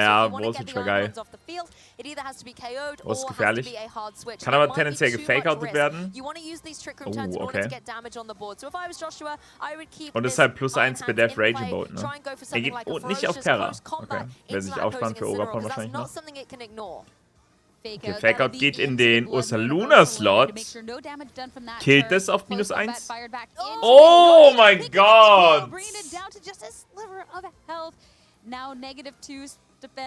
Okay. Raging Bolt still gets an action Dragon here. Pulse, Dragon Pulse -2. fired off into it. Oh mein Gott! These clutch survivals on both Iron Hands and Incineroar in this turn really bringing up the adrenaline. Boah, sollte Hands hier... Ne, er kann Hands nicht rauswechseln. Where it can try and either finish off the Incineroar or try and get some physical damage onto this opposing Raging Bolt. Incineroar, however, in a very precarious spot. Both of the Pokemon, both of the survivals here, you will have one more turn to be acting with Stupor now with that survival, which is absolutely clutch here. And you still have a little bit of time to be making use of this Ursaluna. And you need to make sure you can do it fast. You can protect on this turn. You also on Victor's end can just be targeting down that slot. So hopefully you can find that mileage with that Iron Hands, but protect from the Raging Bolt as well. I like the Raging Bolt though staying on the field and preserving it well. So going same, Marco, same. The Wild Charge was indeed targeting down that slot. So a great call by Victor, just making sure to keep this calm mind boosted Pokemon on the field. The Flare Blitz aber Trick Room hört ihr, glaube ich, auf, ne? Both trainers, you know, playing defensively as Trick Room ends. Da ist die Frage, lohnt es sich, hier Hands vielleicht aufzusparen? Considering the slower Pokemon over on Lurcy's end of the field here.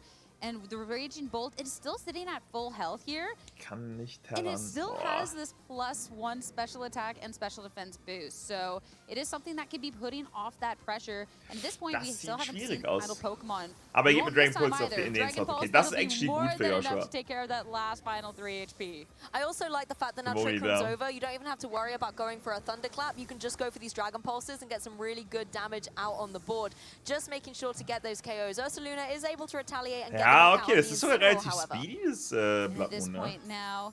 You only did a little bit of damage to that Raging Bolt with that Hyper Voice, considering the spread damage attack and that special defense that it already had here. But finally, this Iron Hand going down. There is another threat in the back. It'll be the Heart Flame Ogerpon over for Lurcy, but it will have to match up against the Sugar Shifu over on Victor's end. Both trainers down to their last 2 remaining Pokemon, so there can be no switchability on the field. Ogerpon, with the offensive pressure it can give out physically, can be a really good counter to this opposing Raging Bolt. However, das sieht schlecht aus. Offensive pressure, very, very speedy with the Choice Scarf, can hit hard with those surging strikes. It's not something that Joshua wants to take necessarily on either Pokemon. The Ogerpon as well. Ja, I don't Follow know if Me it has und enough Terra in the tank to Blattmoon. be able to get a one-hit Muss KO. machen in den It's taking a little bit of damage on Raging Bolt, but be able to get the knockout here. Maybe Ursaluna has to invest into that terrestrialization, even though it's specially defensively boosted up on Raging Bolt's side. It might give it that extra bit of damage to enable Ogerpon to get the knockout. This feels so bad, especially if you're having to use something that could be dealing damage in this situation that's not able to then maybe have to go for that Follow Me instead. So geht to den Raging Bolt slot. Because, hey, Victor, there's a lot of power still on that end. Terrestrialization coming out now here. Trying to make the most of the damage muss coming vielleicht, aber ich killt nicht mal. Blood Moon Ursaluna. And if you're the Urshifu on Victor's side, what do you lock into here? Because it must be tempting to go for the close combat into that Ursaluna, but then you're going to be dropping your stats the whole time. You probably want to go for that Surging Strikes, but no offensive moves coming out from Ogerpon. Instead, the Follow Me drawing es kommt Close Combat. Close combat. So it doesn't get the knockout, but now Joshua knows that the opposing Urshifu is going to be vulnerable to extra damage. Aber Ogerpon still just der surviving. killt. Won't survive that double up though. Dragon Pulse coming Die Frage out. ist, killt Blattmoon jetzt hier? Blood Moon, Das Raging Bolt. Of course, you're gonna Wenn get nicht, ist more over. damage coming out with this Blood Moon, but having to take down these Pokemon one at a time. Targeted into this Raging Bolt. Okay, will be enough to kann Blattmoon in Close Combat leben? Ich weiß es nicht. Is nothing in the face of that Terra boosted Blood Moon. Such formidable Kann cannot be used twice in a row for Ursaluna ist schon bulky. Now the question Aber er bekommt doch nochmal Life-Up-Damage. Boah, ich glaube auch nicht eigentlich. Yeah, at this point too, the super effective hit. I mean, we talk about the amount of damage that Urshifu can do for a reason, right? So, hey, if we just have the craziest Ursaluna out there imaginable, then you know what, I'll leave my words on that one. But aber dann hätte jetzt nicht mehr Blattmoon einsetzen können, Markus. There's no weißt du? We have seen some, you know, clutch 1-2 HP survivals, but as you can see, it's looking a little bit difficult for us to go for something like the Hyper Voice, but to be able to hang on after you've taken already a significant amount of damage against something like Close Combat is just too high to climb. But let's have a look. Close Combat comes in, and nobody's surprised there's a knockout. I don't have to eat my hat this time around. Ursaluna is gonna go down, and with that, Ursaluna ist schon physisch eher bulky, ja. Here. in our round at 7. Stark von Harry Potter. Great match, great play too. Maybe Even mit just Tech taking gerechnet. advantage of like, hey, I can't stop the Trick Room. Right away, I'm gonna get set up with this Raging Bolt. Auf wen meinst du, Scorber? In that match. I agree, and I like the way that Lawsy was able to get that Trick Room set up nice and early, had good Pokemon in the back to be able to sweep through Trick Room, but then also the speedier Ogerpon maybe for when Trick Room was over. However, I think the one thing that Victor did really well was protect the Pokemon wisely, going for the protects on the Landorus and the Raging Bolt, for example, at opportune times when Lawsy maybe doubled up into that slot, just burnt through those Trick Room times, which meant that Lawsy couldn't capitalize on them.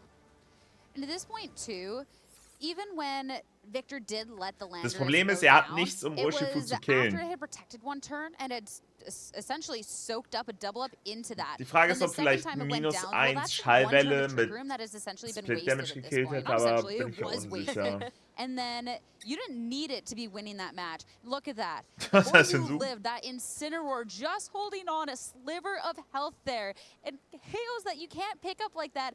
Devastating. Sure, the Iron Hands following that same thing. But the Iron Hands was dealt with once the Trick Room had ended.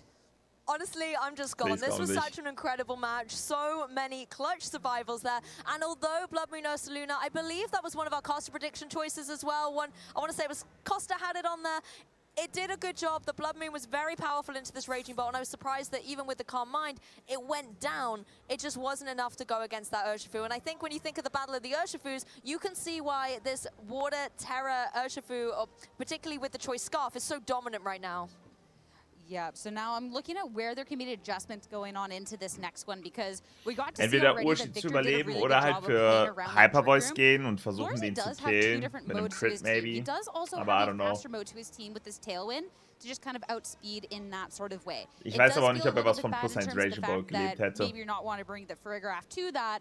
There can be priority, but we got to see Iron that Hands für Farigiraf, Fake all Out, it aber really got konnte er to nicht do machen, was set up the Trick weil er mit Room. Dragon It hit a Pulse tap in into den this Slot Landorus gegangen that ist needed to be von a double Iron up Hands, weil er anyways. predicted hat, dass der And Ogerpon geht, dann well, wäre it got Ogerpon so oder KO'd so and gestorben. priority was unlocked anyways. We got the Fako coming up from Victor, and it was kind of a little bit of a spiral from there. I agree. The Psychic going down into that opposing Landorus was very unfortunate at the beginning of the game. Yes, Farigiraf was able to go through and try and get that knockout later, but as you said, it kind of was underwhelming despite that. Even if it had gone for something like a Helping Hand and then Lawsy had called correctly the right target with that Iron Hands, it might have been able to play a little bit more of a role and provide more synergy. But I think if Lawsy wants to go for that Trick Room mode again, obviously you have to bring the Farigiraf, but maybe find a way to get one of those sweepers like the Blood Moon Ursaluna onto the field more effectively. It's even a case, too, that even looking at Ursi's team, I feel like it's really easy to get caught up in, hey, well, the Trick Room didn't go right. But there is even just like that Protect that made things go awry. So Spanien. either viable. We will see the faster option this time around. Leading to this game, too, it Ist will auch be the Banger, Tornadus and OBM. the Ursaluna side by side. This is definitely a shake-up for the books. Lawsy bringing in the Tornadus that isn't known for Trick Room, but instead known for Okay, Tailwind. Tornadus Ursaluna. Wahrscheinlich jetzt Tailwind Ursaluna. Go for a Calm Mind. Where this is tough, though, with the Urshifu being led over on Victor's end of the field, this threatens into the Ursaluna so much. So basically, you can get the speed on your end, but the damage capability coming out from the Ursaluna and the fact that you have an offensive Terra as opposed to a defensive one makes things a little bit tough. And if you're just having your Ursaluna Aber die sagen doch auch so Kindergarten und Poltergeist und Raging sowas. Bolt starts getting set up, well, then it's also going to be a really, really tough situation Ja, finde ich here. fein, So den being Play. able Jetzt to musst see du the nur den Blick swap und coming Storm out to hitten. potentially soak up a close combat could be Und a Raging Bolt ist trotzdem fantastic gruselig. switch. You have to know when to protect your Pokemon, and this is a fantastic adjustment here. The taunt Sehr coming quick. through, actually, really love to see. There's no Es gibt Calm Mind to come through from Raging Bolt sehr, now, but the okay, speed es is noch still going to be Taunt in the geswitcht. corner of that opposing Es Urshifu. gibt It sehr wasn't wild. blocking in that close combat, that's still with a critical hit, does huge damage to the Iron Hands, but critically the Ursaluna is safe in the back. Yeah, that is not the damage sponge that you want at that point. The taunt did stop the Raging Bolt from having that setup, though. It'll also be stopping it from a Protect. So it will be a Pokemon that Victor has to be swapping out if he doesn't want it to be falling into a potentially type of fate going on into this turn. Though I don't think it necessarily seems to be too threatened by either of these Pokemon right now. You could just start trying to deal a little bit of damage over onto Lorsi's end. And this is where we've seen Iron Hands be so good in previous formats. It's on the field now. It can go for something like the Fake Out, enable the Tornadus to be able to try and get some damage out on the board, particularly against the Urshifu that still has that fighting type. If you want to go for something like the Bleakwind Storm, as long as it's able to connect, that will still deal significant damage. Urshifu swapping out. -1 defense and special defense, absolutely no thank you. Incineroar coming in instead. This will also have the fake out pressure going in on that next turn. They'll clear Amulet onto the Iron Hands. No stat drop coming out from that Intimidate. Drastalization will be coming out here, though, quite early in this game number 2, and that'll be yet again the Raging Bolt. Victor's not messing around here, wanting to make sure the Raging Bolt, even though it cannot go for the Calm Mind, that it has that defensive capability and can still apply pressure on the field. Becoming the Fairy type does give it a lot of nice coverage, particularly against the Iron Hands. The fake out going down into that slot means Raging Bolt will not be able to capitalize on its shiny new form, though. Ja, man nimmt den Damage aber auf Raging Bolt trotzdem. Storm, a miss onto the Incineroar this time around. Now, Ictor is just going to be gaining a little bit of health back. Sure, you didn't necessarily get the boost that you wanted on the Raging Bolt, but you're not really taking the most damage anyways. We still haven't had Tailwind set up, so there could be the chance to just try and go for it now at this point. But at this point, it's like turn 3 and really not too much has happened. I'd have to start worry about the Thunderclap coming through from Victor's Raging Bolt there into the Tornadus if you want to go for another Bleak Wind Storm per se. So possibly you're right, the Tailwind could be the safer play here, or you could try and utilize the opportunity to switch up the board position. The issue again is the Incineroars here for Victor can go for that fake out, can enable the Raging Bolt to just get some damage off on the board, but that Tailwind has finally come into play. Be so risky to try and go for it when you can still be doing some damage, close combat. Okay, es hätte eben schon killen können. Super effective hit would be more than das war eben the roll. This time around. A big piece of Victor's eben war es scheinbar, also es war eine Roll. Damn. Start taking a little bit more momentum going on forward. Dragon Pulse now, the Iron Hand's already so low, and since this one doesn't have the Assault Vest, well, yet again, we're trading Pokemon. Aber jetzt kommt da Ursaluna halt überwild, ne? Considering the Tailwind is now up on the field, this could be a nice opportunity for Lorsi to bring in something like maybe the Ogerpon in the back to be able to capitalize on this. Because as you mentioned before, the Choice Scarf on that Urshifu still does cause a few problems for the slower Pokemon on Lorsi's side, even in a Tailwind environment. Aber mit dem Tailwind gerade sieht es ganz big aus. You have to make sure the attackers that you have are doing the most in this situation. So the Heartflame Ogerpon coming out, not surprised at this point. It is still difficult when staring down this Raging Bolt, the damage output that you can be doing at this point, but at least you do have ways to be hitting into that Urshifu with something like a Wood Hammer, and since this Urshifu is Choice Scarf, it doesn't have a Detect. Exactly. This is where things always get interesting for me when it comes to terrestrialization, because if you've got the Ogerpon on the field, you want it to start really trying to pack a punch and go through a lot of these opposing teams. Urshifu retreating here for Victor, wanting to keep it a little bit safer, maybe when when Tailwind is not on the field, and you can get that speed momentum once again. Tornadus just shutting down this Raging Bolt, does not want any Calm Minds, not here today, making sure it cannot go for any of those setup moves, as Ogerpon just goes straight out for a Wood Hammer, catches the Landorus, does about 2/3 of damage. There'll be a lot of damage done. Some recoil, though, and follow Das war halt stark von Victor. It won't be enough for the KO, but Victor knowing that, hey, there is a potential of a taunt, or maybe even just wanting to start dealing some damage into this Ogerpon, just going on the offensive. Does mean that, again, there is still no Protect going out. You don't have to worry about a setup. But now from Joshua, you have to look at options you want to have in here. I mean, it does have to be attacking time with the Tornadus. You've already set the Tailwind and the Taunt. What else can you really do? That's the thing. Tornadus is sitting very pretty on the field, but it's not doing a lot of damage. I think living in fear of that opposing Thunderclap that can come through from Raging Bolt. Raging Bolt shut down at the moment. He doesn't have a choice but to go on the offensive. Win-Con. Yeah, it could be the Dragon Pulse to be safe, or saying that, hey, what else can Lorsi really do? Go for it. Instead, but the survival, not very effective hit, and that is going to be a huge survival. Ivy Cudgel followed up.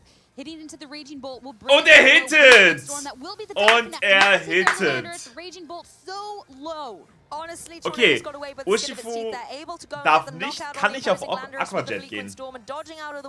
Aber hat noch Thunderclap. Das wird jetzt wild. And that is going to be such a huge survival going on into this. Urshifu's going to be coming out into the field, and again, Choice Scarf. You have to pick your move, and that is going to be the move you're stuck with for the rest of the match. Ogerpon, you do have to be worried about the fact that there is still that priority potential coming out from that Raging Bolt, but that is something that could also be aid around. I love this play by Lorsi here. You can go for something like the Follow Me, draw in the potential Thunderclap that threatens your Tornadus so heavily, allowing the Tornadus to go for that Bleak Wind Storm. It looks like it might be able to get the KO onto that opposing Raging Bolt, and at the same time, it's going to deal super effective damage to that opposing Urshifu. You know it can't terrestrialize. Raging Bolt's already done that. That will do some good damage as long as it can connect. That's the biggest if. Aquajet from the Urshifu, that will be the connect here at that point to take that Ogerpon down, and now down to that Tornadus. Thunderclap, since one Pokemon was already taken care of, well, this one's going to be fired off. The Tornadus will survive. Super effective hit in the Frequent Storm. Well, it's missing, and it won't take care of that Raging Bolt. The Urshifu surviving as well. Doesn't manage to sweep the Urshifu off the field either. It's still hanging on. I mean, what an interesting interaction with those priority moves as well. Even though there was the Follow Me, being able to KO it with the Aqua Jet enabled Raging Bolt to be able to still deal big damage, but it didn't get a knockout. Tornadus is still in the game. The issue, however, is the Ursaluna. What can it really do against both of these Pokemon, particularly when the speed is not on its side? Well, the thing is we still have this opportunity if we go for it, unless Victor wants to be trying to take care of the Tornadus on this turn. But this Ursaluna does have full health, and it does have access to spread damage moves. And sure, these two Pokemon have survived, but they're not necessarily too healthy. And what was scaring down the Ursaluna before, which was so scary, was the close combat. We don't have access to that anymore, and we still have the Terastallization. So you can get out of that water-type weakness and fire off this attack. That's such a good point, actually. The Choice Scarf completely locking it into that Aqua Jet. It's a huge amount of pressure on Victor to have gone into that move because it cannot switch it up for that close combat. Once again, the Blood Moon Ursaluna in this end game going for its Terastallization. The Hyper Voice will be devastating to both these opposing +1, aber Urshifu ist halt schneller. And that's the Blood Moon Ursaluna. Save for this Aqua Jet. It will be no speed. Jetzt ist halt die Frage. This Raging Bolt kann Raging Bolt Dings killen? Flo 5-2, let's go. We're getting so intense. Calm Mind. But Calm Mind instead. Okay. Ich check. But with this move, der will, also hofft, dass halt lebt. That's the thing, I think the Calm Mind has come too little too late. The taunts from that Tornadus have really helped out for this end game. Joshua Lawsey forcing into a game 3 here. And really showing with different modes to the team the flexibility that it has. Reim some really 4-3 situations as well. Of course, Victor having access to those priority moves was something you had to dance around the entire time. A super dangerous tango, but finding really good ways around that. And it was a really nice play from Victor to have that Aqua Jet into the Thunderclap. Ja, Ding ist schon echt sehr bulky. But the issue being you are now locked Egal, Reim, into jetzt noch die that Punkte holen. loses you that end game when you are staring down a full health. Jetzt noch 2 Wins holen für Reim und dann now we have to see in this game 3 holt er sich sein Worlds Invite. Ist auch geil auf der Europameisterschaft. Mode won me the game. It wasn't a free match though, and Victor now can play into that and has those kind of options. So I'd be really intrigued if he wants to kind of go back. Jetzt holt er sich hier noch die 2 Wins. Or just straight commit. For me, it was all about the Raging Bolt on Victor Medina's side. The fact that it was denied that Calm Mind, met that Thunderclap right at the end that finally was able to connect on the Tornadus wasn't enough to get the KO. I think with possibly a boost on it, it might have been able to try and do something. But unfortunately, not being able to get that defensive capability up meant that the Hyper Voice towards the end was also able to easily secure the knockout. This was big damage as well. In game 1, we saw the Incineroar just hang on, but then I think the follow-up here just enabled that one precious piece on Victor Medina's team to fall very early on. Ja, ist gerade ein bisschen schwierig, Bruder. And whether Lorsi knew that was supposed to be a roll or that he just got unlucky in that game 1 or not, being able to get the KO is so huge. Big survivals coming out too. I mean, that Ogerpon being able to take that hit to fire off, start dealing with the Raging Bolt. Ist crazy. When you look at how much was returned, maybe it Dennis doesn't seem 4-3, so okay, significant immerhin. at first, but it's the consistent damage that takes care of the Raging Die Bolt. sollen jetzt hier noch And Punkte even holen. that endgame, once it was finally not taunted, Calm Mind, well, it's Benny not going to help noch you in this 5-2, case. You've already Markus taken noch so much 5-2, wäre damage, big. and this Hyper Voice is more than enough to take care of things, especially in the Terastallized form. And Tornadus was able to sit very pretty on the field. I think in game 3, if Victor does see that, he might want to try and remove it from the field a little bit sooner. Stop it going for these tailwinds, stop it going for these taunts. Well, it's going to be big adjustment coming out from Lorsi, reminiscent of that game 1 here. Iron Hands Fergraf yet again, and Raging Bolt Urshifu over on Victor's end. Jetzt kommt da wieder der Calm Mind hier. Oh ja, aber das... Ist es Close Combat? Ist es nicht sogar eher Heavy Slam? Ist ja doch immer Heavy Slam gewesen. Der hat jede Runde geterrort. Ist ja safe Heavy Slam gewesen. Man muss auch mal was trauen. Mich immer noch 5-1, der Match läuft noch. Urshifu not going for a super powerful hit other than that U-turn. This will be a chance to pivot out and actually pretty significant damage into the Fergaraf, all things considered. Geil, den Heavy Slam Slam kommt dann gleich. Good chunk onto the Fergaraf to leave it in a little bit more of a vulnerable spot going forward. And particularly with the Landorus coming in, this is a Pokemon that can apply great pressure to the Iron Hands with something like an Earth Power going forward. To no surprise, finally for this Raging Bolt, it's able to get that calm mind up when it wants to. Kann man den Heavy Slam Damage? Wie viel macht der OBM? Ich weiß nicht. Hätte doch safe was gemacht, oder? Of course, there was no fake out coming through. The close combat Der hätte doch. nothing. Also ich sag, der macht 50. Oder ist er so fett? And that's going to be a special defense and defense drop for that Die Rache ist fett, ist so crazy. Not posting it in the best positions, even with the Damn, ich hätte nicht gedacht, dass das so schlimm ist. so in its favor. And it feels bad when you're taking all of that in return for a Raging Bolt that's taken 25% health. Yes, and now Iron Hand's in a dangerous spot. 480 Kilo. Some decent damage here, but the issue is that Earth Power coming through from the Landorus is going to hurt thanks to the close combat drop it took previously. I wouldn't be surprised to maybe see Joshua try and double down into that Landorus like we saw in Game 1, but if there is a Protect, it's going to be null and void. And it's whether Victor wants to go down that road again, knowing that Lorsi has that information or not. He will not. So this double up into it. First off, the close combat. We got to see it didn't do too much before, but the burger off, of course, being slower, and that follow-up there with that Psychic. Into the Landorus. Ja, es fehlt der Fake-Out-Damage. Oh mein Gott. Ei. Crazy, and now Dragon Pulse from the Raging Bolt will get rid of the draft. And I'm worried for this Iron Hands if this is an Earth Power going into it while it's at -2 special defense. Ei. Joshua Lorsi down 2 Pokemon early doors in Game 3. You might have the Trick Room, you might have the Dimensions, but Victor fully in control to be kicking off that Twisted Room, getting the double KO. Ursaluna and Ogerpon, an opportunity to get something that could be putting on more pressure in that Trick Room, but it is an uphill mountain from here. This is the thing, Trick Room's up, so you've got to utilize it. Moin.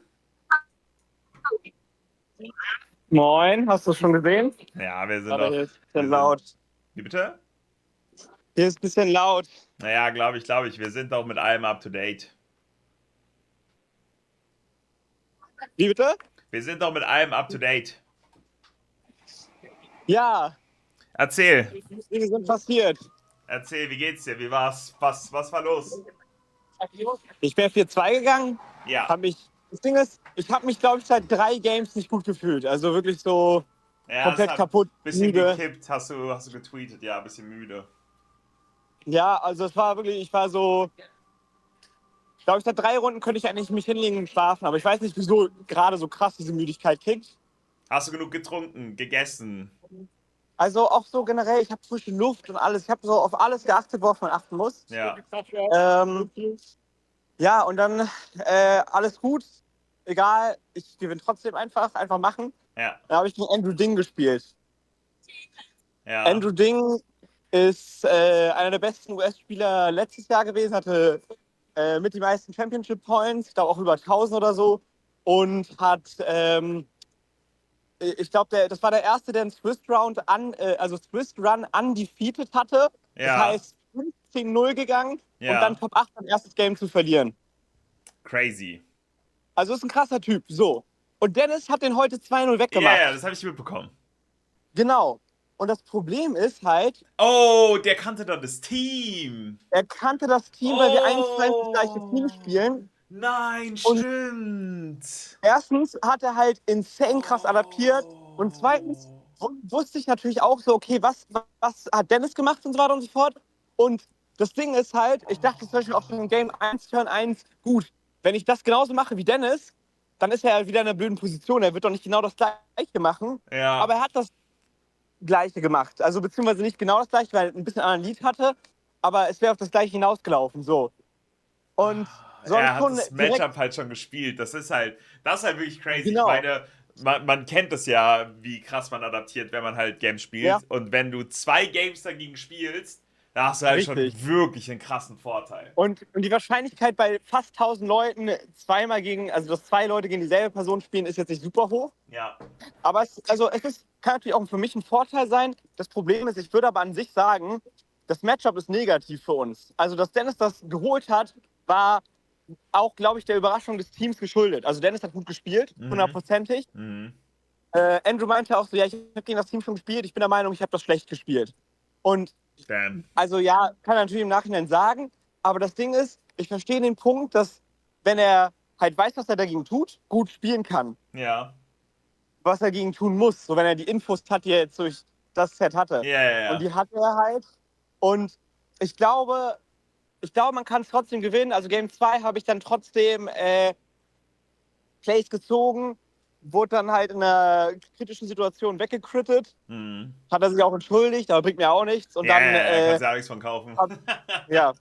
So habe ich dann halt verloren und dann ist man halt 0-2 gegangen. Und das war halt so eine Niederlage, die tut halt weh, weil ich hätte gerne das Game gehabt, ohne dass er das Wissen hat und ohne dass ich das Wissen habe, so gesehen. Sondern einfach clean rein, weil ich glaube, das ist halt schon, wenn beide clean reingehen, winnable.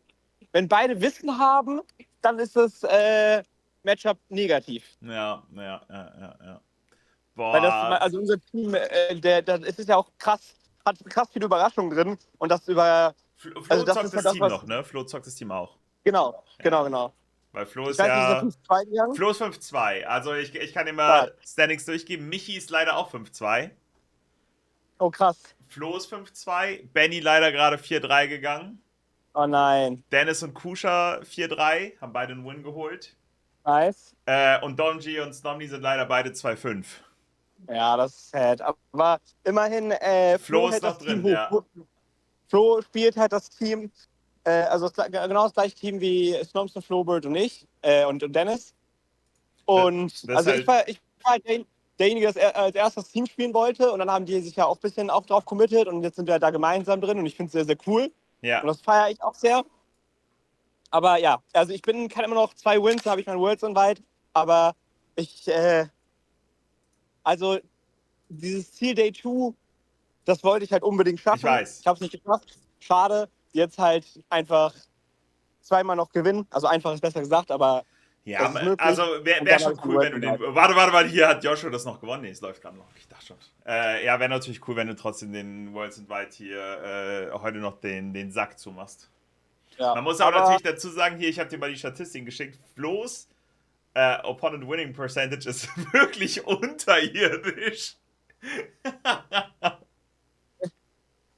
Das ist wirklich insane. Aber ist ja egal. Safe. Aber ja, vielen Dank, wie gesagt, generell fürs Routen und alles gut dran und es geht ja immer noch weiter. Ja, safe. Ey, wir routen immer noch alle für euch, ne? Also, gerade für Kusha geht es noch um Punkte, für dich geht es noch um Punkte. Dennis und Benny wollen wahrscheinlich auch noch die Punkte mitnehmen. Also, für Kusha und ich, wenn wir 6-3 gehen, haben beide unseren Worlds Invite. Ja. Das wäre geil, dann könntet ihr heute trotzdem, egal was ist, ihr könntet immer noch feiern.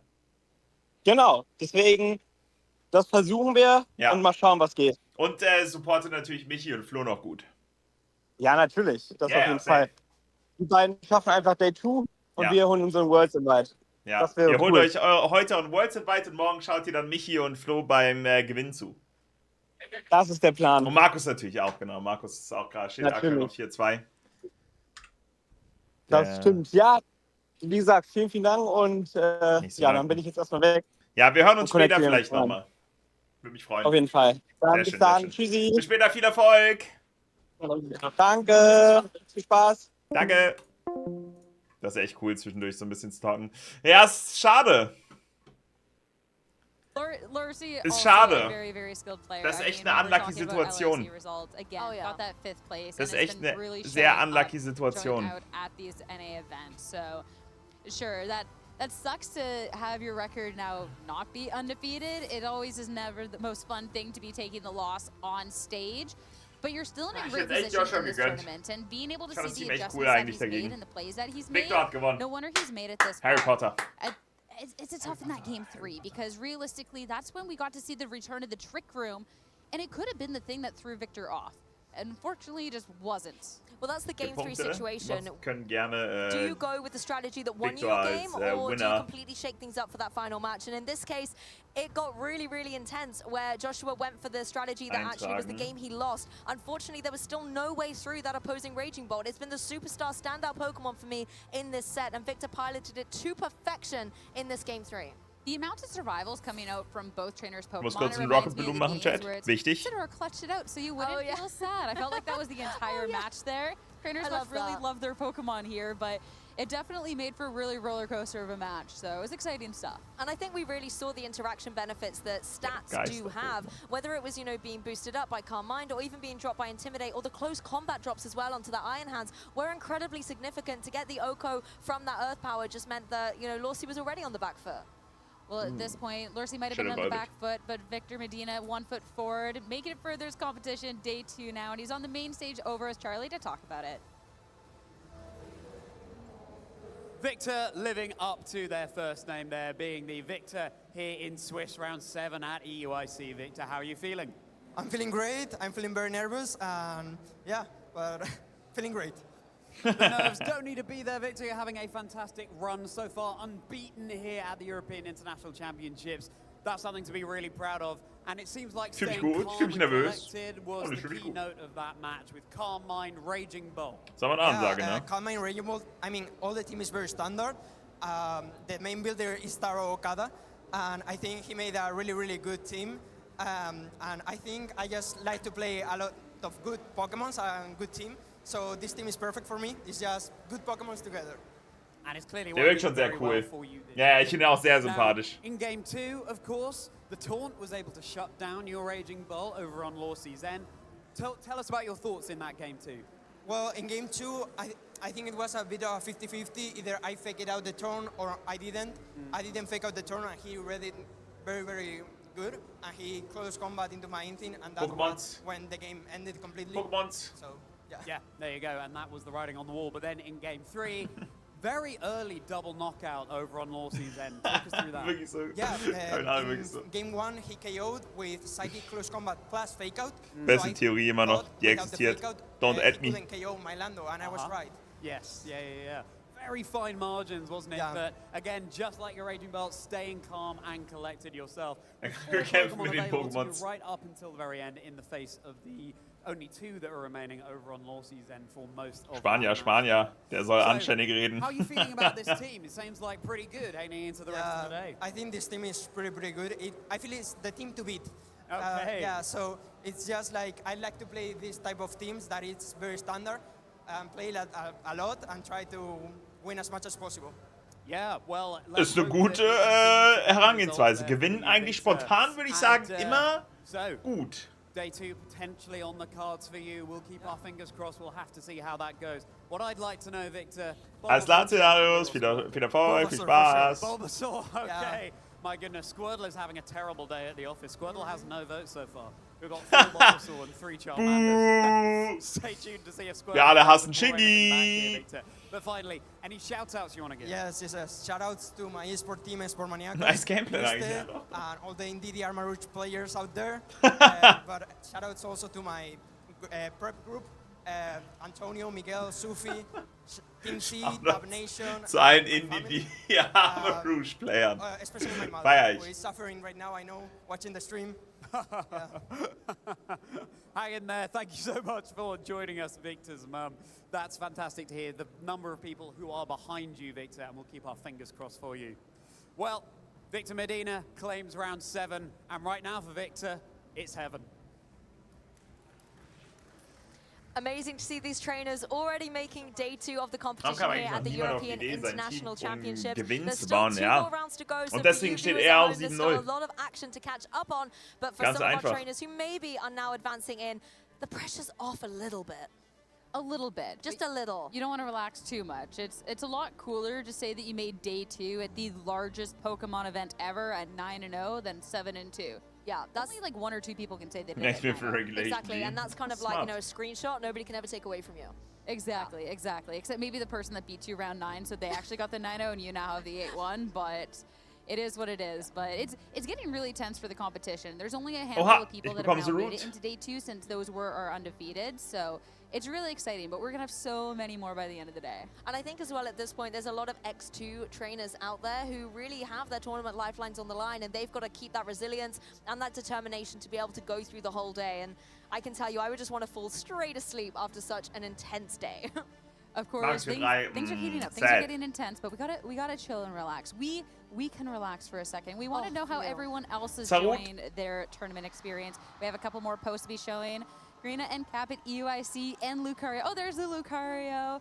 Okay. Hello, the Captain Pikachu as well is incredible. He is in full form, having a whale of a time here. Looks like that's in the Pokemon Center, and I absolutely love to see this. No, that's awesome. I need to meet Pikachu. I haven't met Pikachu yet. Can you believe that? Can you? Oh, I mean, I haven't met him at this EUIC so far, but I met him at the last one, and you know, he was dancing around, gave me a little high five. Definitely, even if you're in the venue, you know, watching this broadcast right now, go find him. I'm sure he's around. I just get nervous. Like, Pikachu's a big star. Oh yeah. You know, I don't want to. You know, I also have Lou the Pikachu right here, so you know, I'm the little version. Yeah, there you go. Leon. But you know, hope that you're having an absolute blast. You've been enjoying EUIC, and so glad you got that picture with Pikachu and got to share it with us. Next post that we have here, the Kitakami. Okay, hier ganz kurz auf Klo Chat. Bis gleich. What? We have been back here because there's so much to cover over here. Kitakami activity area at Pokemon EUIC, pretty cozy. Highly recommended to check it out when you come by. I'm going to that Tatsugiri fishing booth and spending my days there. If I'm late to broadcast, you know where to find me. I'm fishing for Tatsugiri. Yeah, I'm so jealous. Yeah, we're going to have to take a walk down there. Yeah, please show us your EUIC experiences because it is very different than ours. I didn't even know this was here. That's so cool. Parents' photographic adventure? Oh, look at all the pictures of the Pokemon in the background. That's so cute. You can see the little corfish. Oh, I love it. Absolutely amazing. We're definitely going to have a battle at the ring toss later. Oh, yeah. I will destroy you, but most likely because I have no hand-eye coordination. I will do better if I'm aiming for your hoops, if you know what I mean. If I'm aiming for like past the stand or aiming for like the wrong target, then I'm more likely to hit my own. Betrayal. All right, next post. We're not ruining this friendship over here, all right? That's what I'm looking at. Are we ready? Of course not. We're just gonna wing it. You mean we're just gonna slither wing it? Unfortunately, the Slitherwing did not necessarily, you know, pop off and go for that 7-0 record, but Harren was the only Slitherwing here at EUIC, which is deserving of so much respect. Honestly, Pyron, you have no idea the smile that Sierra is beaming right now, seeing the Slitherwing on the screen, and particularly with that beautiful card art as well. He's looking ferocious. Maybe will be picked up in usage following this just, you know, formidable presence. Everything about Slitherwing is majestic. Look at that stance. Like, even if Slitherwing didn't necessarily pop off, that stance suggests otherwise. That is like a do not mess with me, I will mess you up type. But he also looks so fluffy and cuddable, you know? You just want to go cuddle him. You might get burned and, you know, it maybe won't be so good, but just like how cute he is. It's pretty cute. He's pretty cute and fierce. Yeah, there we go. That's the category. That's the category. Here's viable paradoxes, not so viable, like cute and fierce. But some good stuff here. Of course, we won't see it on here. But if we're looking at the viable paradoxes, there's a couple of other ones kind of leading that charge. Fluttermane, Raging Bolt. Yeah, enough said. Yeah, and you know, I want to talk about another Paradox Pokemon I haven't seen a lot of today is Fluttermane. You know, when normally it is absolutely flooding the broadcast, I've seen it, you know, sneak in here and there, but I haven't seen it really rise to dominance. So when you actually take a look at the fact that only 42%, that's less than half of the competition are running it, it maybe has fallen out of the popularity chain. Yes, it's still one of the most consistently used, but what this is really telling me is that EUIC trainers are trying new things. They're maybe bringing more counters to Fluttermane as opposed to wanting to run it themselves. The interesting part of that conversation as well is obviously as a broadcast, we only get a really small sample size of the meta that trainers are thinking about.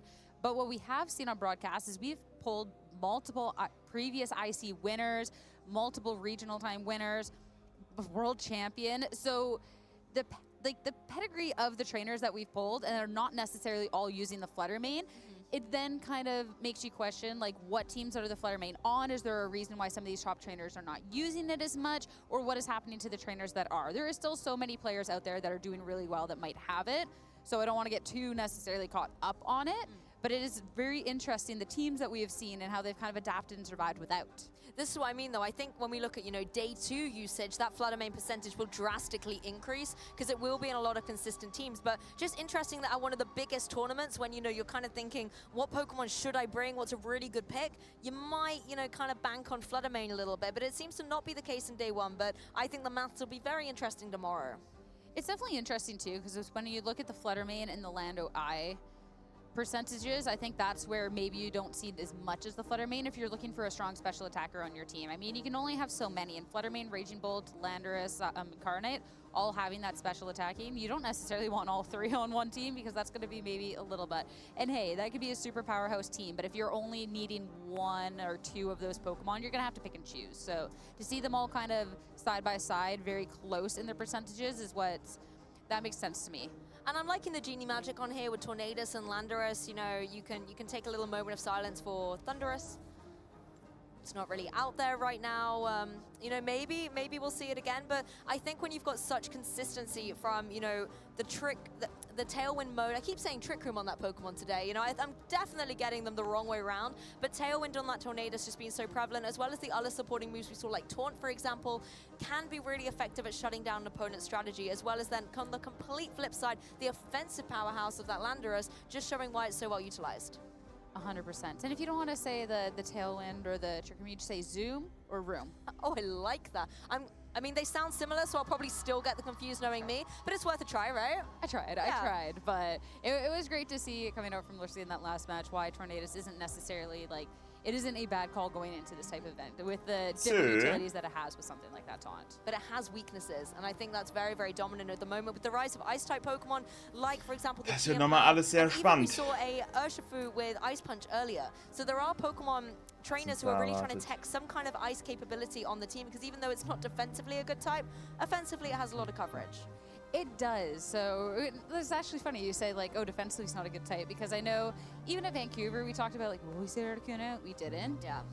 And we're like, okay, well, maybe EUIC, because this is where Articuno kind of started. Will we see it? Okay, well, not really, but I'm not too surprised. I'm just disappointed, though. Ein Streamer, ein Spanier, hat gerade 11.800 Zuschauer, während er EUIC streamt. Der hat 4-mal so viel wie der eigentliche Pokémon-Stream. Hä? Der Neolin EUIC ist krass, da sind kranke Leute. Das sind starke Gegner. So maybe isn't the most consistent choice. All right, well, wish lists. You already got to see your Gastrodon, but on the more atypical things that we might see that we haven't maybe necessarily gotten to see, what are you kind of hoping for in these next 2 rounds? Well, I'm not casting them, so it's okay to say. Yeah, that's why you can wish for, like, any crazy stuff that you're like, hey, I don't necessarily want to catch this, but, like, I want to watch. It's not necessarily, like, left field, but I just want to see some Dondozo. I knew Niemand! Niemand! Jemals! Nein, nein, nein, nein, nein, nein, nein, nein, nein, nein, nein, nein, I know that's the thing people are running at the moment, but I want to see it with Tatsugiri. I want to see the OG combination come through and, you know, show that you still can rely on it. Niemand jemals! I feel like we to a fast enough format now that I would be okay with a Dondozo Tatsugiri. Niemand jemals! Ooh, like, spoilers, we don't have the next round up. We actually have no idea. Du we weißt do have nicht, was weiß ich nicht. Though, as we're getting ready for our Swiss round 8. Sie wurde gerade gefragt, welches Pokémon sie sehen will, abseits von Gastrodon, weil wir es schon gesehen haben. Und dann hat sie gesagt, sie hätte Bock, Dondozo zu sehen. Da reicht's dann aber auch langsam. Adelung meinst du Adesu? Ah ja, auf Twitter gesehen, Froggy. Was nicht mit wegen dem Sabaton oder muss man irgendwas Spezielles schaffen, um mitzumachen? Erstens wegen Sabaton und zweitens, ich habe einfach nicht die finanziellen Mittel gerade so in meinem Leben zu traveln. Ja, aber es geht um Dondozo, Tatsugiri. Let's get into some trivia going on here. So, Oha. What was the first season that EUIC was ever held? Keine Ahnung. 2017? Ich dachte, es geht um Pokémon Wissen. 2016. It was 2017, so congratulations, Narayan. Thank you. Commiserations there, Corey. Dafür, dass du falsch lagst. Our next question. Who won the very first EUIC? And you have a multiple choice for this one, okay? Was it Michele Gavelli, Ben Kiriakou, Miguel Martí de la Torre, or Nico Davide Conieta? So that is Michele Gavelli, Ben Kiriakou, Nico Davide Conieta, or Miguel Martí de la Torre. Slightly different order there. What are you thinking, Narayan? I think it's Miguel. Yeah. I think it's Miguel. Okay, how about you, Corey? Miguel. Miguel as well. Easy. Yes, it was. Ja, klar. Latorre winning the very first EUIC. Now, thinking a bit more recently to last year's EUIC, which Treasure of Ruin Pokemon featured on the winning team? So you know the options: Wo-Chien, Ting-Lu, Chi-Yu, or the... What's the one I haven't said? Chien-Pao, thank you very much. What are you thinking, Orion? Ting-Lu. Ting-Lu. Ting-Lu. You know your history, trainers. This is fantastic trivia knowledge. Congratulations. So far you're on an unbeaten record, Narayan, and you've just dropped the 1 point. So let's see if this final question will turn it around. And that is, last year's EUIC was players with which regulation rule set? Was it A, B, C, or D? Narayan? C. Regulation C. Congratulations. Correct. So that means, Narayan, you are the champion of the EUIC trivia. Well done, and Corey, very, very well. Commiserations. Thank you very much. Für Bo. Oh, well. Well, there you go. There's so much more EUIC history to delve into, stretching back to the 2017 season. So make sure to check it out and make sure that you're tuning into all of the rest of the action this weekend at EUIC. 名前は海老沢空で、来たところは福岡県から来ました。Can it get through this one turn against the Amoonguss?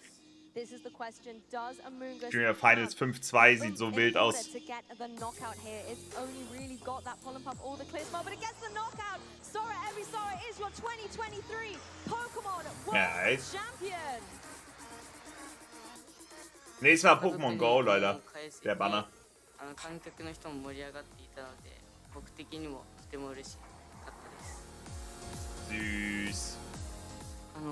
主な選出を決めて、このポケモンは有利だなっていうポケモンを、なるべく選んで使ってました。場所によるけど、行けたら頑張ってまたチャンピオンになりたいかなと思います。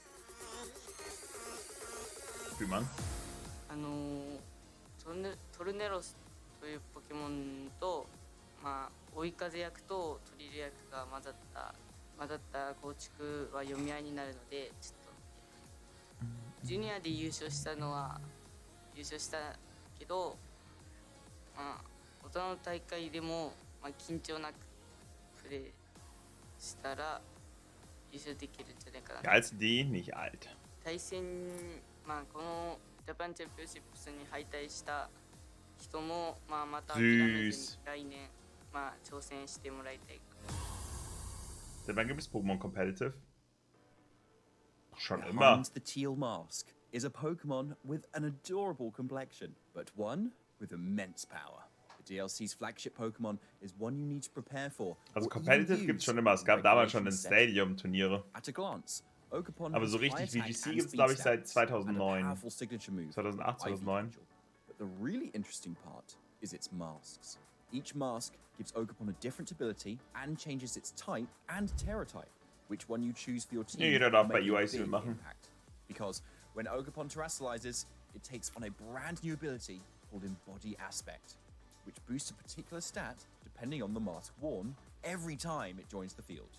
Ogerpon's default form is the teal mask, Pokémon Online Ace. Pure grass type. Its Defiant ability makes it a huge deterrent to intimidate users like Landorus Therian form. The teal mask is also the only form that can hold an item as well, making it highly versatile. And when you're on the back foot, you can Terra and get a speed boost to turn a match on its head. Holding the Half Flame mask makes Ogerpon a grass and fire type and gives an attack boost when terrored. Ivy Cudgel now becomes a fire move, complementing the grass coverage very well. And with Mold Breaker as the ability, you can crucially hit Heatran with fire moves right through its flash fire ability. With the Wellspring mask equipped, Ogerpon becomes a grass and water type. It has Water Absorb to heal up from water moves and makes great use of Follow Me thanks to the special defense boost it gets when terrored. Nee. Das kommt schon hin, Rick, dass der wird schon über 9 gewesen sein. Sturdy ability, so it can survive any one move. Plus, it gains a defense boost when it goes for the Terra to be able to take on even more attacks. Thanks to the vast array of abilities, types, das hier waren damals die ersten Battle Simulator, auf denen ich gespielt hatte. So trainers, which mask will you choose for your next tournament? Nee, warte, oder? Nee, auf dem habe ich nicht gespielt. Also du meinst wahrscheinlich den hier, Ace, ne? Den hier. Den Shoddy Battle Aber ich habe damals hier drauf gespielt. Das war der erste Battle Simulator, auf den ich gespielt habe. Das war der, auf dem ich damals gespielt habe. Nein? Okay, dann mein Pokémon Battle Simulator. Ich weiß nicht, falls du siehst, aber genau das habe ich gegoogelt. Whereas Blood Moon Ursaluna and the original Ursaluna are both war auch mein erster, ja. ground-type Pokemon, they also have key differences. Crucially, whereas the original Ursaluna is a preeminent physical attacker, Blood Moon Ursaluna has a very high special attack stat, and it makes full use of this with its signature move Blood Moon, a normal type attack so powerful that it cannot be used twice in a row. With access to Hyper Voice, another normal type move that deals damage to both of the opposing Pokemon, it's no wonder trainers often opt for the normal Terra type on their Blood Moon Ursaluna, and a held item like a Life Orb or a Weakness Policy, all of which boost the power of these attacks even further. Now you might think, well, I could just switch in a Ghost-type Pokemon, which would be immune to Blood Moon Ursaluna's normal type attacks, but you would be sorely mistaken. Blood Moon Ursaluna's signature ability is Mind's Eye, which allows it to hit Ghost-type Pokemon with normal and even Fighting-type moves, additionally preventing any drops to its accuracy and ignoring its opponent's evasion boosts. So how on earth can you counter Blood Moon Ursaluna? Ah doch, hier, aber das sieht man keine Dings. Keine Battles. Is very slow, so opposing trainers using this Save, auf jeden Fall, Rick. Often try to set up Trick Room to reverse the speed order for a few turns. Deny your opponent's Trick Room, and you might just be able to knock out Blood Moon Ursaluna before it can do all that much. Dusclops, ja, sehe ich nicht oder sehe ich? Which can additionally activate a weakness policy on Blood Moon Ursaluna with its Brick Break move. Ja, weiß ich nicht. Is weak to ghost and dark type attacks. So, one great counter would be single strike style Urshifu, not only because of its dark type Wicked Blow move into the Trick Room setting Dusclops, but also because its fighting type Close Combat is super effective against Blood Moon Ursaluna itself too, and it can break through Protect. Fluttermane is another good answer, pressuring Dusclops with a super effective Shadow Ball, and with its non-ghost type moves, hitting Blood Moon Ursaluna itself on its much more vulnerable, specially defensive side. In fact, single strike style Urshifu and Fluttermane both also make great teammates for Blood Moon Ursaluna. Ja, fühlt man Ace, fühlt man. Ich habe auch echt Bock auf Regulation G. Physical attacks to complement Blood Moon Ursaluna's own special attacks, and Fluttermane offers flexibility, a faster mode of battling that can operate outside of Trick Room. No Pokemon is totally safe from the huge normal type damage Blood Moon Ursaluna threatens, not even ghost types. Mind you, keep an eye out for this Blood Moon Beast, trainers, for it has the power to eclipse opposing teams.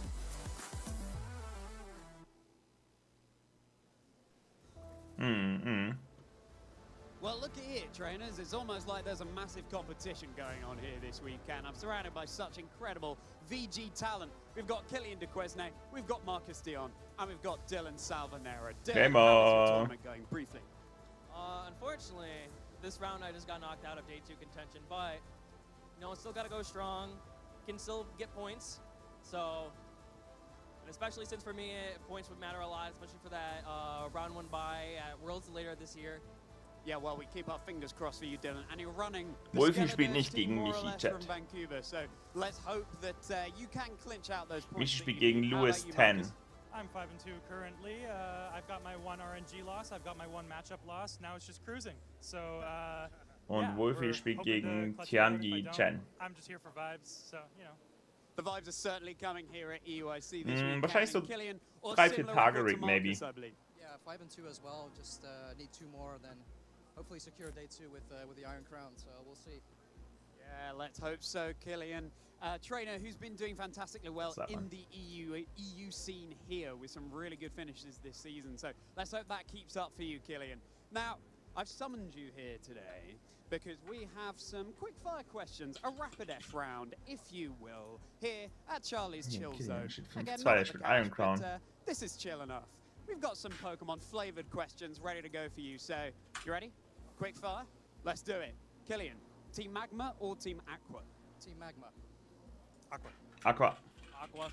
Aqua has it, and that's my favorite as well. So good choice, guys. Good choice. Fair enough, Killian, but not this time. Okay, Mac bike or acro bike? Acro bike. Match bike or acro bike? Gen Acro. 3. Oh yeah, Mach, 100%. Acro. Mac bike.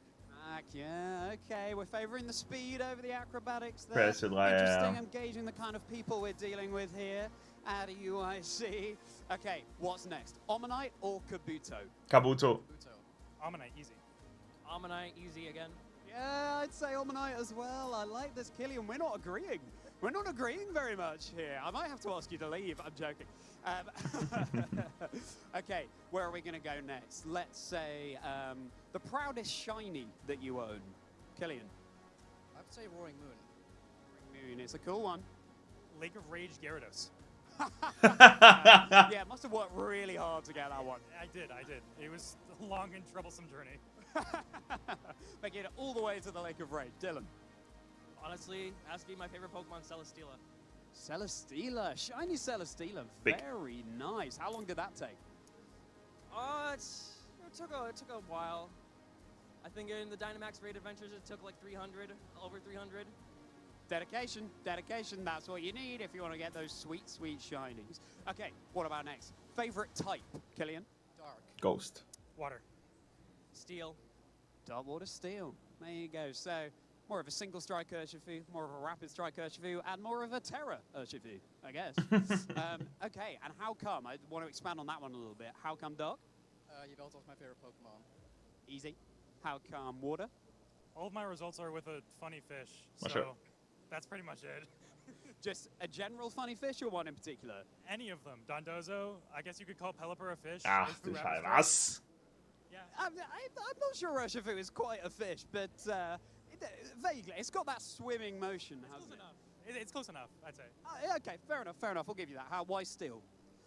A lot of cool Pokemon, Celesteela, Golden. Ist ja auch Geist hat viel zu viele coole Pokémon. Tanky offensive Pokemon. Pelipper ist mein Lieblingsfisch. Fair enough. Steel is the best defensive type in the game.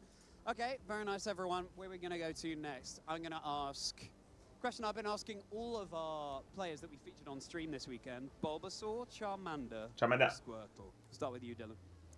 Ooh, this is a rough one. I have to go with Blastoise or Squirtle. Good, because no one has chosen Squirtle so far on stream. Marcus. Well, I'm also choosing Squirtle, and it's not for any, I don't really like any of them. It's just because I don't like the sun, and Charizard and Venusaur both benefit from the sun. So that's it. That's all. You say you don't like the sun as a person or just in Pokemon? Both. Both. Fair enough. I think you and I both need to put on the sun cream liberally, Marcus. How about you, Killian? Bulbasaur for me. Bulbasaur for you. Well, fair enough. It's a really hard choice to make, but it's good that we're showing Squirtle some love, finally, right here at EUIC. Okay, let's have one more.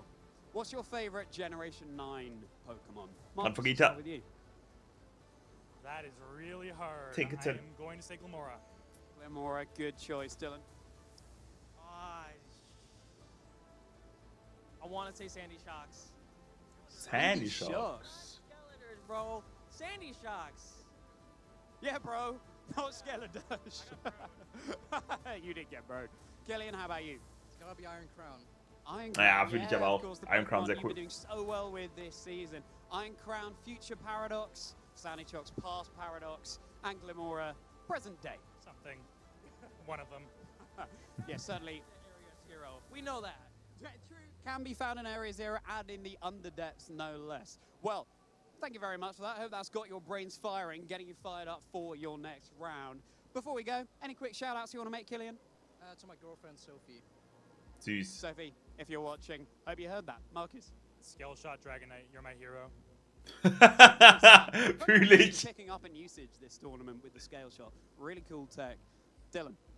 Mom, I love you, Mom, and also everybody in the Mason server. You heard it here first. Well, thank you so much for joining me, Killian, Marcus, Dylan. Good luck for your next rounds. We've got Swiss Round 8 coming up, trainers. Do not move a muscle.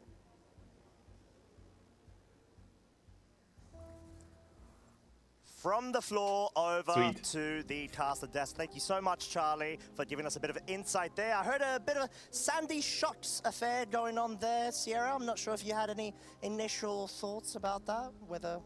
I don't really think I have many thoughts when it comes to Candy Shops because I frankly forget it exists a lot of the time. Not necessarily viable in VGC. Let's talk about some real Pokemon here, folks. Ooh, shots fired. I can't say that when I stand Slytherin, but you know what I mean. Hey, I was accepting it. I wasn't going to bring it up, but then again, you know, who knows? We'll see how Slitherwing. Sehen wir jetzt endlich Maurice on stream. That was in, or? One Slitherwing. Okay. Actually, I have to, before we hop into this real fast, was it 4-2?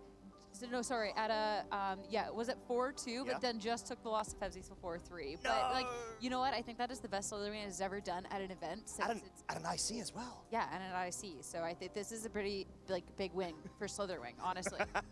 You heard it here. Yeah, it's a very good day.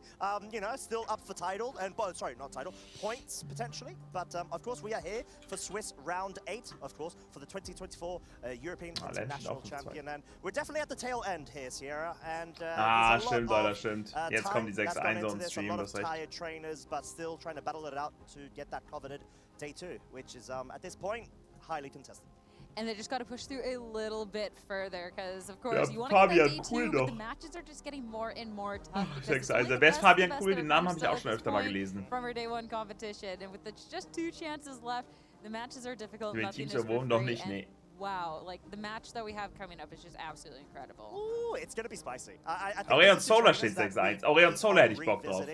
Season in, season out. We're gonna have representatives from NA versus EU, which is great to see. It's gonna be, if I'm not mistaken, Justin Tang versus Aurelion Suna.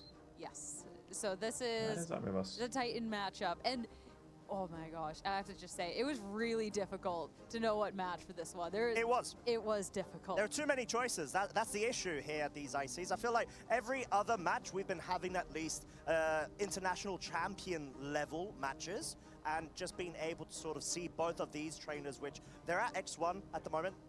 They're still in for contestant in order to go ahead and get day 2. Ja, haben wir letztes schon drüber geredet, Leute. I Aber have an idea. I watch one game, you watch the other, and we both darüber talken wir nicht.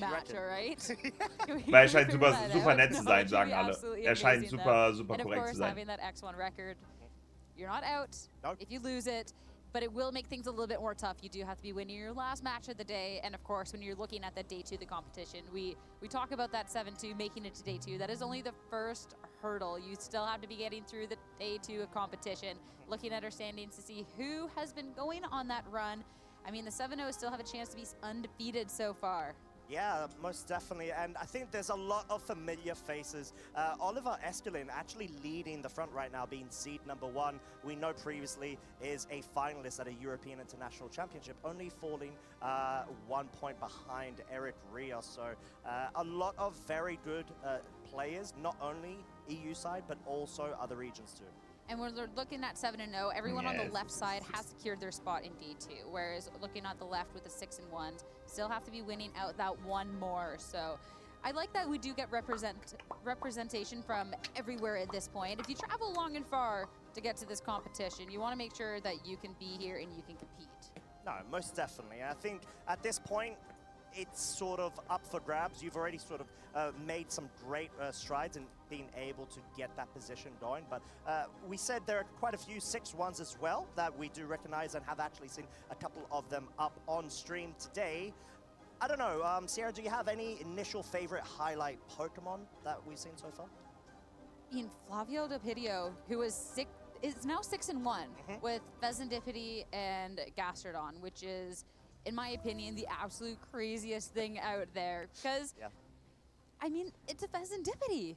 And we got to highlight it earlier, and it was a really tough matchup against a really strong player. And the Vezendipity, we did see the one-hit KO onto the Urshifu, which is really hype. Yes. But then, other than that, it seemed to struggle a little bit. But obviously, showcased so much more. So that, I think, is like one of the most exciting things for me. One of the most exciting. Looking at our notable matchups, well, like, you can tell what is then, you know, also on that list. We're going to be Aureon Solar, let's go. Versus okay, nice.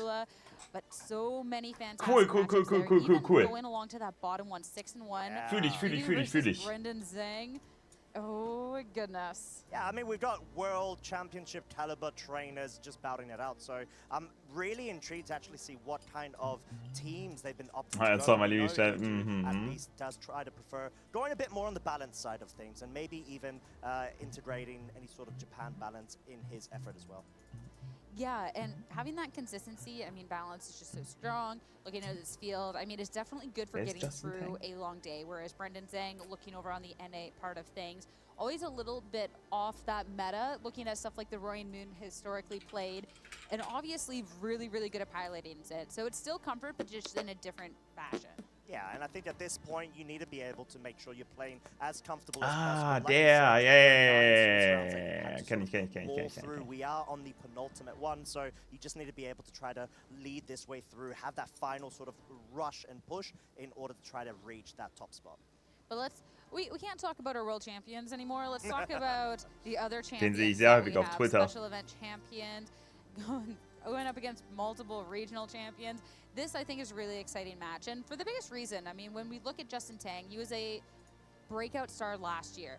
Whereas Aurelian Sula, this is a player that das wird ein cooles Game, glaube ich. aging up into Masters, I believe about a year and a half ago. Yep. And the accomplishments never stopped. I mean, special event earlier this year, incredible and consistently top heading. Yeah, they progressively kept on improving event by event to the point where they just Junge OWM, hast du deinen Kopf über die Tastatur gerollt? that same issue another 2 times in a row, and most recently, of course, the Utrecht special event, running 16-0, undefeated through the finals, unfortunately only falling through to Nikhil's Articuno team. That's the rough part. So it's a story of redemption, which I think is cool. And hey, I would take a bunch of second places at regional special events if it means that I can get the first place at the international following, right? I think it's a good trade-off. Yeah, no, it most definitely is. So I think being able to sort of reach that point where you can be a bit more confident in your play, get that consistency going, is really key here. And it's been such a great highlight. Okay, ich hab Bock. So many Welche Decks werden gerade im TCG gespielt? Come through with it. And now, as our players are Lostbox gegen Lostbox Giratina. Okay. Auch stark. We've seen a lot of this. Okay.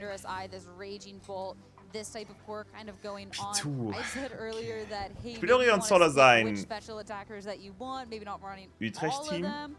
Aurelian said, hey, I'm running all of them, and this is just a team made of some of the strongest Pokemon we got.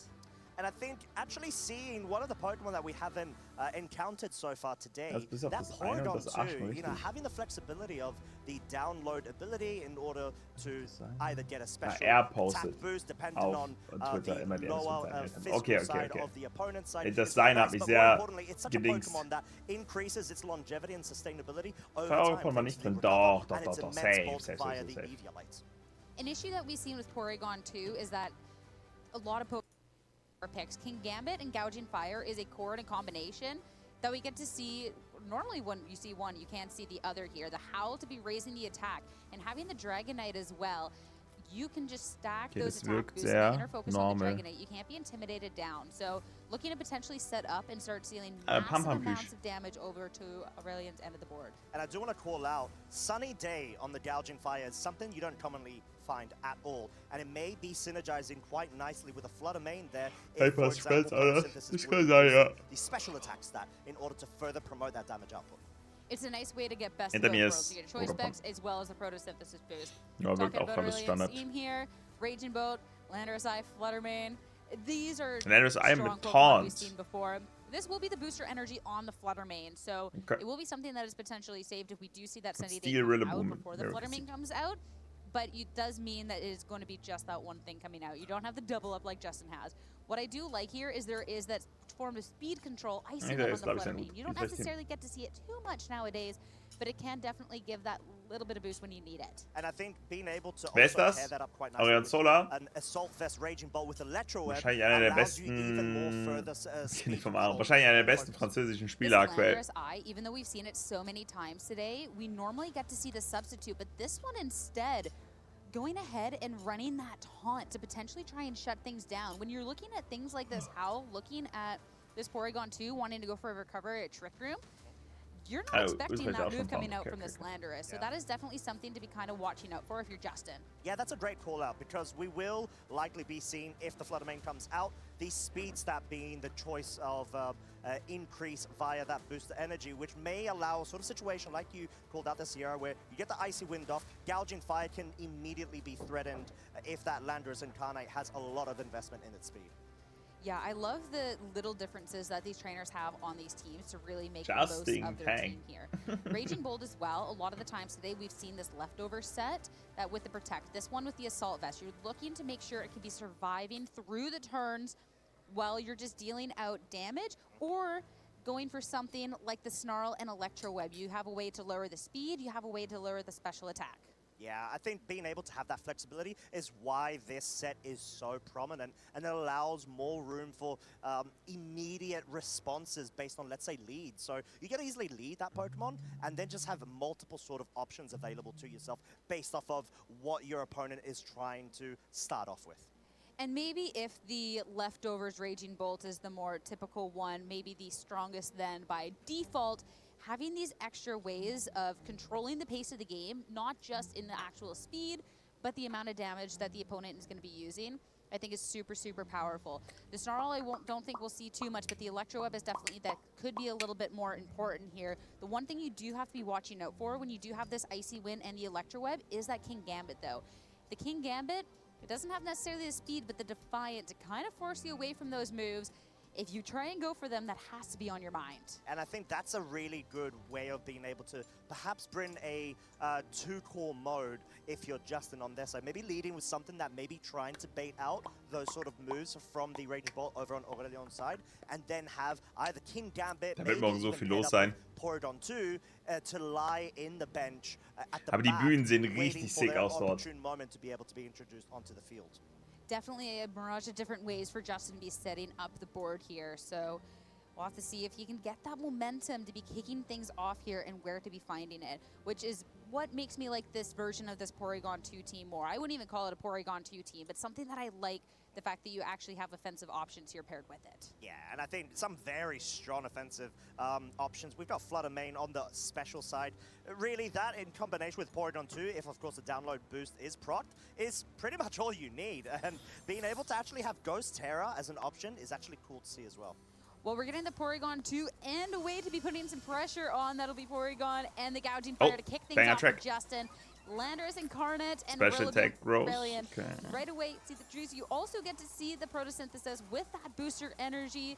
The speed, no surprise there. Yeah, none at all. And we did actually see the special attack increase as well via the download, which automatically adds a lot of pressure over on Aurelion's side, and maybe even a focus down from them too. Maybe the fake out will likely try to target down the Porygon 2 because it just has a lot of room for being able to maneuver itself. But more importantly, the Gouging Fire always does have the option of going for any sort of offensive move straight off the bat. It's whether you want to keep the Porygon 2 honest, or if you're worried about the potential of that Terra Ghost coming out and making sure that nothing's going to be happening. The Terra that is coming out, though, will be the Landorus Incarnate, making sure you're not going to be taking a bunch of damage from that potential Ice Beam. No fake out on the Porygon 2, instead into that Gouging Fire. Oh, das ist aber big. Porygon 2 can attack, but might not be for much. Sludgebomb, nicht für Might not be for much at all. However, falls er wahrscheinlich. Down in that slot. No Earth Power there. Maybe anticipating a terrestrialization on that side of things, but the Ice Beam focus does target on the so really nice defensive. Von den 3-9 mag ich Windewurm wahrscheinlich am meisten. Darius, was geht? A lot of more of resource management versus Justin. That is still a lot of damage. Ich weiß immer noch nicht, was ich von Gouging Fire halten soll. Der stört mich irgendwie immer noch. Coming out from Aurelion, sure, your Terra has been spent, but this Porygon 2 is not offering that same amount of pressure as it did once more. Sure, the Ice Beam into the Rillaboom could do a bunch, but bringing the Dragonite in here means that you're not going to be taking a super effective attack. It'd just be Protect, something we don't see too often coming out from Rillaboom. Yeah, especially a company like that Meadow play. But at this situation, being able to get that additional attack boost over on Dragonite's side with that switch in via the Howl is such a nice little side play from Justin. As the Gouging Fire is now down for the count. All it needed was, of course, that guaranteed 2-hit KO via the Poison Terrestrialization of the Sludge Bomb. Get that attack boost while you still can, and a free opportunity to be pivoting into something that can help you a little bit more here. Porygon 2 coming back out onto the field. Dragonite at the +1 at this right now. You still have that Life Orb, so you're at the +1 and ja, ich finde mittlerweile Raging Bolt und Windewurm finde ich übertrieben cool. Earlier on in the day. And the Gouging Fire likes that speed because it has that booster energy, but Now that you have this Dragonite on the field, something like that Trick Room to twist the dimensions in your favor could actually lead way for this Dragonite to do some damage. And it's such a nice little interaction, being able to essentially have that Howl support on the side. Not only do you have the equivalent of, let's say, a choice band on your side, you've got additional damage and the potential of being able to freely select your moves and get any sort of protects into it. Dragonite Terrestrialization, normal type, and extreme speed. This has been used so much in VGC so far. No surprise there. More than handedly enough to take the Landorus Incarnate down. This Trick Room's not going to be for the Dragonite. It's going to have the priority, but instead the Porygon 2 can do it for itself and get the dimensions in its favor. Of course, it will be after an attack coming out from this really stark! Stark! It's going to be trading KOs. Stark! So much damage being damn, big both play. Sides of the field. The Dragonite, even though it did get that huge KO onto the opposing terrestrialized Pokemon, does have to unfortunately forego that mechanic as the Trick Room is now set up. So this may be a bit of a setup of perhaps in Kingambit entering that Trick Room mode phase of the game. That still hurts a little bit. That Woodhammer would have been initially resisted so much had there not been the Terrestrialization, but anticipating that, hey, I need a little bit more with this extreme speed, going out of it and then going to be a neutral hit, so definitely tough. You do have now the dimensions in your favor. Ogrepon Heartflame going to be hitting the field over on Aurelion's end here. Looking over at this Ogrepon, there's not going to be the double Grassy Glide coming out, but still a lot of damage if given the opportunity to attack, which it looks like it could, because Kingambit sometimes needs to set up a little bit before it could deal that massive amounts. Yeah, exactly. Unless you could get any sort of stray, snarl, or electro webs, but none of those are, of course, in play this game. But Kingambit, maybe in combination with Porygon 2, if you double up on one side, may be able to do enough damage. You see the nods coming out from Justin. Protect onto the Heartflame. Ogrepon is the double up into the ja, Rillaboom gedouble-targeted, ne? And Terra Blast from Porygon to the follow-up. Boah, beide echt strong gerade. And goes down. Yeah, enough damage, of course, really well read there from Justin. Sehr strong von beiden gerade. To identify the correct and appropriate focus down there, the protect, the Spectre Shield Urshi would have been great auch if sehr Aurelion big. did, of course, bait that double in, but being able to sort of forego that. Now bring in the Urshifu, it does have a really good chance of being able to at least pick up a KO here, but the redirection is in play. Aber Justin follow me. Make sure that everything's going to be targeted towards that, and you keep that Urshifu safe. Assurance will be the first to act there. It's still going to be above ground. That could be such a dangerous attack, but not at that point. But the follow-up Terra Blast from Porygon 2 is putting in the work. Wow. Okay. All of a sudden, you see this combination, even though the Kingambit Close Combat in Kingambit raus. It deals so much damage, but guess what? Jetzt kommt der Close Combat in P2. With a KO of the Close Combat there, so the redirection really coming in clutch there. Aber vorher bringt der Terra Blast ihn auf den Sash, beziehungsweise vielleicht detectet er auch erstmal eine Runde, wenn er die Detect hatte. Ich glaube, wenn er Detect hat, der ist ja eh Sash. Wenn er Detect hat, dann detectet er hier und drückt jetzt zweimal Close Combat. Yeah, as we do have two Trick Room turns remaining, Aurelion wanting to go ahead and burn that additional turn. Der drückt jetzt halt zweimal Close Combat. In order to get two consecutive close und dann sollte es das... Oh, er geht für den Freeze. Oh, okay. Okay. With the Trick Room aber starkes Game von beiden, starkes Game. Will be able to pick up the KO on the next turn. Yeah, very well played end game from Aurelion, being able to capitalize off of that. You do have the really nice addition of the follow me redirection on the Ogrepon and the duality of being able to optimally choose the mode that you want to go for, as Aurelion's going to go ahead and pick up this game one. What a match between these two trainers. We knew it was going to be a good one, but coming down just to the wire. Now we have to see where we can change things up in this game too. And that's always a hard one when it's such a tough match and such a close match, because it could have just been a roll at the end. You could have had the roll, it could have been the freeze. There was a couple of different things. Both players really playing to capabilities. I think the biggest thing that calling out to me is the Dragonite Terrestrialization. But also, if you don't Terra and you don't get the KO, then it also would have been something. Das war ein Schlagabtausch. Beide sehr gut gespielt. Yeah, the sort of maybes. Woodhammer und D-Knight war halt insane, ne? And the Dragonite switch in at the opportunity. Das ist halt crazy. In order to be able to capitalize off of that, maybe the Landorus was within range, like you're saying, Sierra. Und der ist sogar richtig gut. Die Frage ist, hätte E-Speed ohne Terra Landorus trotzdem gekillt auf plus 1, maybe. Pokémon Go ist immer relativ schnell zu Ende. Yeah, das geht sehr so schnell. Und da sind natürlich auch the weniger one, Leute da, ja. and hey, maybe we'll know now in this game too. We might see a different path going Aber die on kommen from immer there. sehr schnell So durch. it's one of those really, really tough calls. I like the little shrug. You might not have been at that moment, but I'm gonna pretend that it was. That is how I'm feeling it. But yeah, it was definitely really, really close match. I'm really surprised at the amount that Porygon 2 is able to accomplish in that. I know it got the trace into the special attack, which is going to be helping it out. But still, it was putting in work once it got that Trick Room set up. Yeah, and I picked up on something very interesting. The King Gambit is confirmed to be slower than the Porygon 2 under terms of Trick Room, so it was able to move first. And that's not usually the pair-up synergy combination you would expect with Assurance and Porygon 2, so maybe that's sort of like an anti-hard Trick Room mode option of offensive pressure that Justin can sort of apply depending on the matchup. I'd be looking more at this Assurance with the other faster Pokemon that Justin has on his team. If you have this Fluttermane with like a Dazzling Gleam or Gouging Fire with the Breaking Swipe, you have these spread damage attacks that, hey, especially with the Gouging Fire, you get the other capability and you get to follow it up. We're talked about, to quickly say about the Fluttermane though, and that's what we're seeing from both players coming out in this game too. Paired with the Wellspring Ogerpon on Justin's and Landorus for Aurelion. Yeah, we've got choice specs on one side versus booster energy on the other. The booster energy does have the option of opting to go for immediate speed control in order to guarantee the outspeed, but then it has to be very cognitive of a terrestrialization of the Ogerpon in order to essentially take all of the especially offensive output that Aurelion does have available. This one's always difficult when it's a Fluttermane v Fluttermane, but it looks like Justin might get this Kein Terror von Landorus. Coming out Aurelion's Fluttermane.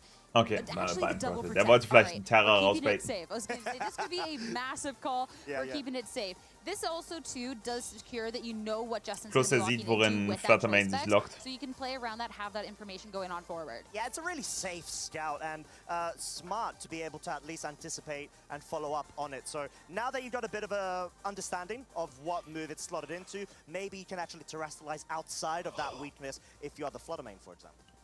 Yeah, and Aurelion, you now know that, hey, there is the Shadow Ball. You saw that it was targeted into the Landorus, but you do have to be aware that it could be targeting into your own Fluttermane and either go for the terrestrialization, spend it right on this moment, which does mean your Landorus can be weak to something in the back, and you already saw the Porygon 2 earlier, and Aurelion doesn't know if it was brought this time around. Oh, er hat so geschaut, der war nicht happy. Oh! The double connect in King Gambit, it might be slower, but it's definitely going to get stronger with the Defiant now activated to give a plus 2 to its attack. Yeah, this is going to be an absolute... Oh! Oh my God! Barely does Earth Power. From Aurelion there in anticipation of the switch up. Shadow Ball is enough. Okay, aber das ist actually gut, dass killt. Justin has picked up a KO and also has a +2 King Gambit. That survival was key, and not being able to get rid of it. Sure, it is a slow Pokemon. Sure, it's on a sliver of health, but you do have the priority. Facing off that Urshifu kann ihn halt zackern. Time though, since there is going to be something that can be outspeeding, and King Gambit, sure, it might resist the dark hit, but it can't quite at that health. But then focusing that down, you are then at mercy at the Fluttermane. Flutter ist in Shadow Ball gelockt. And already, even just looking at the fact that there's Shifu over on our end, it doesn't have a defensive Terra, so you're still actually going to be taking a lot of damage from that potential Fluttermane in the first place. Yeah, and I think the important part there is to be able to at least break that focus sash to allow your Pokemon in the back to be able to capitalize off of that. Maybe a fast Aber der Earth Power Play auf Gouging die Gambit war ja insane. allow yourself more room to be able to enable the Weil da stand eben noch Ogerpon. does feel a bit threatened at this current point. You crazy. can break the sash, but you're likely susceptible to a KO. Yeah, so Fluttermane going to be swapping out for Lucas, that reason. Sure, you're pressured into the Urshifu, but also playing it safe. Bring the Ogerpon in onto the Dankeschön für deinen field Resub, Lukas. Vielen Dank. King Gambit. Ja, da kommt der Sucker Punch, sag ich ja. Priority, but I am the faster priority. Take it down. Perfect Pokemon. Warte, warum Fluttermane? Ich war gerade, warum geht der in Ogerpon? Sludgebomb wäre ja auch gegen Fluttermane voll okay gewesen. Just barely, and this is a Pokemon that is so well known for its special defensive hold. Obviously, it hasn't been able to capitalize off of terrestrialization and have the +1 and removal of the grass type, easy Shadow Ball in typing, should I say, Landorus, to take that a bit more better. But the most important key factor here is the survival. You do at least have the option of a redirection and maybe start setting up this Gouging Fire. And only the Gouging Fire with the redirection on a low health. Aber der kriegt ja... Don't think it's going to make it too Sucker far, Punch, okay. though it was an attempt at the Sucker Punch, so that is going to be null and void. Howl will bring an attack boost to both of the Pokemon currently out on the field. Let's go, Making sure okay. at least the Gouging Fire in the following turn. Lord, Ausrufezeichen EUIC. Take it out. But no, Landorus will be attacking into it. No reason to try and set up anything else. And that is already going to be final two Pokemon for Justin. Yeah, this is a lovely place for Justin. He's trying to capitalize at least off of the momentum that he's able to get with that redirection. Now you know the Flutter Mane has to lock in. So you're either going to go for the Dazzling Gleam lock-in and at least try to get the Breaking Swipe, break the Focus Sash, and either force a Breaking Dazzling Terrestrialization over on Aurelion's side, or at least deal so much damage that Aurelion's going to start running out of resources. And you do still have your Terra, so you are threatened by the Sucker Punch over on the opposing end, but going into the Terra, you can then defensively make sure you can be taking that hit a lot better to try and make sure you can be doing as most that you can on this turn. Yeah, as we do see the Terrestrialization, muss it is going to Terra be the Fairy, wegen Sucker. and it is going to be trying to go for absolutely ridiculous amounts of damage right now. All right, Landorus, that will be the Protect, though. Not wanting to take that ridiculous amounts of damage potentially coming out here at this point. As Sucker Punch will fire off into the Flutter Mane, taking that hit just so much better. It'll actually be a Heat Crash, not the Breaking Swipe coming out. So instead of breaking the potential Sash, instead targeting into the Landorus, the Dazzling Gleam, it'll do so much. But of course, no Sash broken means that Urshifu will stick around. Yeah, it will indeed. But I actually quite like this position for Justin because at least you're limiting the switch out potential that Aurelion has on their side. So you're forcing the Landorus to either take all of that damage or Terrestrialize or have to switch out. And that'll be the thing there. So the Landorus sure you protected past turn. Oh! And hits it 1 in 3. Oh! You're gonna get it this time around. Sucker Punch, a little bit more damage onto this Flutter Mane. It's gonna be huge. Heat Crash. Null and void. You see the look on Justin's face. Yeah, he's not gonna be happy. That is a very unfortunate situation. Like Aurelion playing to their outs, naturally speaking, they want to be able to allow more room for that final fourth Pokemon to contest with the Terrestrialization mechanic there, and at least force a 50-50 mind game on what Justin needs to anticipate and focus down on. So hence why you see such dismay in Justin's face. Wird mit Ogapon Terran Sometimes wahrscheinlich. you just have to go for it, and if you hit it, it pays off in dividends. Heartflame Ogrepon, the last and final Pokemon for Aurelion here, and now this is where we'll see that Breaking Swipe come out. But at this point, two spread damage attacks. Like, will you even get the amount of damage you need? Yeah, maybe Aurelion can try to focus down getting a third Protect, but no, we got Ich glaube, der lebt sogar einen Dazzling Breaking Swipe, oder?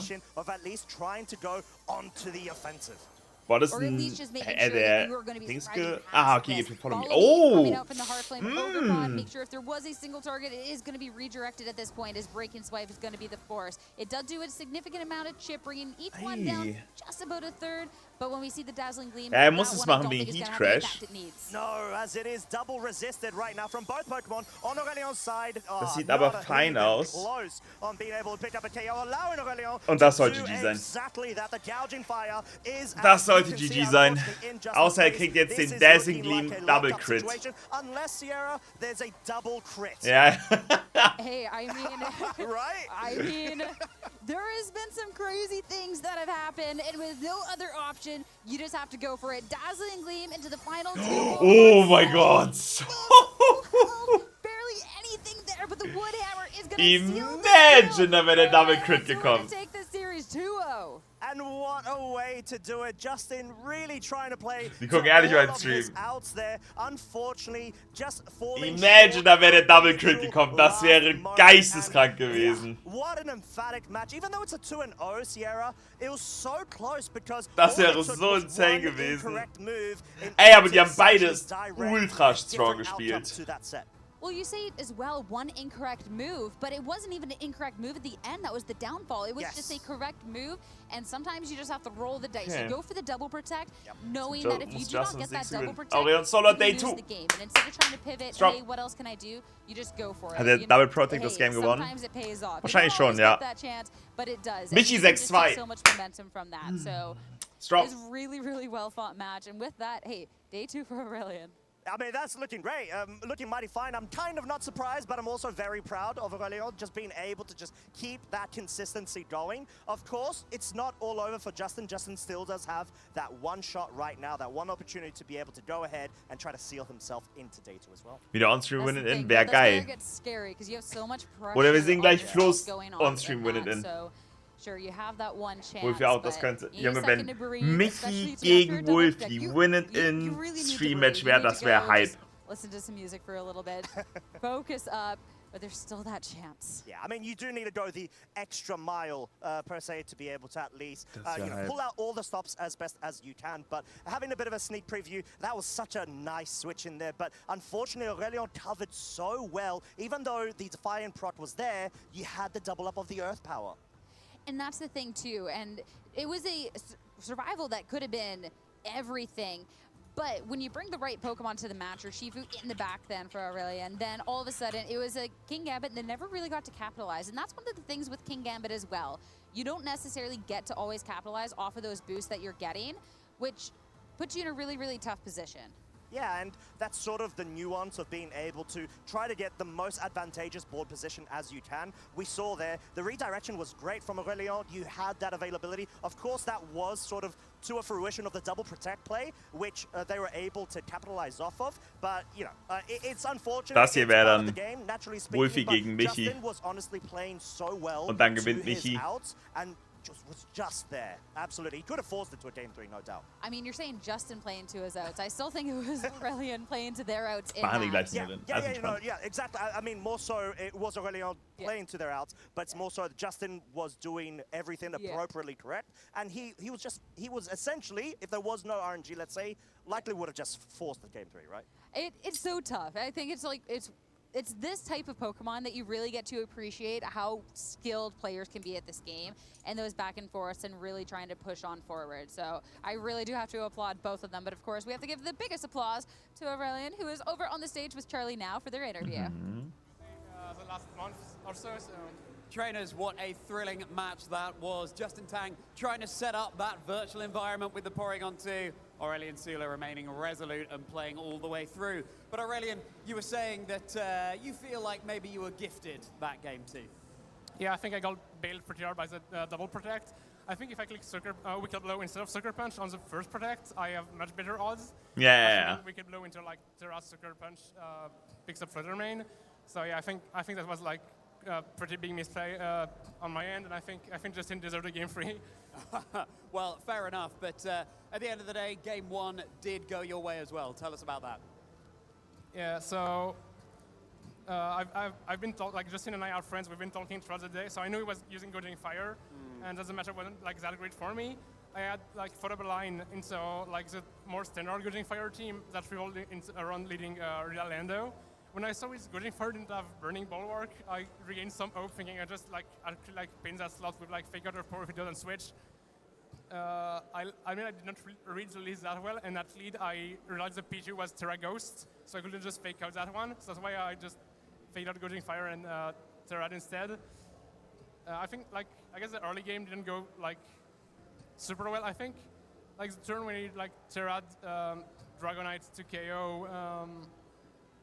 KO Lando, and I managed to KO Dragonites. That's Terra Dragon playing for something that's neutral to grass. I think that's I was quite favored after that turn. I just had to like not get frozen, I guess. Yeah, absolutely. It's not.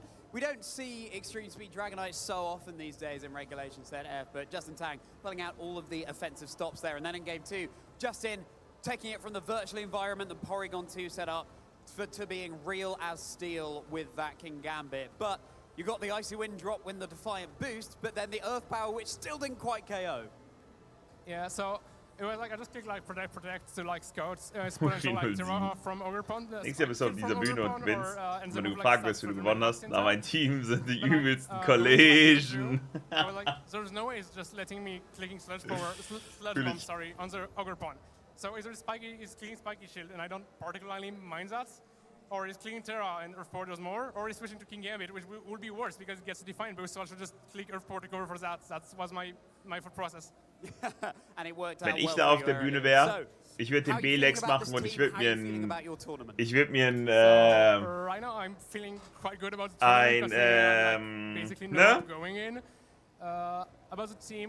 Translator ranholen. Ich wäre viel zu aufgeregt, um dort auf der Bühne vor 1000 Leuten Englisch zu reden. Kann ich nicht. Ich würde sterben. Ich würde den B-Lex machen.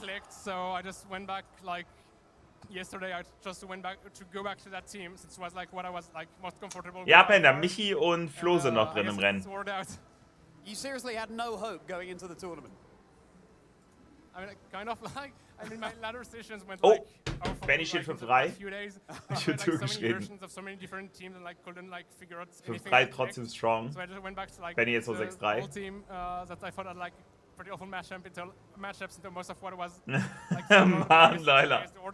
Yeah, absolutely. That's the Aurelian Sula difference, everyone. Now, Aurelian, I want to know. Aber wenn ich von diesen 1000 Menschen dort stehe, dann ich könnte nicht normal Englisch mit den Leuten, also dort so ein Interview geben. Das kann ich nicht. Oh, it's Charmander. Squirtle is having a terrible day. Charmander, ja, Aurelian. Let's go. For Charmander. There's no Squirtle yet, so or at least Royal Players on stage there isn't. So ja, genau, Bam. Same.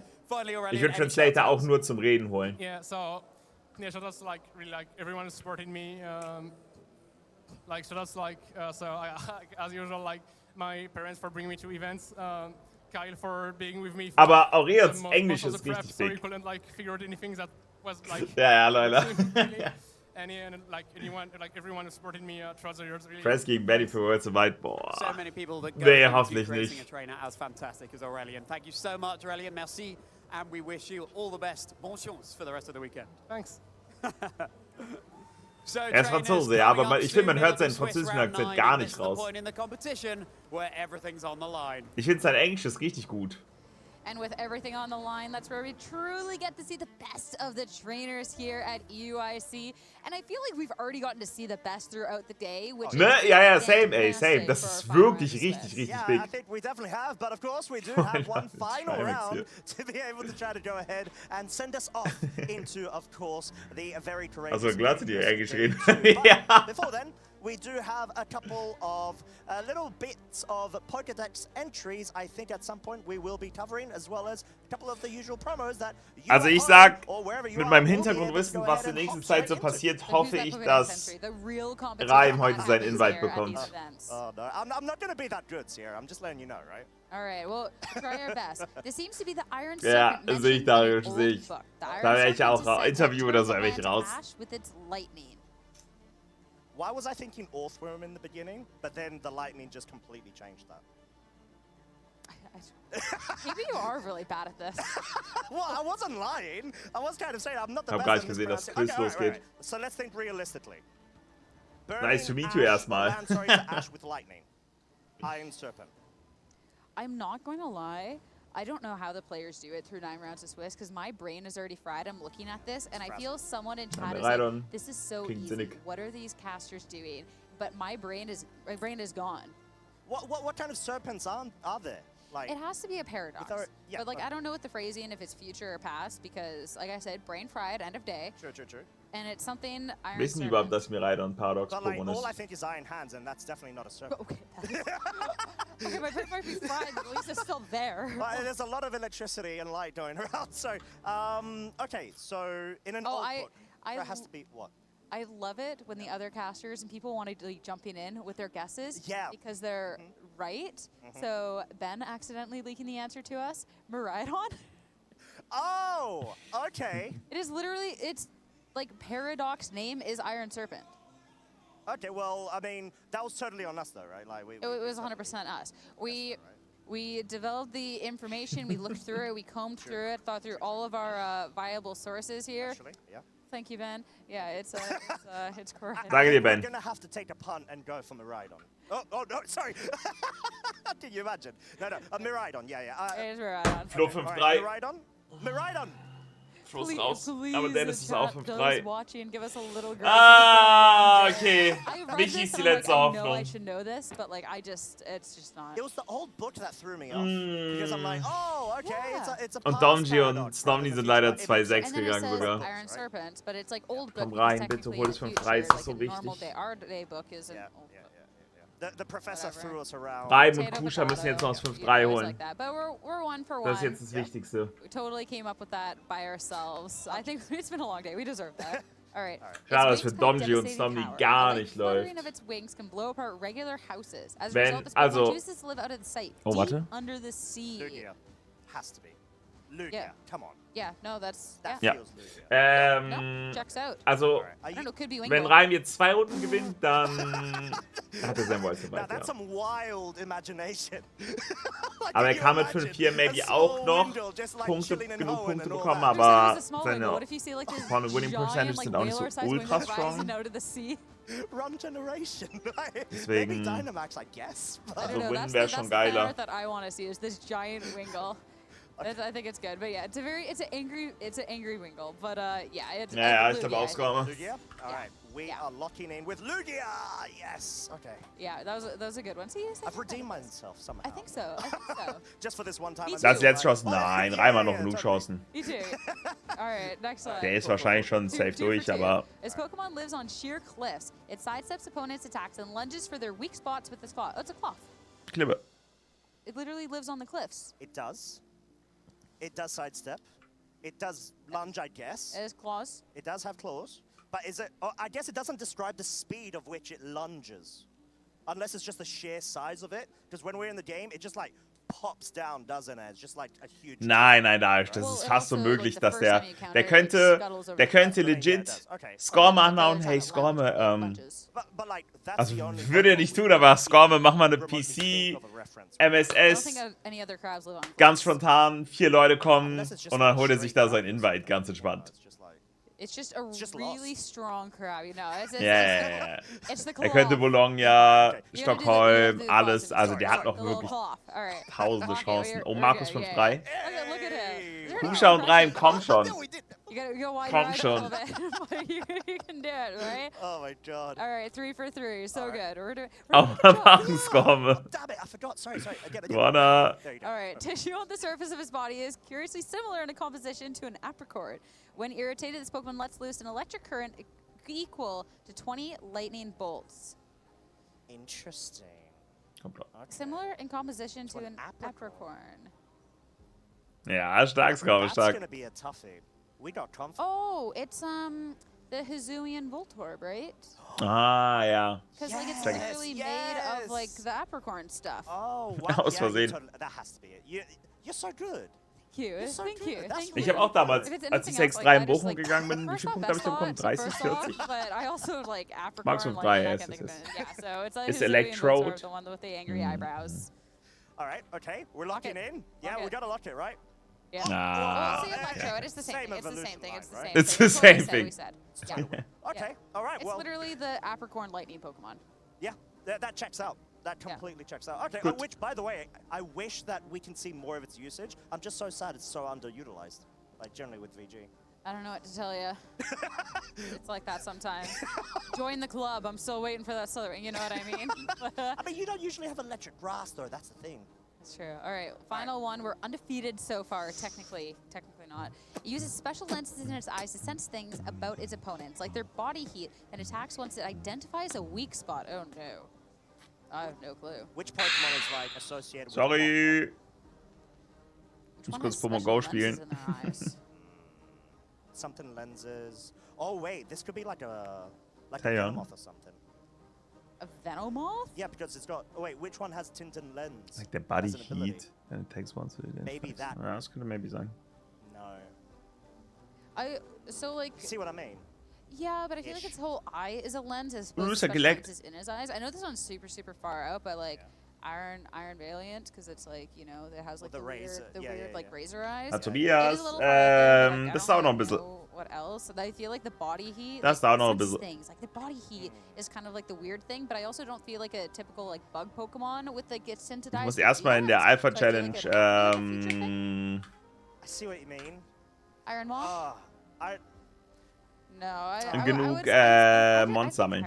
Like, I'm good with Dass that. wir noch You can do your own die guess. Zeitraumriss If you Mons don't want fehlen. to be like wrong with me, but like I don't know what else. I kind of don't want to be wrong with you, but then you've hard carried this segment, so I'm not sure.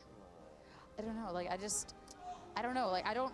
My brain's done, guys. I don't. Reim steht I don't 5-3. know. I mean, Let's it's go. not a fair guess, but if there's a Pokemon that can pick up on Big, any big, big, big, heat big, big, big. signatures, just naturally you think, oh yeah, that could totally do it. Wichtig. I feel like it'd be a bug Pokemon of sorts, right? I don't know. I just like I don't like. Maybe I skipped like Wichtig. the class where they taught us about bugs. I just don't feel like they did that. Das ist wichtig. Like no, I skipped. school. Kusha hat auch gewonnen. They gave me a free out. I was out. I had one class. I was Okay, out. beide 5-3. Okay. Yeah, I don't know. I'm like I said, I'll Beide gladly be wrong, 5-3. but I just. Okay, you go for. Wie schlimm wäre das, wenn die jetzt gegeneinander müssten? Das wäre echt. Also einer von den beiden. Nein, die müssen es jetzt holen. Alright, okay. Ja, Benny hatten wir schon gesagt. What? Das waren die letzten beiden, die noch gefehlt haben. Like, I mean, it kind of Aber has es ist like echt wing hinterher. capes, right? So maybe it's a moth. Is it a moth? Well, it's definitely not a bug. Das Problem It has ist, lens in its eyes. and it stehen has 1, little 2, wing 3, things. I 4, think it's a 5, moth. 6 Leute get von it, uns like, gerade 5-3. Snipe shot. Like, I get it. But also, where is Islands? Okay, I didn't make it in time. Ich will nicht, dass I jemand don't von think denen I gegeneinander don't spielt. see any no lens, right? Unless Das it's wäre a scope so lens. Arsch. And you run, but that's not natural, is it? Yeah, you know, like I'm okay taking the loss on that one. It's 4 out of 5, right? Sierra, I Yeah. think we've done a really good job. I think so too. I think that's more than fine. There's ones I'd be like upset to be like wrong about, but I think no, we're doing good. We're doing good. But is that it for us here? Is that it for I hope so. No. We're leaving on a positive record here. We're taking it at the 4-5. We're going to be heading to a quick break before we're back here with our Swiss Round 9 here at EUIC. Or are we? Pokémon TCG ist so einfach zu verstehen. Win.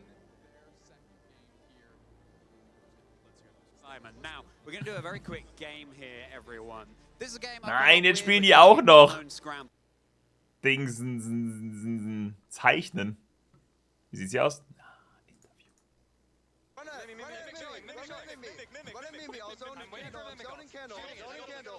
I'm zoning candle. Go caps, go caps, go caps, go caps. Nice. Caps. Everybody's calling out what they're doing. I'm ulting.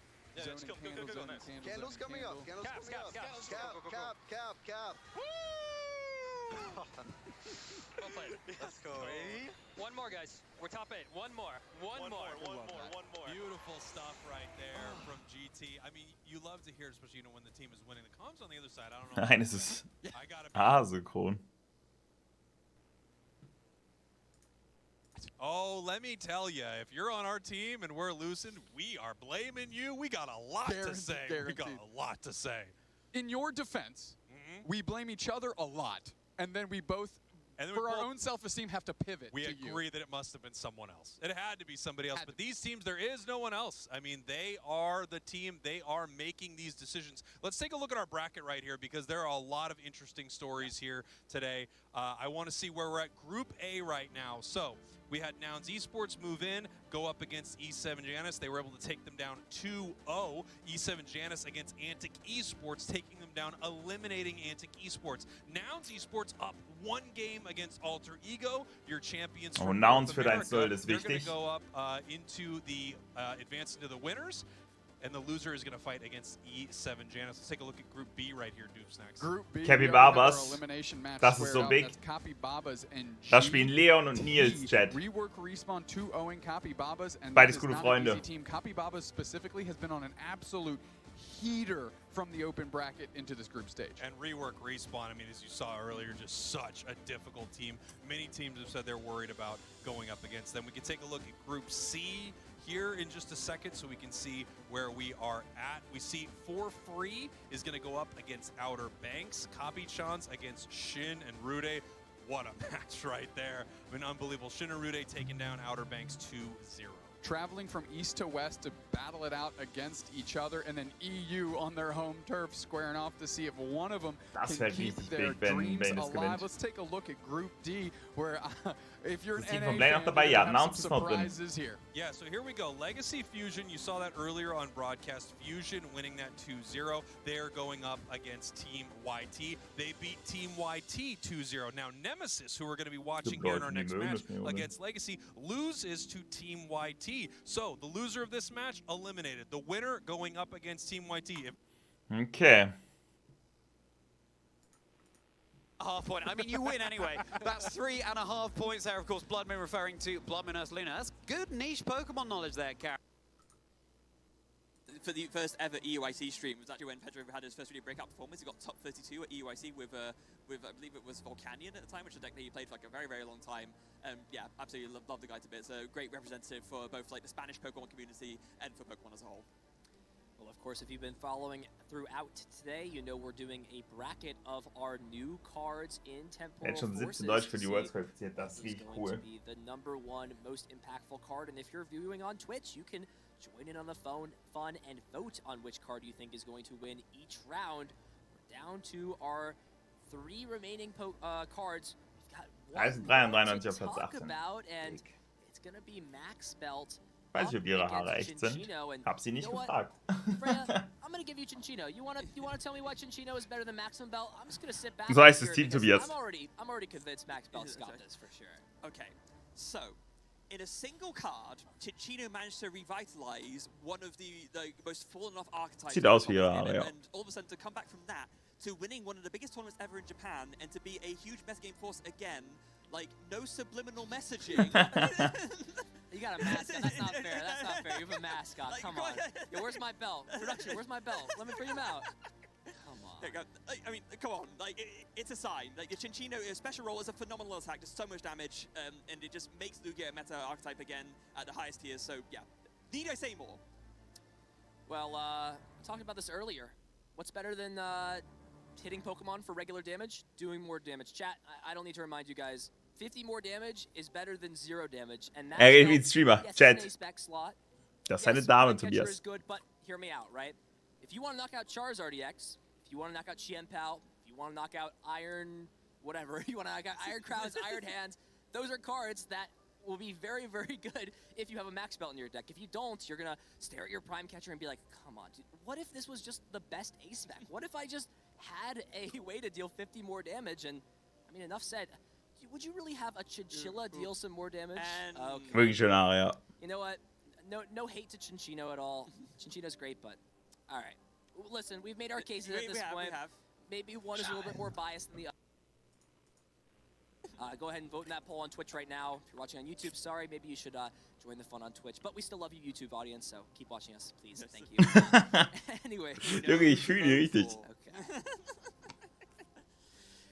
That was just too convenient. I had to. It was good. You know, bringing out a mascot, I gotta maybe go out to some of the vendors if there's some vendors here and see if they've got a Max belt. Maybe I need like one of those like wrestling belts to come out with. Maybe that's the next A spec to come out. It's just the Machamp could be good. You know, True. So belt wearing Pokemon. Yeah, Machamp could be a good call there. Machamp's got to be a champion in some sort of martial arts. I think maybe to evolve you have to win a title, right? To maybe get up there.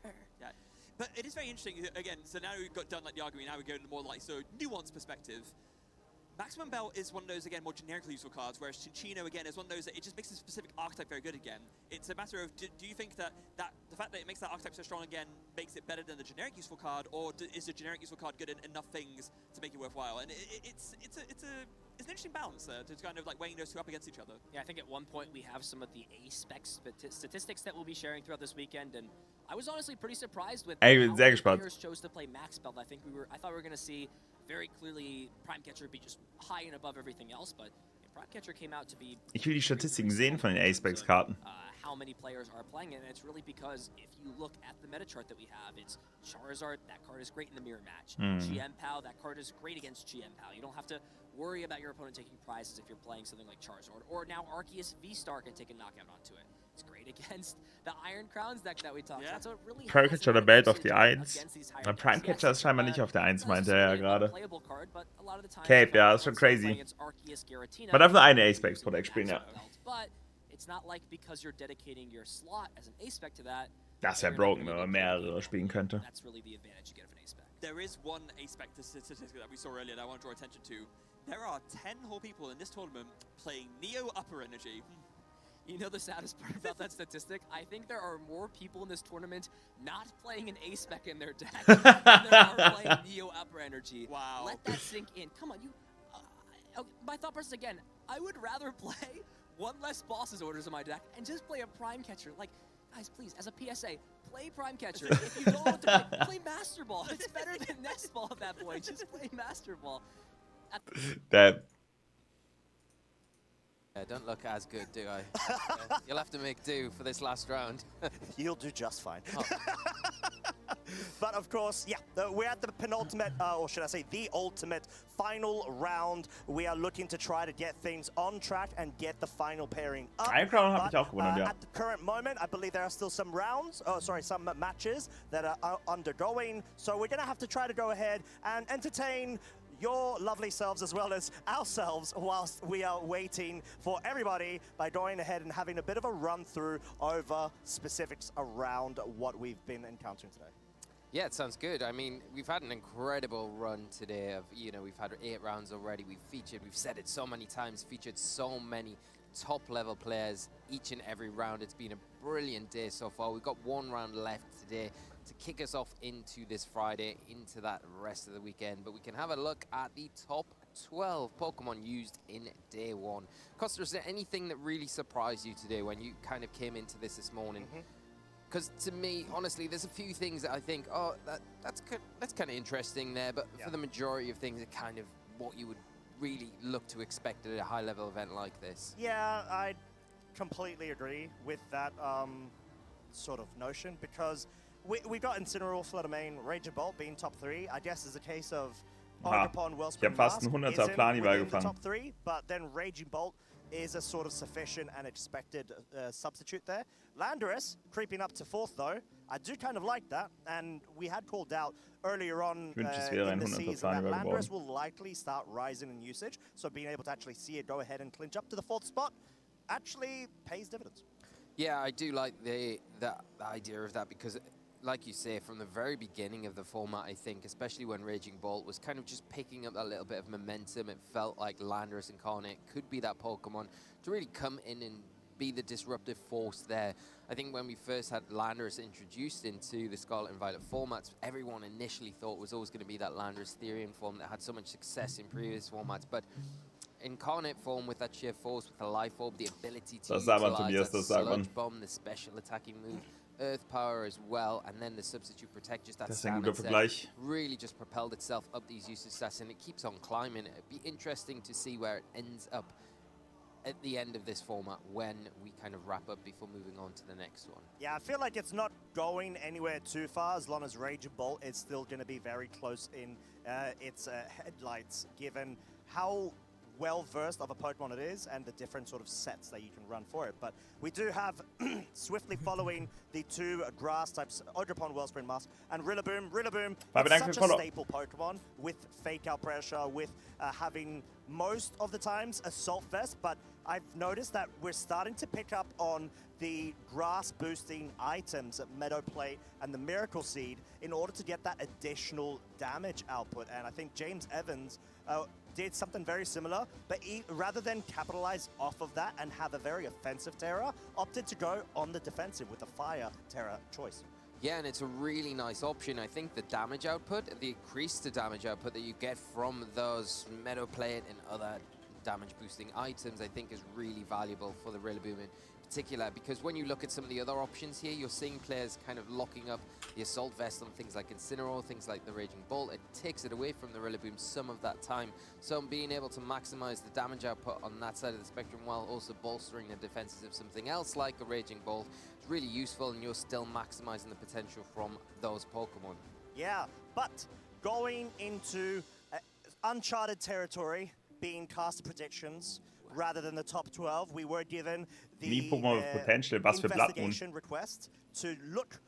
Was soll denn die Scheiße hier? With potential. I think we've Was soll denn der Kollege hier? A couple of times today So Was für unique Pokémon.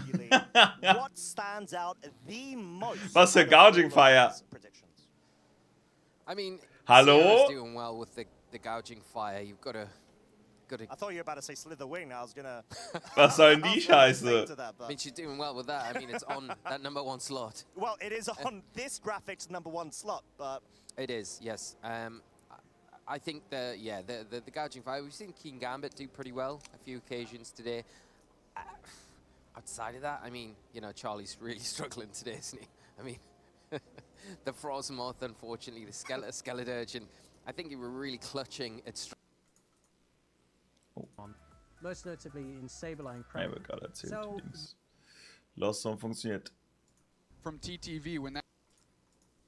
The ice scales, it does have quiver dance potential. You know, it has the additional defensive boost if it's paired. Also ich sage, der ist gut. Also den sehe ich, den sehe ich. Ich sehe actually auch den. I get that, but why did you just not use Articuno? I mean, just pick Articuno. Ist so Dings. You know, also der und der tendenziell noch. Really, aber yeah, ich die nicht so mag, aber ich sehe ihn. I'll stop picking on Charlie for a minute. Der ist Quatsch. Der auch. On yourself. Yeah, well, we haven't seen Dozo any extra drill. I'm a little bit sad about that. I do think it's got potential. Obviously, a lot of the players here have maybe tried it and just thought it's not right for this format, unfortunately. And obviously, Terrakion as well, I think, is another one.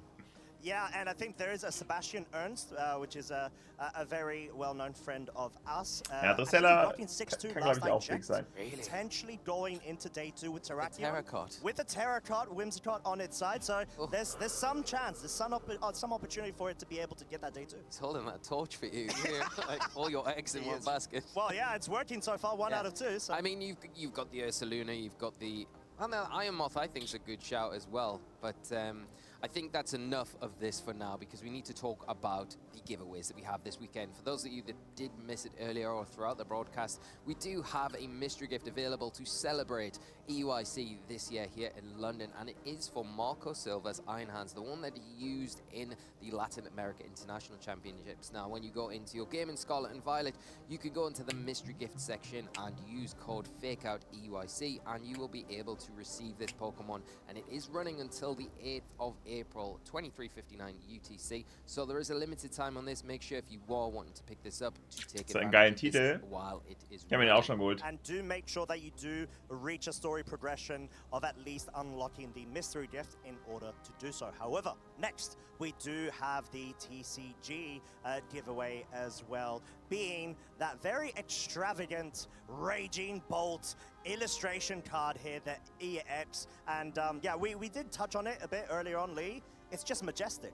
It is. I've said it before, I'll say it again. It's a beautiful card, and if you would like to pick it up in your copy and your account of TCG Live, you can do so by using the code BURSTROLL EUIC 24. It is on the screen now. You can redeem 1 per account, and it will be running until the 15th of April.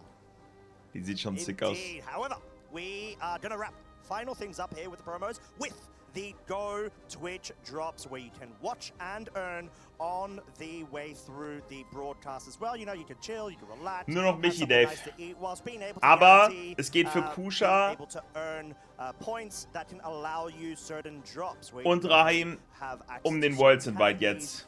Die stehen beide 5-3. Stehen allgemein fast alle 5-3. There's a lot for you to be able to capitalize off of. Just going ahead. Es gibt auch Go-Drops, die habe ich mir auch schon abgeholt. This great broadcast of which has been this amazing day 1 here at EUIC. Yeah, and across all the games that we're featuring here at the European International Championships this year, you can take advantage of all of those gifts across the whole spectrum. So make sure you do. And Anthony Christopher Manolache. So make sure to gegen grab Nicholas those Kahn, die while you kämpfen have immer noch. the opportunity, because they're not all running forever. I have been actually having the stream on the side with my mobile, so I've been trying to earn those as we go. We sort of gave the suggestion earlier, and so far it's actually worked. I've gotten quite a bit. Oh, nice. Yeah. I'll have to do the same tomorrow myself. Don't miss out. But yeah, that being the case, like we said, there's a lot of anticipation, a lot of hype going into this. We do have the final round that we are looking forward going ahead and featuring very shortly. But if there's going to be one highlight moment so far for yourself, Lee, from today's broadcast, what would it be? I really enjoyed that Arash and Alex Gomez match earlier. I thought that was a really great match. So probably my highlight from today. So announce this top 8 winner side. Before we throw it over to Charlie. I would probably say that's a tough one. I think there was Flavio's Pheasantipity, even though he wasn't able to go through with it, the fact that he was able to bring it, and last I checked, he was X1. Wow, yeah, I think, I'm pretty sure. Maybe still X1, so a good chance of going through. Well, already through with X1 at this stage. Well, that's what I mean. It's like pretty amazing to be able to do that, even though we didn't see it on show at that time. But talking about shows, we do have Charlie on the lounge, so we're going to go ahead, throw over to himself, and we'll be back shortly. Okay, here we go. Hey trainers, I'm here on the floor with Oliver and with Carmine, 2 of our players from the EU region. Welcome to Charlie's Chill Zone. How is the day going for you, Oliver? It's going all right. I'm 5-3 at the moment, so far I'm trying to beat my record from last year, so going well so far. Very good, and with an iron boulder, I understand. Yes. I ran that back in Utrecht, and I got 9th, and I'm still to this day don't know how, but I haven't quite been able to do it so much justice today, but if I get 6-3, I'll still be happy. Very briefly, how would you convince trainers to play Iron Boulder? Why would you do that to yourself? It's not the greatest option, but I think people should start experimenting with it more, because there's so many different things that you can try with it. You can try the more defensive sets with sword stance. Okay, die Pairings sind draußen. Try the clear amulet things to be ignore the Michi spielt gegen Robert Turner. Und Wolfi spielt gegen Sebastian Ernst. Sebastian Ernst. Reim spielt gegen Patrick Lottery. Kusha spielt gegen Simming Pan. Benny spielt gegen Bart van Oekel. Flo spielt gegen Jay Bollister. Mau spielt gegen Colin Heyer. Okay. Niemand von denen muss gegeneinander. Ich habe nicht gegen Dennis. Oder? Habe ich gegen Dennis geschaut gehabt? Dennis spielt gegen Joshua Piercy. Also, alles fein.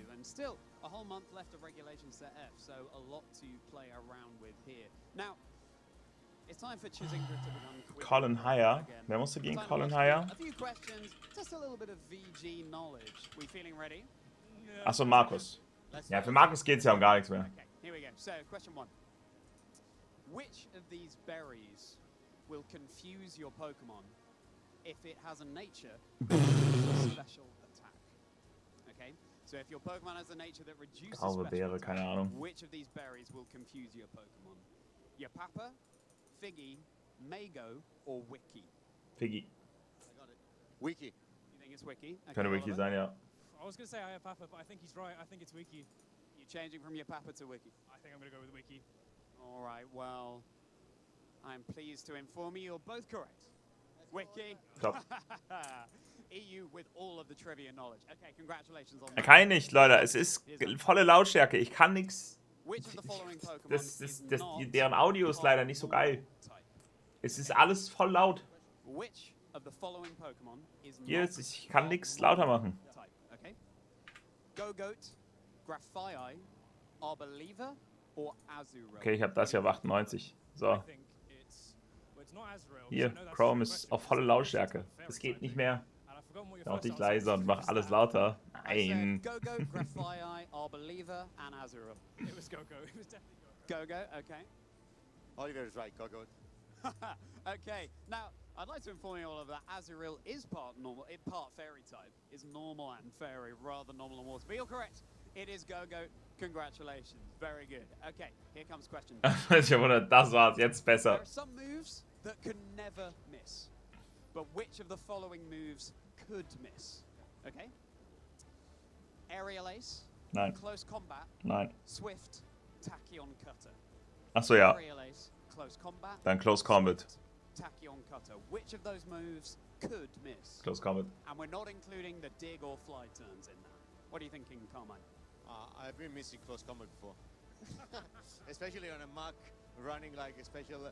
So with minimize, sometimes it happens that they increase, like the evasiveness, so they increase the evasiveness. So I've been missing close combat on this dark type. Okay. Speaking from experience, how about you, Oliver? Same here. There is a reason I have changed close combat to Sacred Sword on my Iron Boulder. I have not been enjoying some of the minimized strategies that you come across on ladder. Those mucks are annoying. Very good indeed. It is indeed close combat. It's a move that is 100% accurate, but the other moves can never miss. Taki and Cutter, Swift. Mich on Stream wäre big. Fantastic, and I'm sure you found out the hard way that a Alolan Muck can make close combat miss.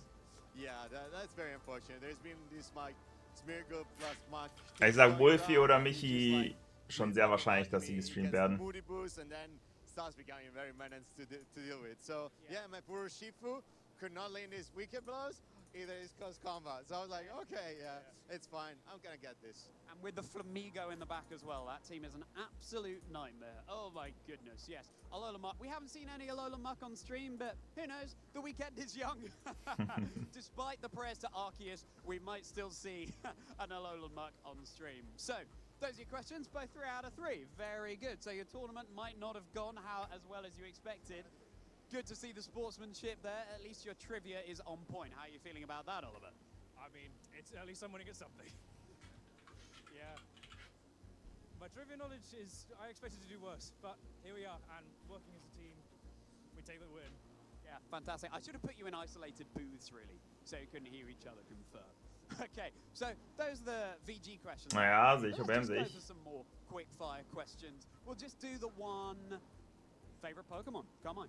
Oh, so my favorite Pokemon is Gyarados. I have a Magic Carp in my backpack that I bought yesterday at the Pokémon Center, and it's been great. So I've done my first CPs in Barcelona with Gyarados, like shouting those Terra Blasts in front of the Among Us, and it was so good. Gyarados, very nice indeed. And briefly, Oliver? For me, it's got to be my little guy, Dedenne. He's just a small little critter, and he clicks Nuzzle and Parabolic Charge, and sometimes he has Plus and does way too much damage for how small this little thing the rat is, and I love him to bits. It's a very cute Pokemon as well. Oliver, I don't really like your Dedenne. They would do very well indeed into Gyarados. Thank you so much for joining me, Oliver. Thank you for joining me, Carmine. World Trainers, we're here at EUIC, hooray, but we're very nearly at the end of our very first day.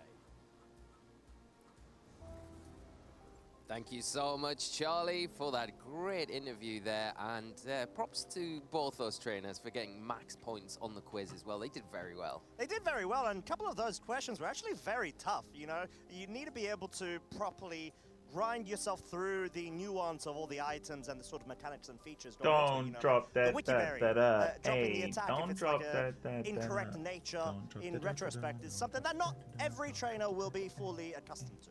No, definitely not. I did get it right though, so I'm just gonna put that in there. Yeah, very humble, I see. Very. I actually saw the answer sheet, so I already knew. Oh, wow, okay. All right, we've got a cheat over here. No, I'm honest as well, I admit. We've got an honest cheat, sorry everybody. Good. I'll take that. But, I mean, those were great questions, though. Ich glaube, Michi hätte schon auf Twitter gepostet, wenn er uns Stream spielen würde. Oliver as well as Katamine. But yeah, I think there's a lot of excitement that's been going through the day. We are reaching the final Social Media Detox. And countdown right Also während now. dem Swiss Spiel. round 9. Manchmal wichtig. It's going to be a win and in, folks. So yeah, you won't want to miss this, will you? No, I don't think so. I think Oder es gibt Community Voting. It's really difficult going into this round because, you know, it's great for one player. They're going to advance into. Justin hat auch eben 10 Minuten bevor es im Stream angezeigt wurde, gepostet, dass er im Stream spielen wird. Advance, and they've done so well to get this far in the tournament. So it's a bittersweet at this point of the day. It's been really exciting, but you've got to kind of factor that in as well, that everything is on the line for these players coming into this last round when it is that winning in. You know, really the whole tournament is on the line right now, and I think that's what makes it exciting for us to watch here and for you at home. So maybe not so much for the players, but as a spectacle as well, generally quite good matches as well. It's sort of like the very raw phases of VG that get highlighted when there's so much running on the line and there's a lot of emotion and exhaustion and there's a lot of safe, OBM, safe. Into it. So not only do the trainers have to be so well accustomed to their teams where they understand the flowcharts, they need to be able to trust it to an extent where even, let's say, when they're battling under exhaustion generally speaking, they could rely on it to be able to at least cover certain ground and then enable you to have to make those critical decisions and, you know, try to reduce the amount of brain power and energy that you need to apply. Yeah, I couldn't agree more. And I think the more experienced you are as a player, the more you'll be kind of used to this point in tournaments as well. So our next match is going to be really, really brilliant one. I'm really looking forward to it. And I think everyone at home will enjoy it. Like I say, I think because we're at that point now of the day, and it's just kind of hitting home for me personally. I'm sure it's the same for a lot of our players out there, that this is going to be make or break it time for whether or not you make it into tomorrow. Because if you make it into tomorrow, it doesn't matter what your record is. It's a fresh day, right? It's a fresh start, and you can carry on and go from there. All that counts right now is just getting over the line. Yeah, I mean, if you can afford it, oh, das ist gerade beim TCG-Spiel gerade Noah Sawyer. Der steht 6-1-0 und spielt Hands. Which, you know, it's still a continuation. However, like you said, just being able to at least get across the line is really what everyone wants to be able to do. You know, having the achievement of a day 2 at such a stacked tournament, as well as now the official largest VGC tournament, it's such a great accomplishment. Yeah, it's incredible, really. And like we've said from the top of the show today, the player base here this weekend in London is absolutely stacked. So, I mean, you getting to day 2, huge accomplishment already. We can take a quick overview of the standings here as we go into this last round of Swiss. Victor Medina having a great show Cybertron ist schon Day 2. Muis auch Day 2. Muis schon 7-0. Oh, Victor Medina sogar 8-0. Und Arash auch 8-0. Den wir ja beide on Stream gesehen. By all 4 of these players. It really is, and it's such a great variety of regional representatives that we've got ahead of us. You know, Miguel Paquete from Portugal, really leading strong. Oliver Escalin, we know, being such a great trainer in his own accord, doing incredibly well with consistency. But ja, Skarme. Here, Lee, is the fact that everyone here has ist morgen bei EUIC auch ein MSS? Nee, ne? Glaube nicht. Rating that they can going into day 2. But I got to give a shout out as well to Aaron in 14th there, 7-1, fellow co-caster across the pond. Definitely showing that he's still got it. Still got it, always has had it.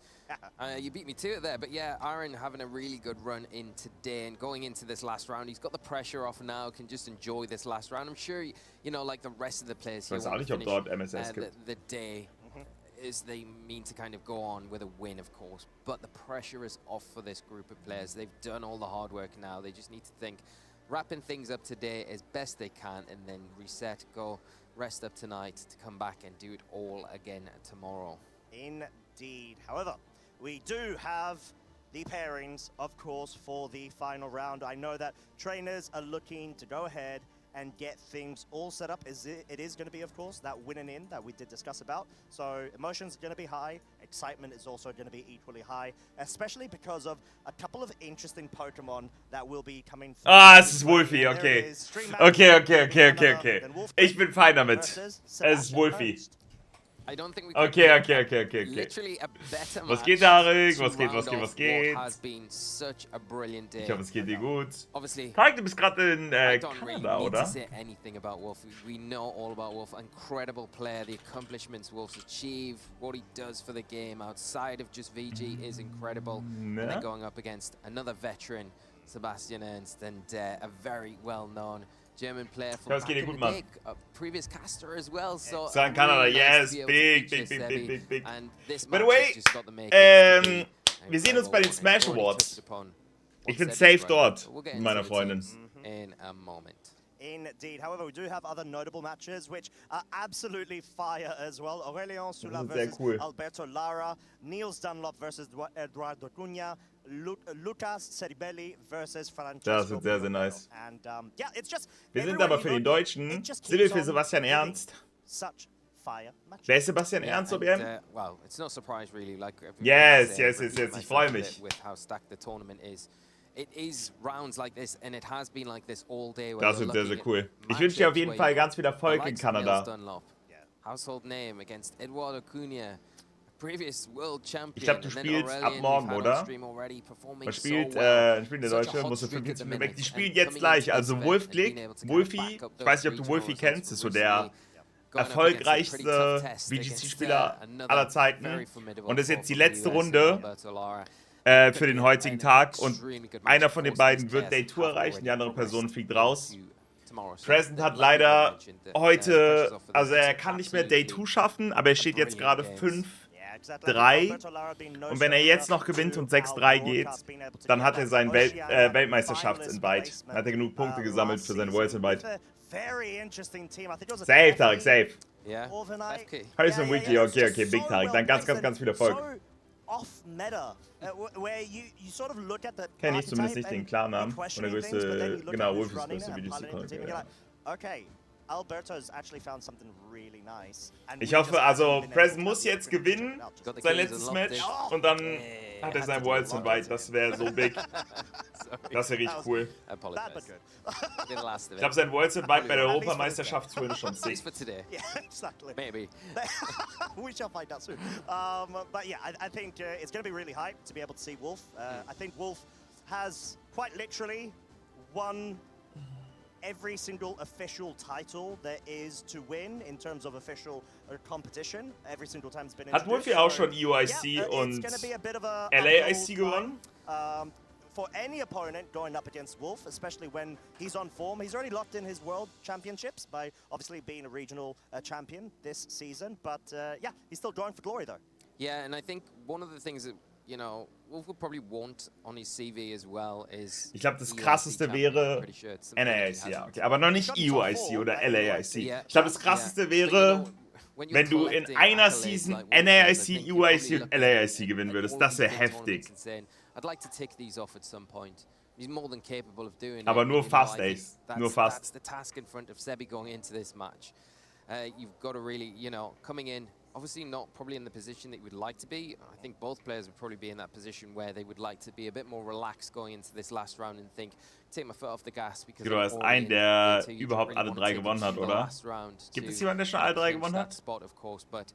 Yeah, what an incredible game. Kann keiner mehr schaffen, ja, die Season nicht. Players, of course, you know, we've got Sebi on one side of the field, TCG, playing a team he's very comfortable with. We've already talked about the ability bringing a team that you have that comfort level with, and how it can kind of propel you into a tournament and make it easier for you, less strenuous, like that. So he's got that on his side. Triple to put that into consideration going into this tournament because it's been a long day. Wenn du NAIC, EUIC und LAIC gewinnst. Off-meta and sort of niche to an extent, where you know that most teams don't try to factor Michis in that strategy. Sure, Dream ist es ja irgendwann alles zu gewinnen.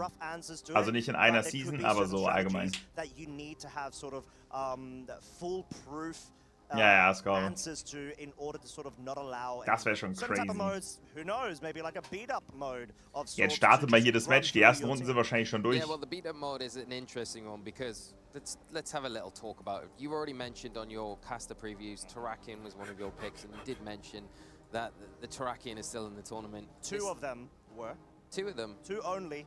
Of the whole day. Of the whole day. Wow. So that's a really good ratio, by the way. Yeah. I'm just putting it up. I think there were 84 King Gambits when I checked.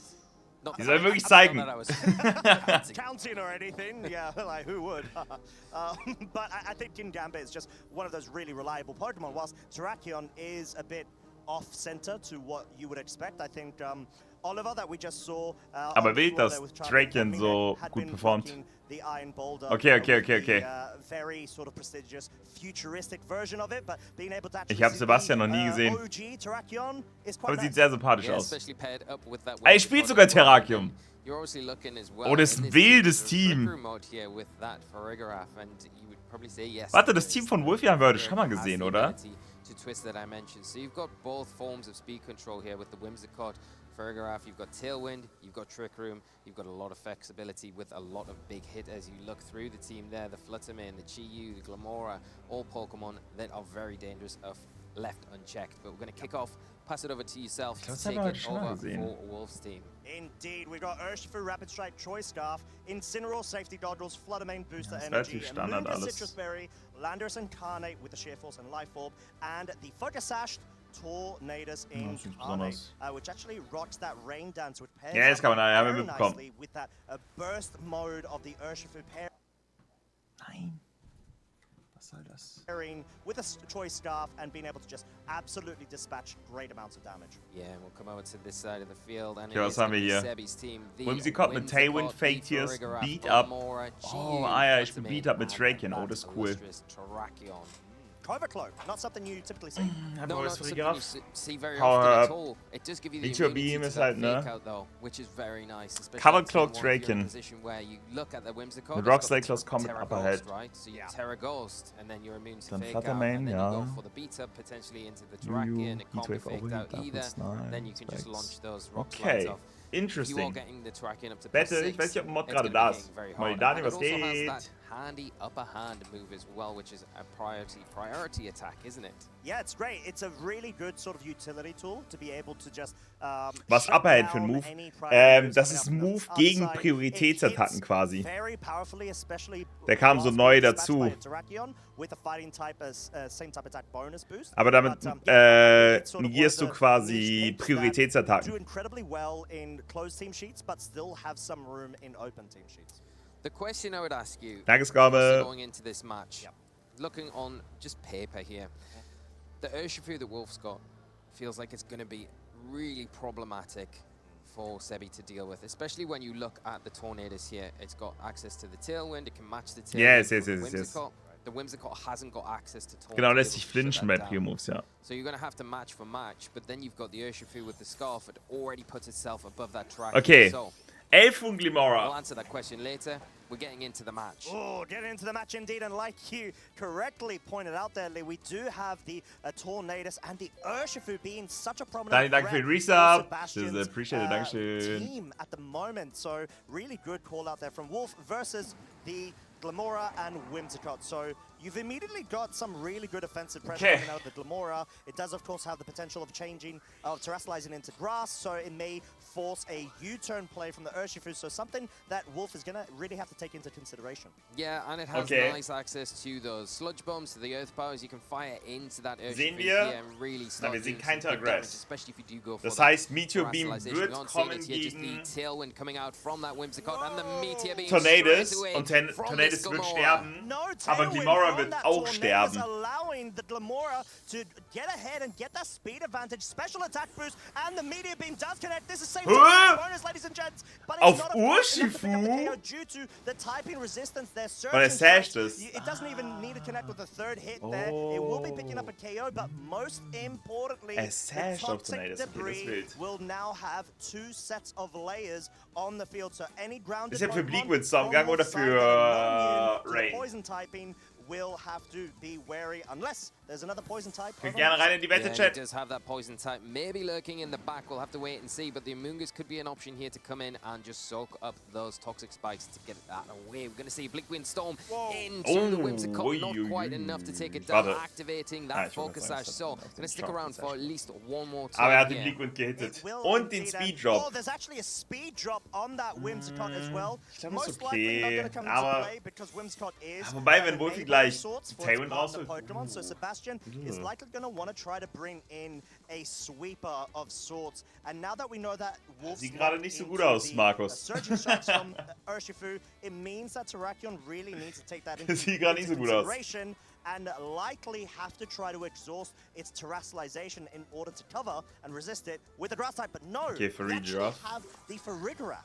Yeah, it's probably a better option to bring in right now, I think, instead of the Terrakion. Like you say, it would be awkward. You're kind of having to commit that terrestrialization in front of this Urshifu, knowing what it was locked into. Kann Tornadus So Tailwind to try and get einsetzen around that gegen circumvent it a Farigiraf? little bit, the Farigiraf feels like a good option here. Going to be Ja, able to oder? soak up attacks Also, on both sides of the field pretty easily. Das hat schon and normal potentially Prio, ne? Maybe even just pick up a knockout on that Urshifu, or at least pressure if the Amoonguss is the slot that is going to come in for that Urshifu in this situation. Also, And I do quite erhöhte like the Prio. Farigiraf coming here, sort of adds to the dual speed mode that Sebastian does have available to himself in case Klar. there was a Tailwind Ja, setup ja, ja. from Wolf's Für den side. Tawader. But we do have the terrestrialization now on the Urshifu. It will be the Water Terror, and we're looking to get very offensive here. Yeah, it's going to be boosting that attack even further and boosted further by the rain from this tornado, setting up the rain that'll last for 5 turns. The Dazzling Gleam coming out from the Whimsicott, not enough to pick up the Urshifu. Aber Hyper Voice, following up, picking up a das ist ein ganz schön schnelles Farigiraf, kann es sein? That is such a speedy Farigiraf. Das ist ein ganz schön schnelles Farigiraf. Habt ihr Wolfie gesehen? Being outsped by this Farigiraf, so really nice touch there. As of course, Damn. Get that a special attack boost due to the throat spray. Yeah, it's a really unfortunate for Wolf losing the Terastallization now, but such a surprise from Sebi doing so well, training that Alles geplant hat, denn das Farigiraf ist scheinbar ein sehr offensives. Ich meine, es hat Throat Spray, aber das ist ein bewusstes Tailwind Farigiraf. Der soll echt böllern wahrscheinlich. Allowing him a little bit more room to adjust. And having Psyshock at +1 of its special attack is such a great utility. Wolf doesn't have Terastallization left, but the fact is, Will so much damage coming out from this Hyper Voice. Okay, aber es killt nicht. Boah, wäre smarter gewesen, maybe den bewusst rauszunehmen? Yeah, that's the big question here. The Amoonguss surviving, getting that citrus berry, which is so good, and the spore coming out now into that Farigiraf. Put it to sleep and give Wolf a little bit of room to breathe here because this Farigiraf war aktiv, ja, such a threat very, very quickly. And I think Sebastian did take into consideration a potential ich bin gespannt, was Sebastian noch in the back hat.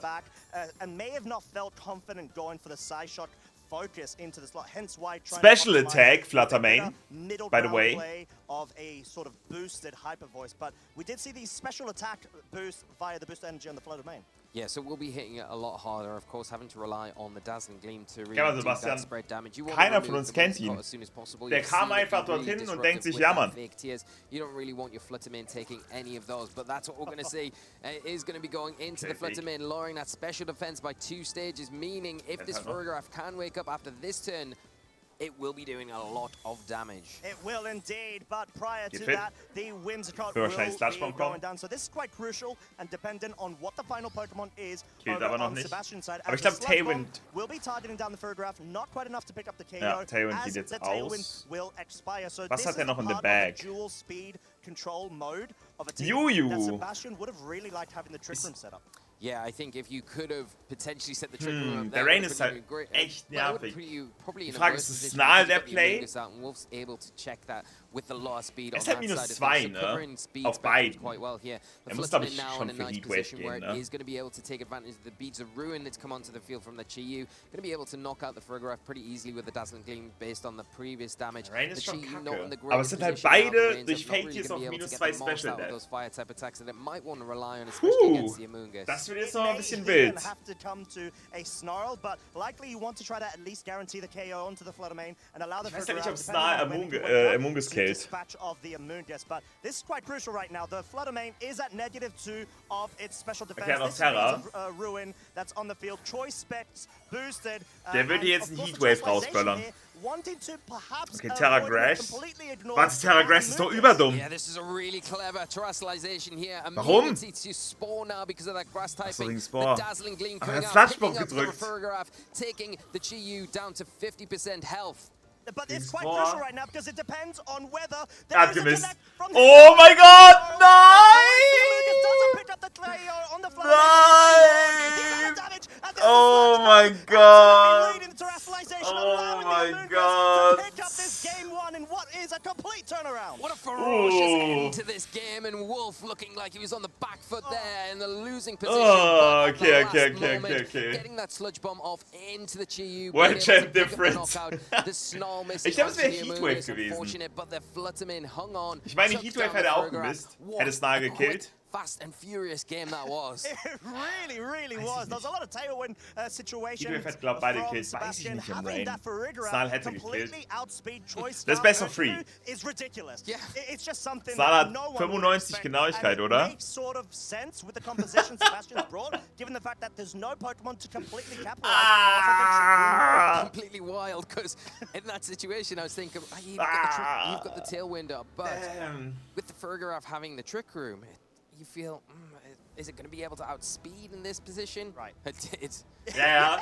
Sebastian hält sicher die Überraschung auf seiner Seite. Not only us off guard, but I think Wolf off guard as well. Really, you know, probably wouldn't commit to that terrestrialization in those normal circumstances. Bit unfortunate for Sebi, really didn't get the most value out of the Glamora. Got some nice damage on. Nee, der wäre ja auf -1 gegangen durch Standpaukenschwärme. Ich glaube, dann hätte Dessing ihn danach nicht gekillt. Anhand vom Damage würde ich sagen, auf -1 hätte der den nicht gekillt. Außer wenn er halt crittet. You want to remove it from the field and then it frees up some of your other Pokemon to come in to do the work. I might not even change up that much, if I'm completely honest. There could be a case of... Ja, wahrscheinlich, Leute. I'm not sure, the Flutter Mane itself, straight off the bat, but then you're sort of susceptible to things, and yes, there is a GU with a Terra-type grass, but it ends up being a mind game of whether there's a U-turn or a focus. Ich bin gespannt. Yeah, that's a really good point, I think. Yeah, and you're also committing to that terrestrialization very early on in the match, and when everything's on the line here for Sebi, he needs to go into this next game to tie it up. He needs a win here to take it to a game 3 to keep his EUIC dreams alive. So, really committing to something that could be viewed as a little bit careless, potentially based on probably a 50-50, something you want to try and avoid. It's very difficult, but here we go, Costa, getting into this game 2, round 9 in the EUIC 2024 Championships. Here we go. This is going to be a very critical game here. Tornadus Urshifu, same leads from Wolf's side, but we do have a change up over on Sebastian's side, being the Farigiraf. It is well placed to be able to at least deal very respectable neutral damage. Ich habe gesehen, Rain Dance, Searching Strikes in Farigiraf, ne? Yeah, that's the thing. If the Trick Room goes up here, you're expecting maybe a Tailwind from the Whimsicott. Do you go for Tailwind yourself with the Tornadus? I think Wolf's got an easy turn where he could potentially go for the Rain Dance, terrestrialize again, and go for that Searching Strikes. Whatever you're going to okay, check it. That kind of bolstered attacking option. So, but if you do allow the it could be detrimental. Maybe this is why we... Dieses Farigiraf macht gar nichts. As Flutter Mane does switch in, and we do know, of course, it has that booster energy. It will most likely gar nichts hat der Kollege. To the speed heightening, but no, it's actually, of course, it is a special. Na klar, Kaminari. So, wanting to try to commit in this scenario, kann mich immer gerne Timo nennen. Because Sebastian really needs to get this turn 1 call right if he wants to try to push this game 3 potential. Yeah, and I think it all comes down really to this turn, how it plays out. We are seeing Wolf start off with the terrestrialization on that Tornadus here. The Dazzling Gleam fired out, no Tailwind from the Whimsicott, doing some respectable damage to both targets. Misst 11 Huhn. Eieiei. Für was geht Farigiraf? Jede für Färbervoice, ja. Damage dealt there, Focus Sash broken. We do have the crazy focus here, so just wanted to guarantee some sort of damage, maybe pick up the KO if possible into the Urshifu. However, having the double ghost interaction there with the Hyper Voice is such a nice play. That's crazy. Yeah, such a great play from Wolf. I think we need to talk about it a bit, but because of that Hyper Voice, proccing the Throat Spray, you want to avoid that great terrestrialization from the Tornadus. You kind of realize after it starts, you're like, the Hyper Voice, and it's exactly what happens. Tailwind now coming out from the Whimsicott, going to try and get some speed advantage, but matched by Wolf's Tornadus as well. Well done. This is the sort of scenario that Wolf was trying to hope towards in order to at least bring stability and a stalemate in terms of speed control. As Psyshock will be targeting down the Flutter Mane and just barely misses the KO. Really good damage from this Flutter Mane being able to now bring both of Sebi's Pokemon down to orange. Yeah, and that's pretty huge. You know, I think having both ghosts on the field, you put this Farigiraf in a position where it is locked in a way where it can't get that special attack boost. So as long as these ghosts are on the field, you can't utilize that high really get the maximum benefit from this Pokemon. We are just seeing the Flutter Mane protect, along with that Farigiraf protect on Sebi's side of the field, and the Whimsicott going to fire off a Get it for Rain Dance or for Instant Bleakwind? Of course, the Tornadus does somehow go down here. Wolf always has that option of bringing the Urshifu Choice Scarf straight into the fray, but the Bleak Windstorm does connect this time round. It does, of course, pick up the KO onto the Whimsicott. So at least Sebi will have a Pokemon he could bring in right now in order to capitalize off of this, but it's going to have to be... Ja, ich sehe, was du meinst, Markus. Ich sagte, er hätte da ein bisschen Spice reinbringen müssen. And that seems to be its own. Okay, da kommt sein eigenes Flutter Mane rein. Why Flutter Mane is one of the most used Pokemon here. We are seeing that booster energy activating on the Flutterman and boosting the speed on this Flutterman. So meaning das heißt, Flutterman kann hier easy out of both his and Wolf. So you think you've got the advantage here. Both tailwinds are set up in this position. Und Farigiraf ist gegen die anderen beiden Pokémon echt big. On Wolf's side of the field, or go for a Dazzling Gleam here and potentially pick up a double knockout if nothing switches or protects. I think what you have to be worried about is an Amoonguss switching here, but having the potential of the side shot available on your side of the field means that Amoonguss isn't really safe to actually switch in Wenn here. Nicht and it's going to be a protected. tough decision for Wolf to take into consideration. And neither's at Urshifu as well. That is not going to want to switch in on a Dazzling Gleam or a side shock. So you're pinned really. If you want to make a switch, you've got to go for the Amoonguss and hope that Sebi doesn't get that slot right. Sebastian ist noch gar nicht in so einer schlechten Position. It turns out it is going to be the switch up. Amoonguss does come in, but does Sebi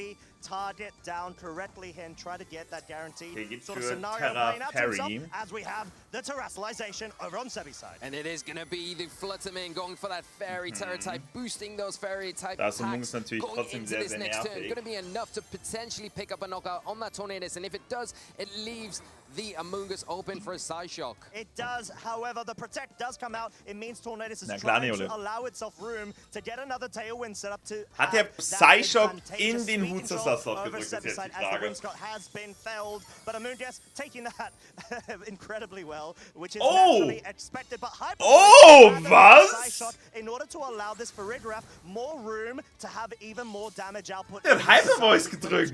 That is a very brave play, but I think in these situations in this setting, das ist überbroken. You need to take these brave decisions. The Hyper Voice risky in front of two Ghost-type Pokemon, but pretty sure that Wolf would have to switch out in that scenario. Also ja, safe, aber trotzdem ist cool. Another Farigiraf in a position where it can go. Mostly road play, safe. Pretty freely now. Anything that switches in there is going to take huge damage. Yes, you can get. Also hätte mit Gleam halt den Double Kill geholt. But at the same time, you're und you are, and it's quite tough because you want to at least be able to deswegen hat der Hypervoice gedrückt, falls er rauswechselt. Und Wolf hat halt rausgewechselt. Genau. Und jetzt ist Farigiraf auf Plus 1. Mein bester Play, aber ist cool. Der muss Tornadus rauswechseln, um Tailwind halt in the back zu haben. Muss er. Flutterman gonna hit the field once again for him, but very low health. Very susceptible to going down here. The Amoonguss not wanting to go down freely, protecting this turn, going to avoid any damage coming out. The Dazzling Gleam from Sebi's Flutterman going to be probably enough to pick up the knockout onto Wolves. But I'm quite curious, there may even be a play here for Sebi to try to go for treatment, but surely you can't when you're facing an Amoonguss, even if there's a Choice Scarf in the back and Tornado. So this sort of forces a lot of pressure onto Sebi's final Pokemon in order to dispatch of the Urshifu in one way, and we know that that's not exactly a real scenario for himself. Sure, the Fluttermane does have speed advantage, but now the Tornadus is going to be able to get the Tailwind set up and allow the Urshifu to potentially sweep up the remainder of the game. Yeah, and it's going to be in a really good position. Like you say, it comes down to what Sebi's last Pokemon is here. The Tailwind spawn to Fluttermane. This Tailwind this turn, the Amoonguss has just protected. Do you go for another protect here to try and avoid the knockout? It could be an option. You go Tailwind, protect, außer Wolf sieht jetzt irgendwas, was ich nicht you're in sehe. a way better position with Protect? Urshifu, but if you don't get the protect off, you're really looking, like you mentioned, the Urshifu to come in under these Tailwind conditions to really clean up potentially 3 Pokemon. There could even be a case for the Tornadus to go for protect in order to allow itself that room to have Urshifu immediately. Kann ich einfach Dazzling Psyshock killt doch scenario for Sebastian, as we do see Dazzling Gleam once again being dispatched by this Fluttermane. It will be followed up by likely a Psyshock. No reason not to go for it in order to guarantee a KO into the Amoonguss, as the Tornadus was already guaranteed. Yeah, really good call there. The protect on the Tornadus probably the best play possible here because you want that offensive threat next to the Tornadus when you get that Tailwind set up, rather than now losing potentially both of these Pokemon and everything, then being on the Urshifu's shoulders. At least if you do it this way, you're able to pick things off as you go. And Urshifu nimmt jetzt einen raus. Can stick around a little bit longer, und in der Theorie können doch sowohl Fluttermane als auch Farigiraf hier Urshifu einfach rausnehmen. And this is quite nice as to the previous play of having the Throat Spray enabled Oder from the nicht. Farigiraf, because now at least you can guarantee even more damage output. But the Hyper Voice isn't as easy to go for. Und dann steht nur noch Tornadus. We do see the Tailwind now sit up. The Urshifu is going to be going first. It is going for the Surging Strike. It goes for 1 critical hit. Oder lebt ihn? Der lebt ihn sogar. Ja, ist GG. Ist GG. Das ist GG. Er ist ein sehr bulky Fluttermane. 1-1. That's a huge survival here from Klar the lebt den Flutterman, being able to take that surging strike. Trick Room. Will's richtig wissen. A trick room from the Fergraph. Now the Amoonguss has left the field. It's a perfect setting, counteracting that tailwind and locking this game up for Sebi in style, taking it, like you say, to a game 3. Lovely little piece of tech right there. It's sort of the Fergraph opting as a anti-tailwind mode per se for any sort of tailwind mirrors. Yeah, and the only thing really holding Sebi back from being able to do that earlier in the game was that Amoonguss picking up the final knockout onto the Also ich sag mal so, Dortmund habe ich einige mit meinen Surging Strikes auch gekillt. Auch ohne Rain. Wie stark Surging Strikes? Surging Strikes ist schon 25, 3 Hits und alle sind Crits. Also ist schon big eigentlich, aber Fluttermane hat echt nicht so viel Crit-Stat. Aber die spielen alle echt gut Bull dafür. Sort of left with that advantage of the speed control, and Wolf okay, meint's ernst. Oh nein. The tailwind, but it was from the point that the Fluttermane was such an obstacle, having that booster energy in the speed versus Wolf's own. Alle Crits crazy, ja, gerade in so einer Meta, wo halt so viel Intimidate und sowas ist. And like you said, Wolf did really well to mitigate the attack damage from the sind halt only Crits halt übelst cool. Let's go, Richard. The first thing Sebi's going to want to do is go for that hyper voice. Well, I'm going to try to switch into my Fluttermane, get a free switch here, and I'm going to get away with it. And then from there, it looked like he had complete control of the match. Sebi then really playing very well with the tools that he had kind of at his disposal, utilizing the Fluttermane, maybe identifying, saying, yeah, your Fluttermane's doing a really good job. I'm going to utilize my Fluttermane because I've got the booster energy. I can also get the tailwind up, but I'm going to have an additional speed boost, which is going to give you a hard time. Glaube ich auch, Ace, ja. The surging strikes though was the biggest thing because you expect in those situations, especially if you've got the speed boost with that booster energy. Wir wissen nicht mal, was Sebastian da als letztes Mon stehen hatte. But contrary to belief, vielleicht hat da noch so ein Ass im Ärmel in the bag. Flutterman surviving and getting that crucial knockout onto the Urshifu. It really was. Ja, ist noch gar kein Ergebnis. Sebastian spielt es wirklich gut, ja.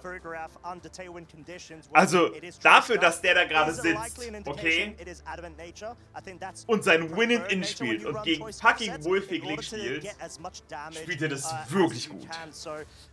The fact that Fluttermane survived that spielt er das wirklich, wirklich gut. As to how well trained in bulk that Fluttermane was. Yeah, das ist crazy. Completely, and I think really throws a spanner in the works for players here. Going into wahrscheinlich game kennt der Wolf 3, nicht mal da, ich denke schon. Und niemand, was von ihm gehört hat, ja. Das ist so crazy. Niemand kennt den, nein, niemand kennt ihn. Oh! Day 1, and what do you know? Oh! Terrakion and a Whimsicott over on Sebi's side versus the Wait! and Tornadus over on Wolf. So there's a okay, das Ding ist, wird halt Tailwind und versuchen mit Flutter Terrakion rauszunehmen. Yeah, the Terrakion switch up from Sebi here puts a lot of offensive pressure on, especially with that beat up and rock slide combination there. The Tornado is going to be threatened by that. Of course, the Flutterman on Wolf's side really well positioned here because the Tailwind plus a Dazzling Gleam or a Moonblast probably be enough to take down that Terrakion. It's going to have to go for that Terastallization, but it looks like that is exactly what we're going to see. Yeah, it's sort of forced in the scenario so well identified that it is going to be opting for that grass Terastallization. Wolf is going to really have to hope if he tries to go in on the full offensive side of things, it can pick up a KO on the Terrakion. Yeah, kann beat up Rock Slide hier drücken? Here we're going to see a Tailwind first from this Tornadus, and then it's going to be followed up by a Dazzling Gleam. No Tailwind from the Whimsicott here, it looks like. Der trifft Dazzling Gleam und Rock Slide. And the Terrakion left to go und der hittet. Big Rock Slide here, taking down that Boah, beat up Rock Slide hätte ich so gefühlt. Hä? Dann hätte er beide getötet. Aber bei Dings hat noch gelebt, ne? Weil jetzt drückt er. Damn! Jetzt drückt er Tailwind. To be able to completely capitalize off the speed. So this may even lead to a very safe Tailwind setup from Sebastian's side in order to. Ja, Boros hätte gelebt, ja, wegen dem Stash. Der hätte dann vielleicht noch irgendwelche Schöne. Aber was macht Boros dann? Der macht ja dann nichts mehr. Also ich glaube, Beat Up Rockslide hätte ich cooler gefunden. Fluttermane Kill into Boros auf Sash. Und dann Tailwind und noch ein Rockslide. Aber hätte Wolfie Moonblast into Terraking gedrückt, plus Speed-Up wäre Terraking gestorben. Bleibt einfach drin. Er gibt keinen Fix. Rockslide. Flinch. Ja, meint er es. Scarf. Okay. Okay. Das Ding ist, Wolfie hat halt noch die Terra und Sebastian jetzt nicht mehr. Das ist die Sache. Yeah, the Amoongus coming back Was hat Sebastian da in the bag? Really nice play here from Wolf, taking advantage of the tailwind he has in effect. Sebi trying to keep pace with that tailwind, of course, but for the troubles of losing the Whimsicott and the Track in here, so going down in numbers, down to the last two Pokemon. Das Ding ist, wie kriegt der Amoongus weg, wenn da halt safe Farigiraf? Farigiraf, Fluttermane wäre, glaube ich, am besten. The only speed control that you've got if you are Sebi is going to be that Trick Room, but the Amoongus is always the threat here, the problem. But you've got that GU coming onto the field now that breeds of Ruin alongside that Farigiraf that has the ability to activate that Throat Spray. And not only that, pressure the Amoongus as well, because it has got the size shock, of course. You've got to remember that. There is no safe switch for that Amoongus this turn. If it goes out, the Urshifu is going to come in. The Amoongus does have the ability to Terastallize though, so it does have that at its disposal. Und er kann sich mit pretty good in this situation. Urshifu einfach Terra Water holen. Das sieht schlecht aus, glaube ich, für Sebastian. Weil der Fluttermane nicht hat.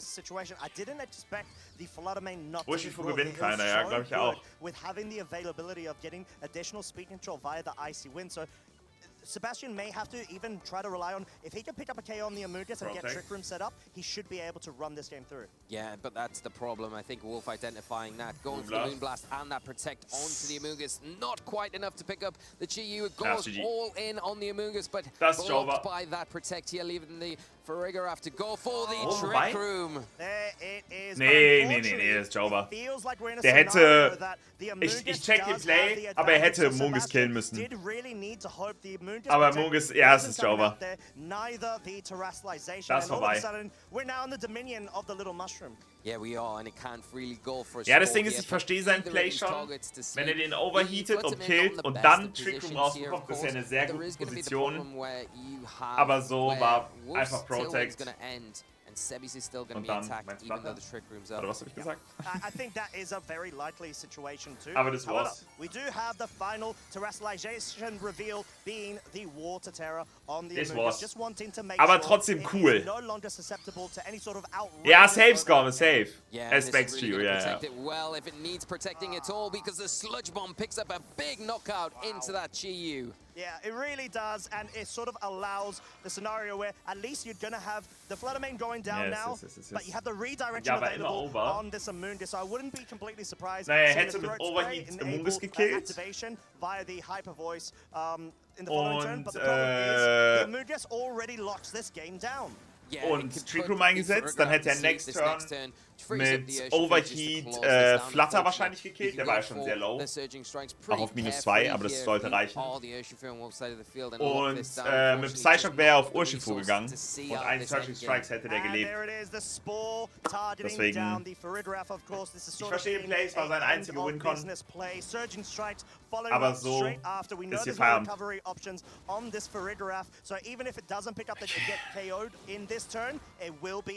Jetzt müssen wir noch auf unsere Freunde hoffen. The question is, will it be the Amoongus picking up the knockout with the Sludge Bomb, or will it be that Urshifu with the Surging Strikes? Unfortunate for Sebi, he is in the position here. The Tailwind ending for him now, but not in the best spot. When the Amoongus is still on the field, the Trick Room was just not the favorable play, but we aren't seeing the Amoongus go for an attack, going for a Rage Powder instead, protecting that Urshifu. It is, and this is going to be going ahead and spelling the end of our day one here in the EUIC. Surging ich glaube, da wollte er ein bisschen zu viel. Gets the job done, and we got Wolf Click going into day 2. Absolutely incredible game for us to cap off. Aber trotzdem cool. Absolutely incredible day. Commiserations to Sebastian. A hugely Massively well played game, but even bigger ich schau sofort, Blue, ich schau gleich. Glick, who is progressing on to day 2 of this tournament here in London this weekend. And in what fashion as well. Very critical conditions. Beleidigt ihn gerade, warum Terrakion mitgenommen hat. Beleidigt ihn gerade in Grund und Boden in allen Sprachen. Close onto whether, you know, you've got the advantage of speed control. That was the name of the game essentially. So, do you have the additional jump? Beleidigt ihn auf Deutsch, ja. But the most crucial point was he was hoping to try to pick up a KO onto the Amoon. He just said, you know what, I'm just gonna take a one-turn break, check out, see what the Photograph is gonna do, and it just set up Trick Room. It's like, okay, cool. Thanks for having me, bro. And that was the problem in Game 3, and I think identified by Wolf so well. Coming out the traps here, Sebi going with that. Gibt's Infos? Also, alle sind raus. Außer Michi. Michi hat gerade schon sein Win and In. Und Raim und Kusha spielen gerade ihren Worlds Invite. Taking down the Terrakion, making it... essentially terrestrializing it to get around the Flutterman weakness. You're weakening yourself against that U-turn, which was at its detriment, unfortunately. I'm not gonna lie, I'm a bit disappointed that Terrakion was the sort of piece that led to the destruction of its remaining partner Pokemon there. It's quite tough because Sebastian was sort of in a position where he was trying to play on whether Wolf makes that read. And it's like, you know what? No, I'm gonna expect Wolf to go on the defensive, not try to go on the offensive there. But Wolf was like, I don't have any other safe option. At least I guarantee being able to bring that Amoongus in with the U-turn. Presence X3? Let's say it's a new For real? Sebi does try to rotate in. Yeah, Reim hat's. What do you think about the idea? I really thought we were going to see the beat-up combination played out in turn 1. I think Reim geht zur Weltmeisterschaft. Rock slide, which the Terrakion had room to do. We saw the Tornadus lock in with the tailwind, and then the Reim fährt zur Weltmeisterschaft. Terrakion surviving, Whimsicott taking a bit of damage. Beat up, Rock Slide, you potentially take down both. You Crazy. Don't take down the Tornadus there, but you might take down the Flutterman, and that could swing the balance a little bit differently in that match. But Reim fährt zur Weltmeisterschaft. Don't need to hear about that because we've got Wolf ready on stage Kusha hat's to leider talk nicht us geschafft. through that last match and what it feels like to sad. progress. Und Benny leider auch nicht. Und Flo leider auch nicht. Und Dennis leider auch nicht. Oh mein Gott, die sind alle 5-4 gegangen. Die sind alle 5-4 gegangen. Oh, thank you. Wow. Michi spielt noch. I feel very stressed. Oh my goodness, that match, I looked at it and I was like, okay. Die sind alle 5-4 gegangen, außer Rahim. Why did I think this was in my favor again? It was so difficult. So very relieved, very stressed. Ja, wenn Rahim gleich talken möchte. Ich habe nur gesehen, dass er vor 4 Minuten auf WhatsApp war, deswegen dachte ich mir schon, dass der sein Match over ist. Yeah, and I mean, we can go back in time. Speed, time in general seemed to be a big element of that match. Nee, die anderen haben noch genug Chancen, zu den Worlds zu kommen. Also Kusha schafft es auch 100% safe noch. Für die anderen wird es jetzt ein bisschen knifflig. Also für Flo... Ja. Für Flo ist wahrscheinlich die Reise ab hier vorbei. Markus ist auch 6-3 gegangen. Alle anderen wirklich 5-4. Das ist crazy.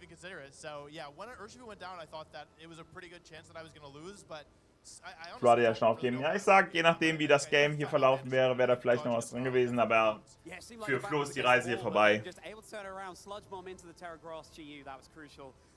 Naja, ich glaube auch. Das heißt, Sie sehen Wolf ja auch morgen wieder, Chat. I again felt like the lead was in my favor, but Sebi just continuously got the right calls. Like in that position, I'm thinking, okay, well, I can Rain Dance and just Terra Water Surging Strikes and take out Farigiraf. And if he does anything other than Tailwind, then I'll just get a kill for free, basically. But yeah, he just kind of called the bluff and said, you know what? I'm not worried about you, Wolf. And missing a Bleak Wind, which I mean it's Bleak Wind Storm, so you're gonna miss. But missing a Bleak Wind on the Whimsicott, getting an extra turn, I didn't really have much for the Farigiraf. It felt like after that, I kind of passed up on taking the KO the first turn. So, and the speed booster Terra Fairy Fluttermane was so strong. I was trying to position to an endgame where, oh my god, I'm going so in the weeds. Sorry. He didn't play Pokemon account. Tailwind could probably clean this up because the last Pokemon's probably Chi-Yu, but I just couldn't get through the offense. The speed of the Fluttermane and the damage of both of them, but. Yeah, I was a little bit stressed when I lost game 2, to say the least. No need to apologize. In welchem Land ist es eigentlich? Es ist in London. zooming ahead to game 3. Trick Room came out towards the end, but slightly too little too late. You were able to get the advantage early doors. Yeah, so what I noticed about both games 1 and games 2 was that I terastallized really early, and both times I found myself really wishing I had terastallization later, especially for Amoongus, so it could like deal with the Farigiraf a little bit better. So I like did this kind of. Wenn Wolfie das da so erklärt, kommst du so gerade so vor, als würde ich ein Video von ihm gucken und der erklärt mir irgendwas. Fühlt ihr das? Es fühlt sich gerade so an, als würde er gerade ein Video aufnehmen. Und ich schaue mir gerade ein Video von ihm an. Redirect attacks to my partners, like that was really my main focus of the game, and I think ultimately it also helped that it made it so that I wasn't susceptible to losing to a Trick Room sweep, which could have really been very dangerous there. But yeah, holding Amoongus, just saying if you set up Trick Room, like I have the ja, habe ich mitbekommen nach Team. I think was a really good decision, and I think ultimately is what led to my victory. Amoongus being the MVP, who could have seen that coming? Amoongus, not that good indeed. Der erklärt uns das bald eh nochmal. You've made it through to True. Huge relief for you. How are you feeling? You know, I feel relieved. I had a really yeah, safe, Knut, safe. I played against 2 more standard teams and 7 teams that I played against almost none of in my practice. So der ist ja einfach Community's favorite. My opponents were incredible and they played so well, but both sets there were games where I like had a pretty high percentage chance to win. Habe ich noch nicht nach dir, aber ich habe es mir bei Twitter als Lesezeichen markiert. Ich will es mir später reinziehen. Maurice Cameron, ja. Oh, Leute, danke für den Resub. Maurice Cameron, der hat Bremen damals gewonnen, das Regional. Europe has such strong Pokemon players. Like coming to EUIC and making day 2, like of course I would have liked to do better, but when facing off against one of the strongest regions in the world and some of their best players, like I definitely can't be upset with myself at the end of the day. Yeah, for sure. Lovely to have that little shout out to the EU region as well here. Wolf coming up against it, but coming out on top for this day at least. And you have the luxury now, a bit of time to reflect heading into day 2. Now, Wolf, tell me. Question on everyone's lips. Bulbasaur. Scheiße, Leute. Ooh, that's a tough one. I love all the Kanto starters, but I have to say Squirtle, and my reason is when I was a kid, my mom, when my brother and I were moving slowly, she'd be like, all right, like off we go, like a herd of turtles. And then we discovered Squirtle because I got into Pokemon, and to this day she still says off we go like a herd of Squirtles, and I really love it. So yeah, I think Squirtle because of my mom. What a touching note. We've had 3 Bulbasaurs and 3 Charmanders today. You're the first Squirtle in our winners' interviews. That is absolutely fantastic to hear. Sigh of relief, sorry, 4 Bulbasaur, 4 Charmanders. So Squirtle really not getting much love. So thank you for that there, Wolf. Finally, any shout-outs you want to give? Yeah, I mean, first and foremost, I just want to say a big thank you to Sebi, my last opponent there. I mean, I know from first-hand experience that being 1 win away from making day 2 and just barely, like, not... Moin! Moin! Na, Champ?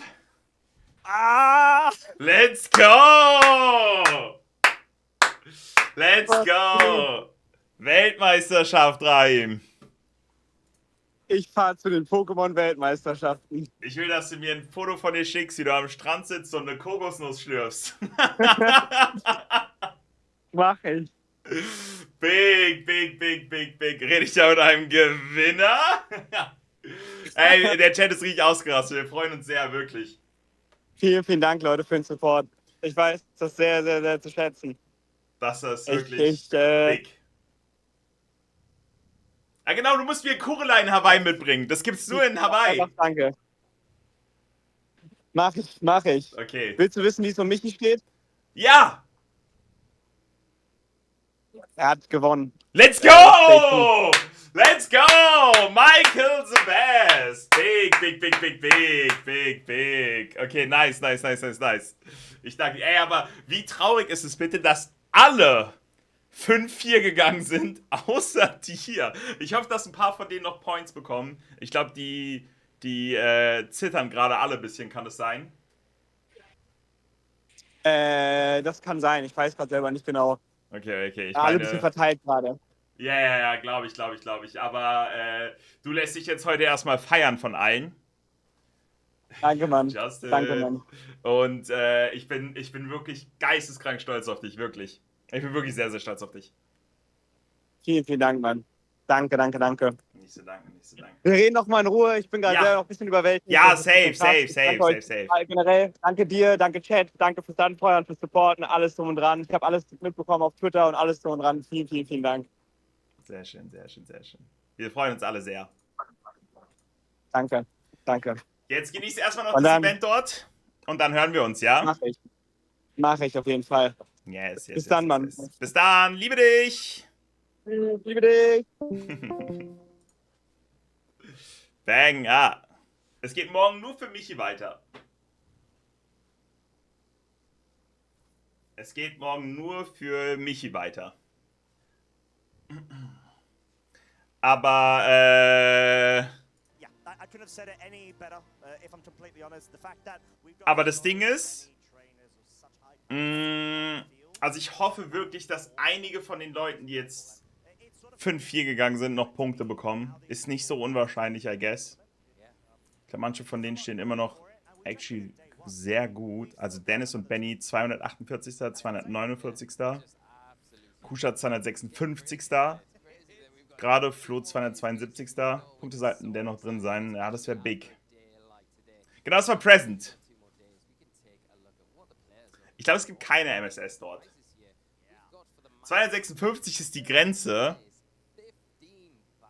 Aber, also Kusha ist jetzt gerade 256. Warte, wie viele? Ja, es gibt noch einige Matches, sind aber noch offen. Auch noch einige 5-3er. Oh, Eric Ryros steht auch 5-3. Vielleicht steht auch 5-3. Eieiei. Oh, das wird, glaube ich, alles noch ein bisschen knapp. Worauf kommt es an, ob du die Punkte bekommst? Je nachdem, welche Platzierung du am Ende hast. Wenn du Top 256 bist, Kusha ist gerade runtergedroppt auf 270. Benny auf 268 und Dennis auf 261. Die sind alle direkt unter dem Platzierung, um überhaupt Punkte zu bekommen. Aber das shiftet sich jetzt gleich am Ende zu den... Das shiftet sich jetzt noch ganz viel. Also, die können je nachdem, wie ihre Gegner, ihre vorherigen Gegner gespielt haben, da wird jetzt noch viel passieren. Je nachdem, wie die spielen, wie die Gegner spielen, wie die Gegner der Gegner spielen, da kann jetzt noch wirklich eine Menge passieren. Das wird sich jetzt im Sekundentakt nach jedem Einreichen von Runden ändern. Und jetzt müssen wir halt hoffen, dass sie über Platz 256 sind, damit die noch richtig die Punkte sammeln können. Reim 6-3 bei EUIC. Ist echt sad, dass er leider nicht Day 2 geschafft hat. Aber ich glaube, 6-3 zu gehen bei der Europameisterschaft ist schon geil.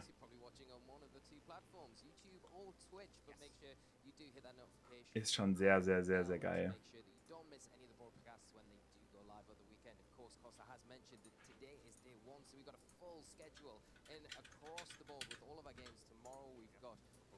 Sehr, sehr, sehr, sehr geil.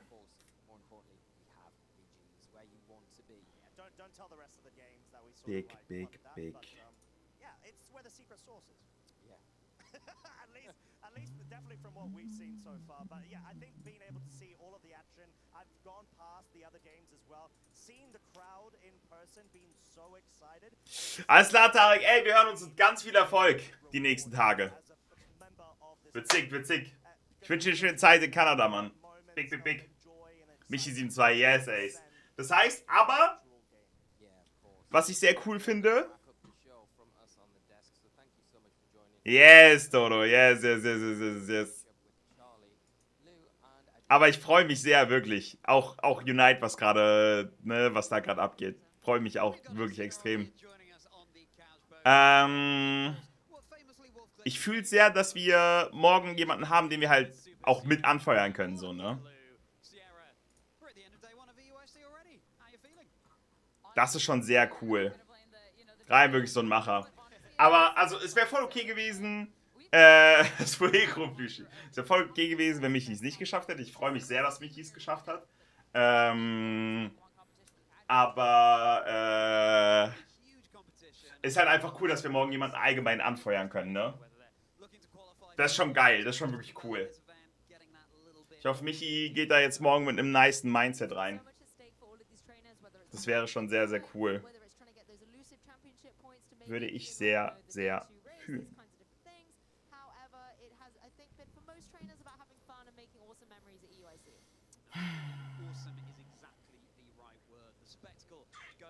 Das wäre sehr, sehr, sehr, sehr cool.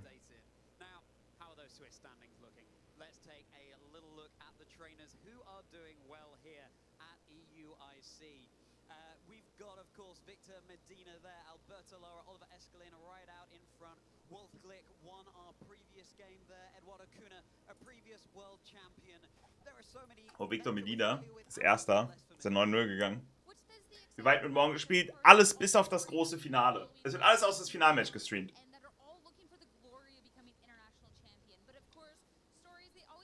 Ansonsten wird morgen alles gespielt.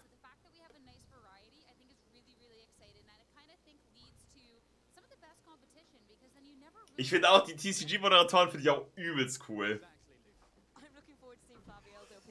Boah, ich bin so happy für Ryan, wirklich. Er geht einfach zu den Weltmeisterschaften. For real, wie cool ist das?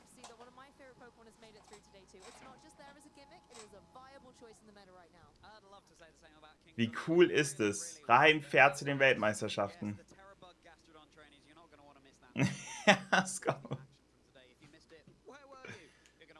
Das ist halt so insane.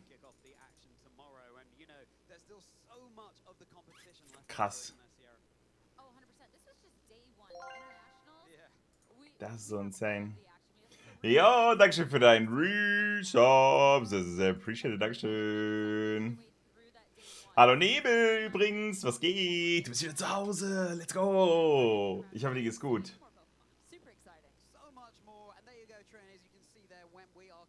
Also, Gagakani ist insane. Ja, glaube ich. Das ist so krass. Das ist so krass. Okay, Chat. Ich würde wahrscheinlich schon noch ein bisschen machen, I guess. Ich würde mir wahrscheinlich fix 2 Marmeladenbrote reinhauen. Und dann würde ich vielleicht sogar noch ein bisschen in die Alpha-Challenge reindippen. Ist das ein Ding? Äpfel-Marmeladenbrot mit Honig. Ist lecker. Mit Käse. TCG-Dailies nicht vergessen. Kann wir auch gleich machen. Also ich will mir fix ein Brot machen. Ein Marmeladenbrot. Und dann will ich noch ein bisschen weiter die Alpha-Challenge streamen. Wenn ihr gleich noch Bock hättet. Ich hätte Bock.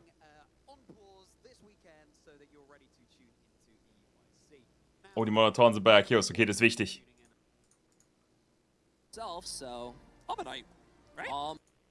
Almanite. Yeah, and the emphasis on the start, I think. So it's not Almanite, it's Almanite. Almanite. Yeah. I feel pretty confident in that. Almanite. Ist Arceus schon vorbei? Yeah, Almanite. Yeah. Verpasst! Yes. Good. Recovering from the trauma of Arceus. Vorbei. Ich muss es sehen. Ich will wissen, was die gesagt haben. I think it could be either like Reuniclus or Reuniclus. Well, we don't think it's a rare, right? It's a Ich will wissen, was die bei Arceus gesagt haben. Das ist wichtig, Chat. You got this. Me? Or what are you thinking?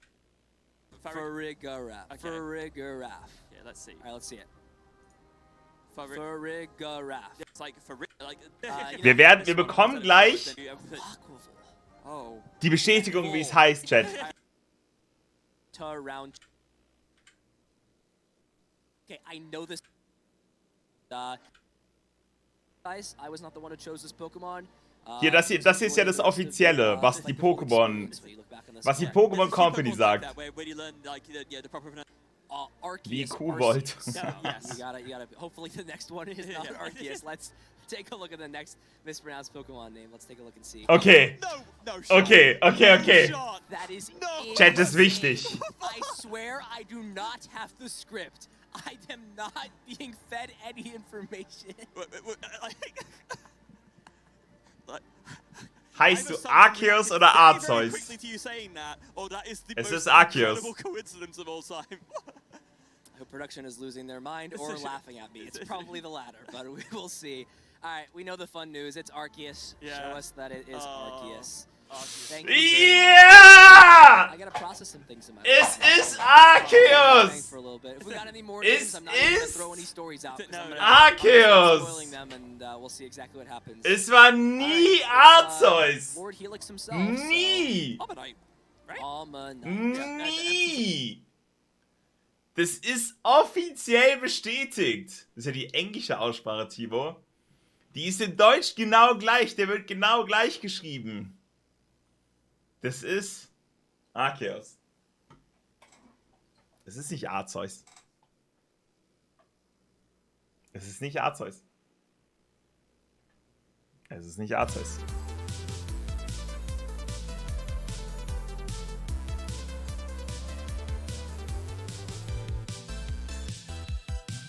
Es ist offiziell. Es ist offiziell bestätigt. Es ist offiziell. Obviously, this little guy is going to be everywhere. If you haven't met him yet, this is Incineroar, and you're going to expect to see a lot of Incineroar running around. I don't know if there's going to be anything too unique, but I want to see more weather.